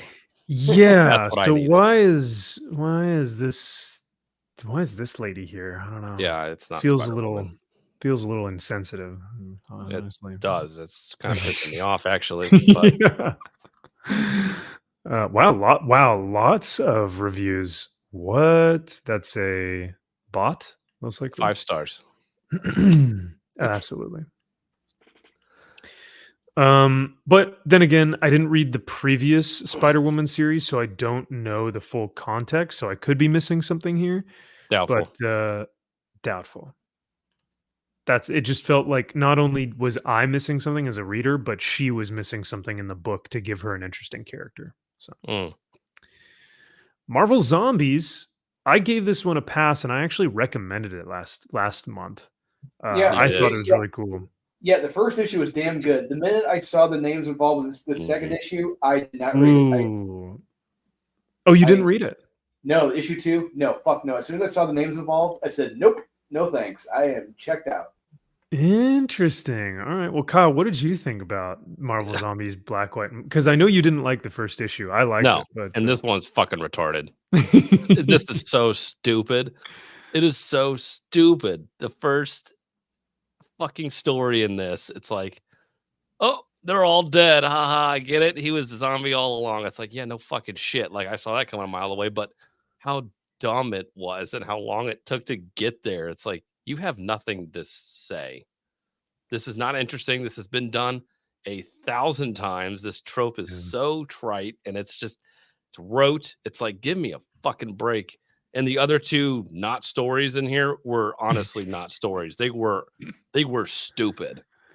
They were ideas of a story. The Better Ray Bill one's fucking stupid. Nothing happens in that. Nothing happens, and it's and the art is dog shit. The art looked like a child drew it, which was so unfortunate because when I saw, hey, a Beta Ray Bill story, I'm here for it. Yeah, but fighting zombies, that would have been awesome to see. No. It's a very, like, I love stories that talk about hope and you know, like optimism and like because I don't have that for myself. So I like to read stories that have that type of aspirational tone.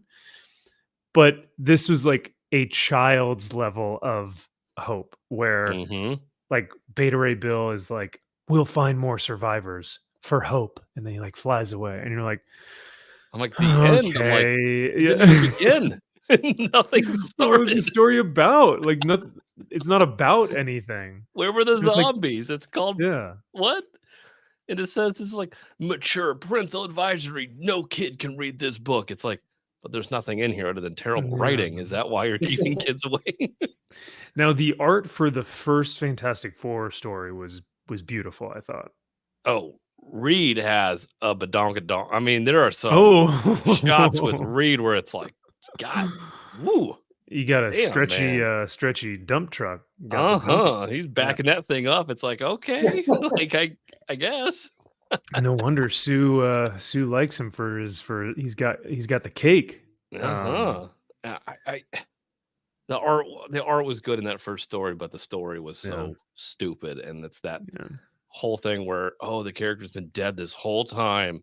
It's like, oh my god! Yeah, you were so shocked by this, and then the third one with the talking head, I was just like, what the fuck is this? Like, I didn't even read. Funny? I didn't even read the third one. I was out. I was like, okay, because the thing is, there are 3 stories. If 2 of them didn't hook me, then that third, even if the third one is great, I still can't recommend the book because 2 out of 3 are just not good. So correct. Yep. The last 2 stories are very weak and did not hit the same level as last month's issue. Yeah. So the first one was the only real quote unquote story, obviously, because it was the longest and actually told a story that is a tale as old as time, but they did it. It's like, okay. Yeah, I would say the first story is the only thing that resembles an actual narrative. Like there's a story structure. You have Reed saying goodbye to his family. You have Reed trying to find the cure. You have Reed in this like moment of isolation, and he's like killing himself, and he's timing out all of these things. He's like, I've told my robot here, I forget his name. I've told him, It's Osimo.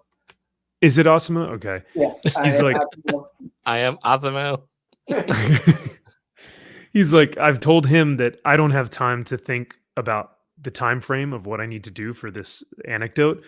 So he will time things out for me. So he's going to tell me when to eat, when to sleep, when to call my family, when to do all this stuff. And he's like, you know, really. And then, like you said, at the end, you find out, oh, okay, I see what's going on here. So in that respect, it has a narrative through line. The other stories were just kind of ideas. It's like, this would be cool. But yeah, let's put a shitty artist on these. Yeah, why did they have to put it on the Beta Ray Bill one? I don't know. It was so fucking sophomoric. It was so bad. Like, they weren't even like real panels at times. I felt like nobody actually even drew it. I'm like, no, this isn't even Beta Ray Bill. I'm like, what were you drawing here? Yeah. It's terrible. I see that they've used Gail Simone's photo from 30 years ago. I'm like, that's not what she looks like. I was going to say 30. Like, that's not Gail Simone. Like, if I saw that, I legitimately would not think that's Gail Simone. Yeah, 30 pounds ago. Who would have thought? Yeah. And years. 30 pounds and years. Yeah. So, yeah, unfortunately, if I still am going to recommend Marvel Zombies issue 1. I thought it was pretty cool. No. This one, though, it's a big skip it. Second issue was a no-go. You have to have zombies in your Marvel Zombies fucking book, maybe. I don't know. You would think. You would think. And even if something, it's like as simple as just hack and slash, kill some zombies. Yeah. You don't really even get that. So. No. Oh God, Batman '89 Echo. This was awesome. Oh no! What? You mean the book that doesn't have Batman in it? That's what's so brilliant. Great copycat Batman. The opening of this. What are you talking about? Yeah, it's shot to death. That's how the Dark Knight opened up. You mean the fat, out of shape, weirdo incel Batman who tries to fight crime, and there have been 4 murders of the same type in the past week? Yeah. That's real Batman. Oh, but we get introduced to Harleen Quinzel in this book. I do want to point out in the beginning of this book. So this was written. This is the same guy that did the screenplay for Batman '89, right? And the same jackass who wrote the Batman '89 series before this. Yeah. It's the same guy. And so at the beginning of this, we have the criminals running away from who they think is Batman. They end up shooting him. One guy ends up shooting him like 6 times because he has a revolver.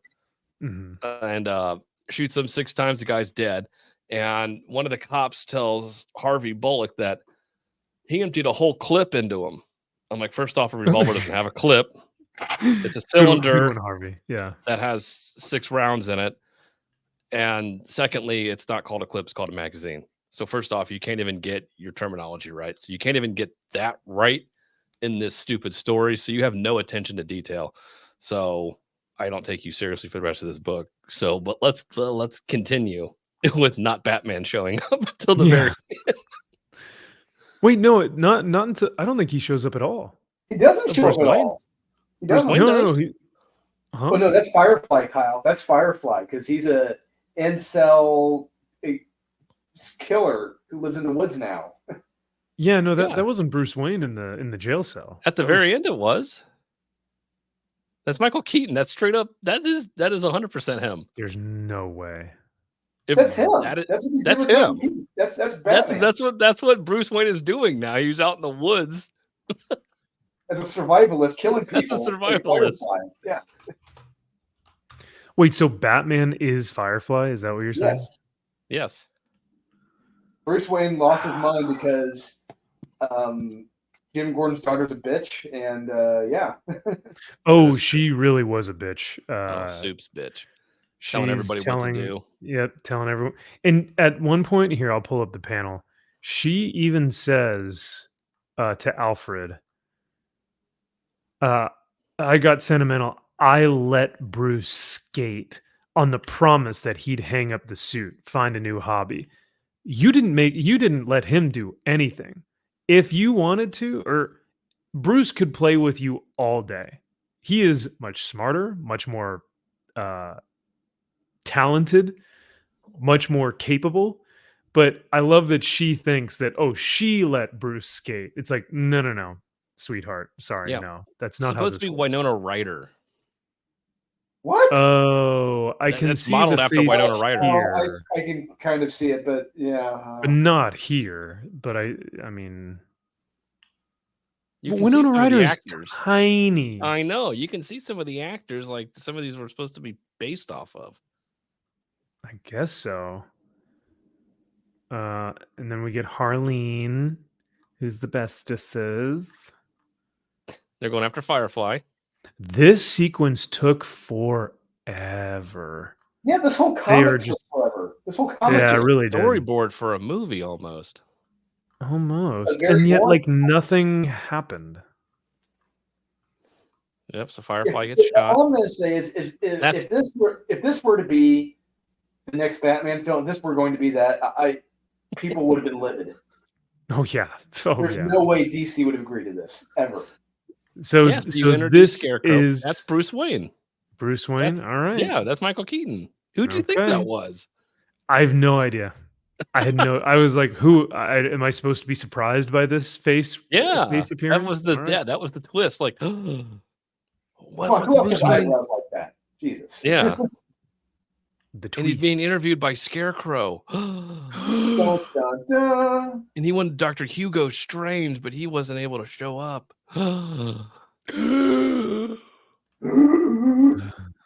At least it's not hey, remember Black Lives Matter protests? Batman 89 has those too. We got like 5 more issues to go. Just wait. Oh yeah, no, it's Hey, true. Robin, are you still robbing those stores? But hey, Robin, make sure that when you go to the Target, you go get all the stuff that's not behind all the glass, all the plexiglass. Because literally every Target now has plexiglass in its aisles. That's true. I shit you not. I went to a Target months ago. I went to go in to get headphones, or not even headphones, earplugs, for like airplanes or for hotel travel, like, and traveling, just sleeping with earplugs in. I waited for 30 minutes until an attendant could fucking open one of those stupid plexiglass sliders. I'm sitting there buzzing the thing, and I'm going up to cashiers going like, I literally just need earplugs. That's all I need. And they're like, they'll be with you in a second. Bro. It's I was like, that's a California thing, dude. That's happening all over the place now. Not here. Not here in Indiana. Yeah, everything's interesting. Everything's open, bro. All right. Yeah, because here in Indiana, crime is still illegal. Oh, so they don't. Okay, I'm sorry. I'm just trying to comprehend that. That's a new concept. It's just Kyle knows if someone were to pull that shit in Greenwood, they're not walking out of that store alive. Oh my god. Oh geez, yeah. Fuck, more guns in there than almost anywhere else. You better be careful. Yeah, jeez. That reminded me. I was at a work conference in New York like a year and a half ago, and we went into a bodega to get. We had to get something stupid. It wasn't like a toothbrush, but like something ridiculous like that. Yeah, something small. Yeah, we had to get security to open it. And I even asked the guy, I'm like, you seriously have to lock this shit up? Like, it is like $2.50. He's like, man, you'd be surprised. People come in here and take all this shit. I'm like, are you really? Like deodorant? He's like, hell yeah. They take all. I'm like, Jesus Christ. It's always like, just those little things though, like underwear too. Like underwear is a big one. I went to a Walmart in like a okay part of California, and even still it was like all the underwear is behind plexiglass, and I was like, really? Wow. Really? All right, okay, that's where we're at. So it's like, it's all like underwear, deodorant, probably toilet paper, maybe toothbrush, toothpaste, like I feel like that stuff, cleaning materials like soap and body wash, that is probably all behind bars. So Jesus. I read Luke Cage. His outfit is something else. Oh, it is so bad. That costume is fucking stupid. His cops are it's so stupid. What's up? His cops are idiots. I know that too. Oh my god! Cop actually tries to shoot him. Like we're trying to stop him. Hey man, you can't save the day. I'm going to shoot you in the face. Can't do this. And he's like, you are really going to shoot me after, like, when there are criminals like right there. And he's like, I have to abide by the law or whatever. And he's like, you said this law, you can't have superheroes save anybody. You see, this is exactly my point I was going to get to. These comics today from Marvel and DC, the reason why they're not stopping crime is because these writers, a lot of them, they've lost or don't have that strong moral center, or were never taught or forgot that crime is illegal, stealing is wrong. There are things that are wrong in society, illegal in society, and they completely disregard those. Like it's fun with them. Stealing and everything is fine, and it's the police who are the bad guys. People want to steal something if they want it. Yeah, sure, fine, go for it. But I really feel like this comes from writers who don't understand that, who completely lost the grasp that crime is illegal. Yeah, apparently, man. Yeah. In the beginning of this issue, where we have Luke Cage addressing the media, and like he is just fucking like, we have. Our crime rate is 78% higher than it's ever been in the history of the city. we have gang warfare, which is the highest it's ever been. We have all these issues being, everything is fucked, basically. Whose fault is that? And I'm a terrible mayor. Yeah, I'm a terrible mayor. I can't do my fucking job, but I'm gonna do. I got this one thing I can do. Maybe it's something else, and nobody's giving him shit for it. Like nobody's like, "Are you fucking insane?" Like 78%. Like the city is burning down around you, and you're describing the fire. Yeah, and I think at some point, what's his name, J. Jonah Jameson might have said like something to the extent of like, like these are regular cops going up against super villains. Like these are all your criminals, all the criminals that are causing the 78% crime rates are all supers. They all have powers. How do you expect law enforcement, like just regular LA or New York dudes, humans, to be going up against these guys? It's fucking ridiculous. Yeah. And he's like, well, I've got the Thunderbolts and the Thunderbolt unit. And it's like, not good enough, dude. That's not going to solve anything. Nice try.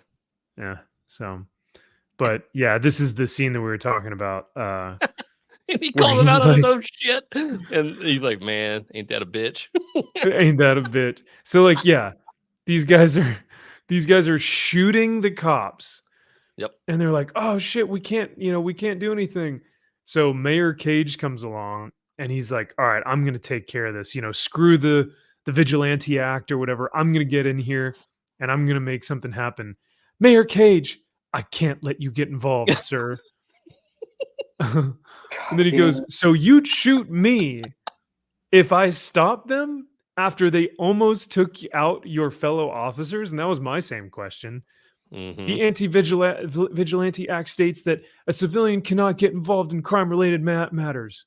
So if you take action, I'll have to arrest you. And it's like, my God. The bad guys are literally getting a fucking away. Are you kidding me? Right? This is written by an absolute asshole. This is written by a jackass. Walking into their van, their armored van, and the cop is just watching them go as he's like pointing a gun to Luke Cage because he's like, "You're the criminal."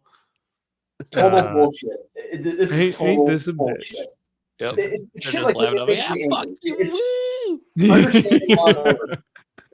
Understanding Law and Order. This just pisses me off beyond belief. Maybe next time you can call in the Thunderbolts. It's like, bitch. What?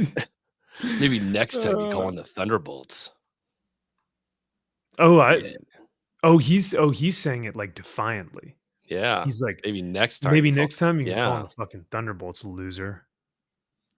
Or Agent Gowan, Cape Killers. Yeah. Yeah. Stupid mayor. Dumbass. Yeah. So this is funny. Oh wait, and here's the suit down here. Got him. You look like a fucking dickhead. He looks like Steel. He looks like Shaquille O'Neal in Steel. Like an E-grade Steel. Like he couldn't afford a whole costume. It's like a cosplayer that went as Steel. Kyle, you just said a line. I wish his grandmother said it. It's from Eastbound and Down. I wish his grandmother said, "Sweetie, I love you, but you have clothes like a fucking dickhead." About to go solve some crime. How do I look? Like you're ready to whip some tail. No, you're not. Hell yeah. Oh God. Menacing. That's Luke Cage for you. Man, they make him like this cover is badass. It's like, oh, okay, let's go. And it's cool. Like he's getting shot with adamantium bullets. Like okay, now this is just me. I really wish if you want to make Luke Cage cool again, just put him back in his original yellow shirt and jeans. Like he's going straight, he's going old school. He doesn't give a shit. He's going back to what don't use a tiara, but like maybe just give him the shirt and jeans, have him go back out in the street with Luke with the Iron Fist. But nope, they drop Iron Fist like a bad habit halfway through real quick. Like he meets up with him, like, let's fight some crime together, and he's gone. Yeah. Do not make him mayor. He needs to just get away from. So he's like, you know what? Fuck this mayor bullshit. Like I'm out of here. Do you think that they made him mayor because they want to represent like a black man in power type of thing, like a Obama type Of course, figure? you got to see. You have to be able to see somebody that looks exactly like you in any position, so that way you can be like, "Oh, I can do it too." Because if I don't see somebody that looks exactly like me, I assume I can't do it. Ah, I see. It's perfect sense. Yeah. That's kind of a close-minded mindset there. You would think. Well, it's written by a closed-minded writer. That's what happens. Yeah. Well, at least now, men can see themselves as someone who gets pointed a gun at by the cops. Yeah. Now, After I would love it criminals are getting away. Yeah. Now, Yeah. If guys, I was getting shot at. Remember, this is supposed to be a big event. Like the gangs have taken over different segments of the city. We don't really see that shit go down. We just see a map with different people taking over, like who, like quote unquote, control different parts of the city. But that's it. We don't see them really doing anything. It's just Luke Cage at his press conference and getting almost shot at by one of his cops. It's like we're not going to see how these guys took control. We're not going to see how these guys are maintaining control. This should be a kick-ass event, but it lacks anything. It lacks balls. Yeah, it's like, or maybe they own the cops too. You ever think of Yeah, that? there we go. Yeah. Well, yeah, because I was going to say the premise there is actually really interesting, right? The fact that you can't have vigilantes anymore, the fact that you can't have superpowered people fighting against crime, like that is a horrific reality that could potentially happen. So what is that going to look like in a full out, all out gang war? Like when, like Luke Cage said it himself, it's almost 80% rise in crime. Yep. How do you solve that, right? And that's an interesting concept to delve into. But they didn't really expand on that. No. I was gonna ask about Amazon's attack, but I'm just not even gonna give it my time. 90, interesting. Wow. That's fair. Wow. That is fair.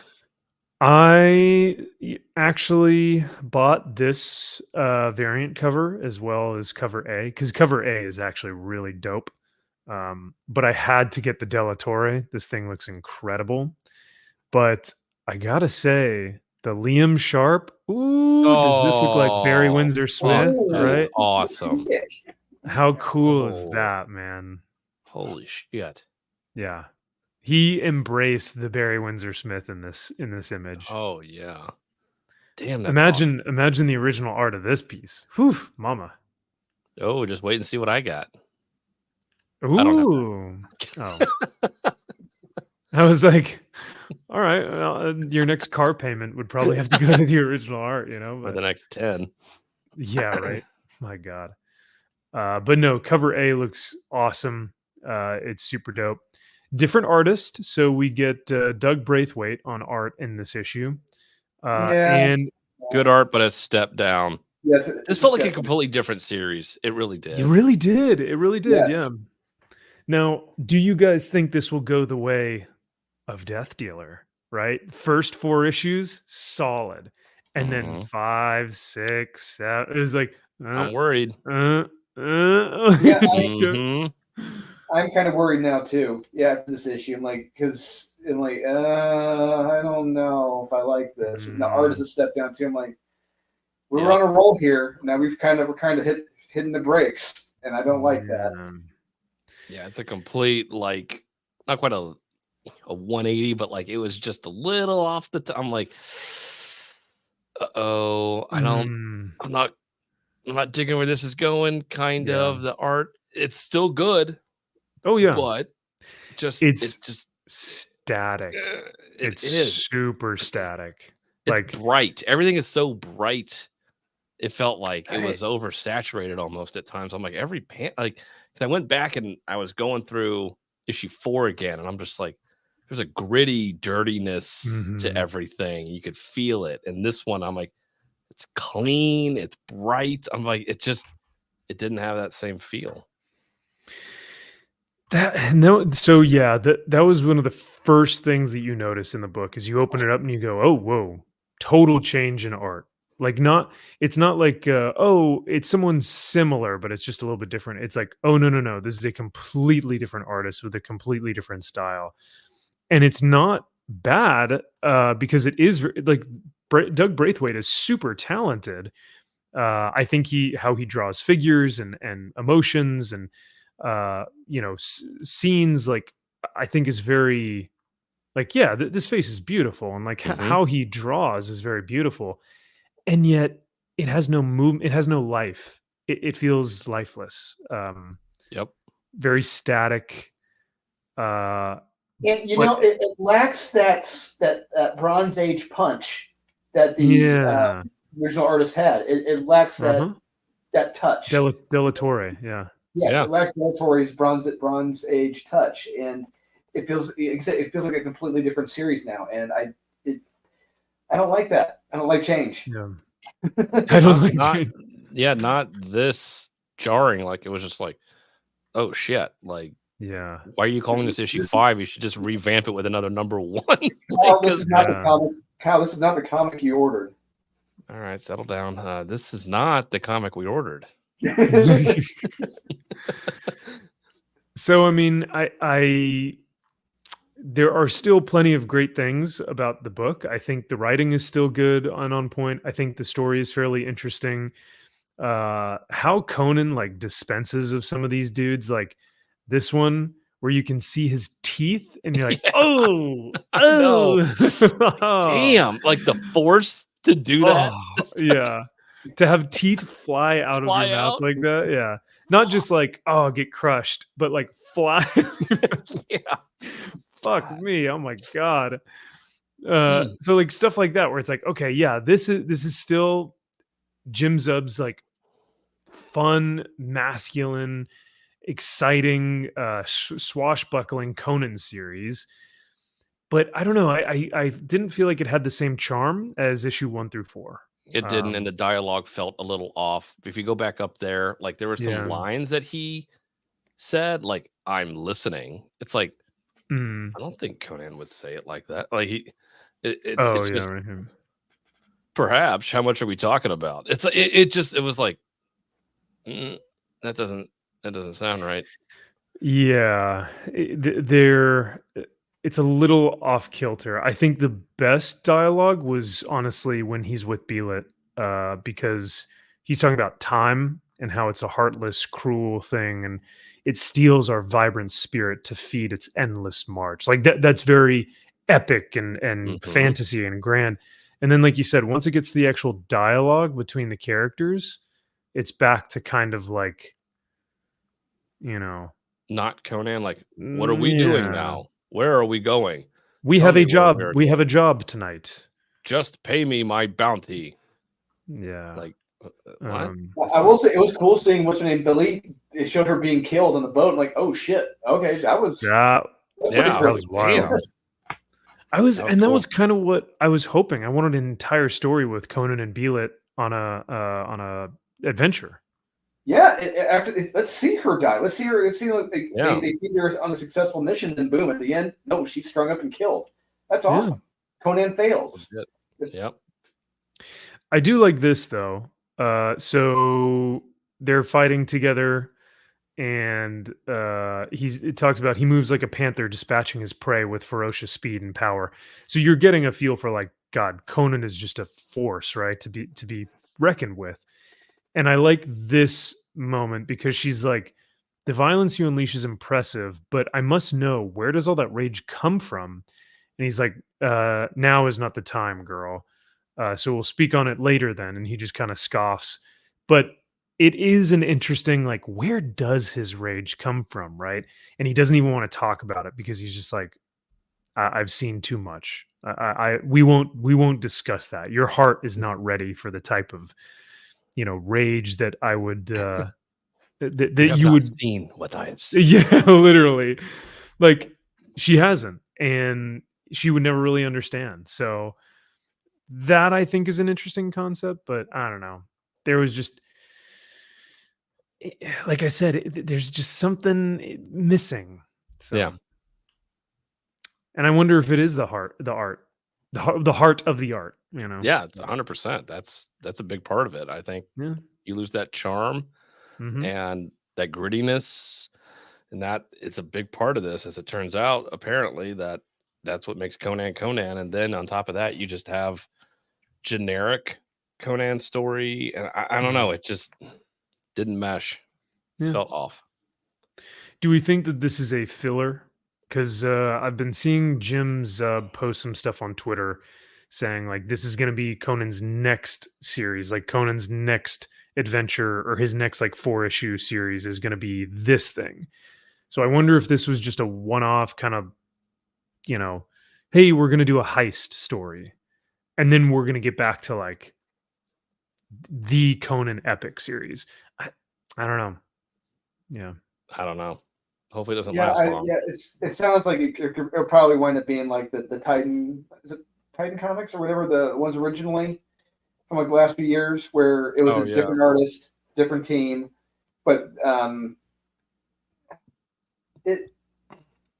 it's good, but it's not great. It's not bad. It's good. Yeah. That's sad. It's sad because it gives me like PTSD, like flashbacks of like Death Dealer. No, don't, please don't end up like Death Dealer. No. Just waving my fists in the air. No.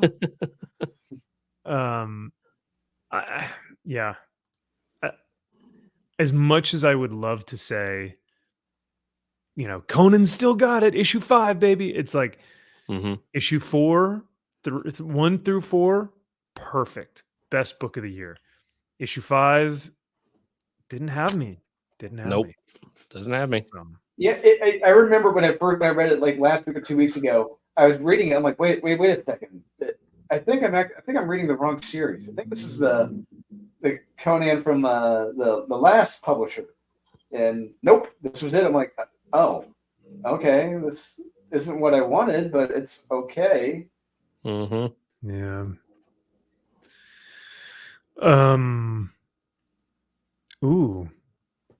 Nice. So this guy, Gamma World, says Braithwaite will be drawing issues 5 through 8 and 13 through 16. Oof, that's a lot. And then Roberto De La Torre, I think, is our normal guy that we really like, will be returning for 9 through 12. Okay, great, good. So I guess pick this book up when he comes back on issue 9 through 12. Basically, yeah. I hate to say that, but like I'm kind of like, so do I just wait until issue 9? I'm waiting. Yeah. I mean, what the fuck, man? I understand that artists, they have to give time for the artists to finish their artwork, but you can't even get them for 12 issues. Dan Mora's doing 12 issues ever since, he's done 20 something issues. And his art's World's Finest. I mean, and look, I'm going to be honest. Look, I completely understand being an artist is difficult. I'm not saying saying it's easy. I'm not saying that. But when you hear stories, listen to stories about for that Neil Adams and Jack Kirby, Neil doing 5 covers a week on top of interiors, it's like, you guys have no fucking excuse. I'm sorry. It just, you have guys who are working their asses off. I mean, and you know how detailed Neil was. He did it all by fucking hand. Yeah. It's like putting out good shit, not garbage either. Yeah. Yeah. Once we get back to this, I'll please, because this is De La Torre. Whenever he's not doing like the interiors, this is one of his like. It looks like he legitimately painted this. Yeah, so it looks like it's on canvas. Yeah, like right. It should be framed on a wall. Yeah. I wonder how much that would be. Dozens. Yeah, couple. $3 and a button. Yeah. Sold. I'll buy that for $1. Mm-hmm. Well, I think that's everything. I think that's Except for everything, me. lads. Yeah, I didn't read anything else. That was it. Drew, did you have anything, any other books that you read that you wanted to talk about or go over? Or? Not really talk about go. I mean, I would say one of the better books this week was Green Arrow. Green Arrow was good. That's right. I know you liked that last month as well. Yeah, this was good. Flash is still incomprehensible, and what they've done to Max Mercury, I fucking hate. But I think, yeah, I mean, almost, yeah, it's amazing just how much shit from DC sucked, and it's remarkable. It really is. The dip in quality from last year to this year is remarkable. Yeah, unfortunately. Show. Faux show. And now she ain't yo ho, no mo, as Michael Scott would say from The Office. Yay. Yay. I think that's a yay. Well, here, let me I was like, yay? How many recommends did we have in 2 weeks? 3 books? That's what it sounds like. Maybe 3. Yeah. I'd say like Conan, Green Lantern. Yeah. Green Lantern War Journal. I have to specify. Yes, Green Lantern War Journal. Yeah. And I didn't read World's Finest, but I would probably say that would be the other one. Yeah, it's a recommend. Yeah. Maybe Batman Off-World if you guys want to give Jason. Jason that was a chance. That's when I was driving. You guys were talking about it, but yeah, I recommended that. It is for a first issue itself. It is a recommend. Now where it goes from here, that's a different story. We'll see what happens. Yeah. Hey, I got to see Batman with a chainsaw and space fighting aliens. I'm here for it. All right. Yeah, and like I said, I brought it up with Wes. The one thing that does not make any fucking sense, I hope he explains it, is how an Irish mobster in Gotham was able to communicate with an alien off-world to bring him here to hunt down Batman. It's don't say because comics. I mean, yeah. You gotta explain to me how a lower end Irish mobster was able to do this. That's not a simple excuse. That was something that happened in the Daredevil Black Armor issue where he was like talking to one of those tarot card readers, and she's like a psychic, and she has like one of those psychic, booths or psychic stores on the corner of the street, whatever. Yeah. And he's like, yeah, sorry, I'm not going to listen to your psychic babbling. And she's like, there are literal heroes out there with superpowers and people who can, go through galaxies and, different multiverses. And you're going to tell me that I'm not a psychic? And I'm like, oh, so they're just doing it's comics. So of course everything can happen, So I see that a lot where people are like, oh, wow, you want verisimilitude? Sorry, buddy, it's comics. Like, it's superheroes. And it's like, that doesn't mean that it can't be realistic. You can have both. So now, if you had said, if Jason Aaron had said, like, some guy who ran an observatory contacted an alien to come here to rob shit, like, okay, there we go. I can buy that. But a low-end Irish mobster did this. I'm like, no. You got to explain this shit. That's not as simple, right off. No. Same thing with like Batman entering Earth's atmosphere from space. It's like, okay, like I can suspend my disbelief for a little bit, and then you have to kind of explain yourself. He's Batman. There you go. That's the explanation. Thank you, Kyle. There you go. You're welcome.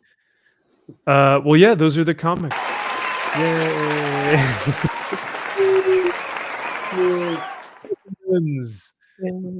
Recommends in so many recommends. I was blessed. I had a headache after reading this week's comics. I was exhausted. Yeah, it was exhausting. Yeah. It was. What was really fun though is there was a part of me that was like, I liked having the rule set for myself that if one of these pieces of shit made me like shake my head or roll my eyes, I can move on to the next one. That was fairly nice. So it's a good feeling, isn't it?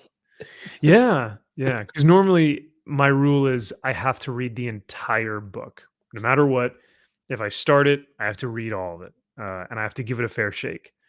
But this week I just didn't have that time, so I said, if I see 2 half-head shaved haircuts on the first page, nope. Yep. I'm out of here. Yep, I just get to throw it away like you threw away Tomb of Dracula earlier. So Yeah. it's still on the floor somewhere. It's whatever. Did It's somewhere in your room. little Jack pick it up and is he like chewing on it? He's like, Oh, that's where it went. Oh shit. It's all drooly. That's good. Well, this is officially our longest episode of the weekly comic wrap up we've ever done. We are hitting 5 hours. Yeah. Woo woo. So thank you all for your constant support. Thank you for hanging out with us for the comic book reviews. And thank you, huge thank you to everyone for a successful campaign for Drew Dolan and Aurelio's project. This is something that they've been working on for the longest time, and they're extremely passionate about it, and you can tell. And so I'm so thankful that it has been successful. And Drew, I'll let you say anything before we head out about the project if you want. Sure. Yeah, I want to say thank you to everyone again who backed it, and if you didn't back it, hey, that's fine. You'll when we do issue number 2, maybe you'll get another chance to back issue number 1 along with issue number 2 next year after it gets fulfilled. And Max, I did send you Aurelio's yes, he did. Okay. And the giveaway. So yeah, we're gonna try to do the giveaway this weekend, Murphy and I, and for all the original art. And so stay tuned for that. And everyone who wins are going to be contacted via email. And really, truly, thank you again from the bottom of our hearts that we've worked our butts off on this, and we're going to continue to work our butts off on this. And we got much, much more in store for this story. You guys are going to be blown away. Can't wait, brother. Yeah, it's going to be sick. So this is Aurelio's finished piece that he was working on earlier. So pretty sick. I do love the big hulking shoulders and arms. That looks pretty rad. So looking forward to seeing Golem. Me too. Yeah, I can't wait to see him finalize in the story of issue 2, and I cannot wait to do the backup origin story for him. I'll let a little cat out of the bag. Aaron and I are going to co-write this. We're going to co-write the origin story for. Fantastic! The Golem. Yeah. Nice, man. Excellent.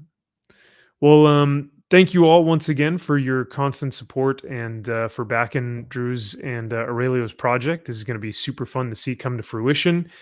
This has been a great show tonight. You guys have crushed it. Enjoy the rest of your week. If you are going to be at LA Comic-Con, please let me know. Shoot me a DM on Twitter or leave a comment on the video. And I'll see you guys this weekend at LA Comic-Con because it would be great to see all of y'all, your faces, and maybe we can get some pictures or grab a drink or something. So it's always a pleasure.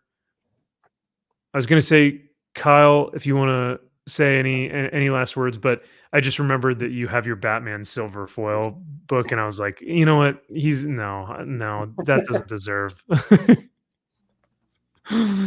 The man who bought it out of spite does not deserve any last words before we leave. So I deserve all the praise. Even though he will probably have a YouTube channel soon, we'll see it. It'll be Comics with Kyle. It'll be Cool Comics with Kyle, and it'll be all K's. Cool Comics with Kyle. K. Whoa. Like, was it Krusty the Clown's comedy or whatever? Yeah, cartoon. Comedy club or something. So yeah, you'll finally live up to the name. I will. So your logo will just be 3Ks. 3Ks. Yep. In the little avatar. Yep. Can't wait for that. So be on the lookout for Kyle's new YouTube channel. Yeah. Yep. Kyle's Comic Corner. Can't wait. Here it comes. Yep. All the variant foil covers you can imagine. Too funny. All right, friends. Oh yeah. It's been a pleasure. Enjoy the rest of your week. I'll see you all at LA Comic-Con, and we'll see you guys all next weekend. And maybe we'll have some show and tell to show off from the conventions that we go to. I'm sure these two guys will have plenty. So look forward to that. And we'll see y'all next week for next week's comic book reviews. Take care, y'all.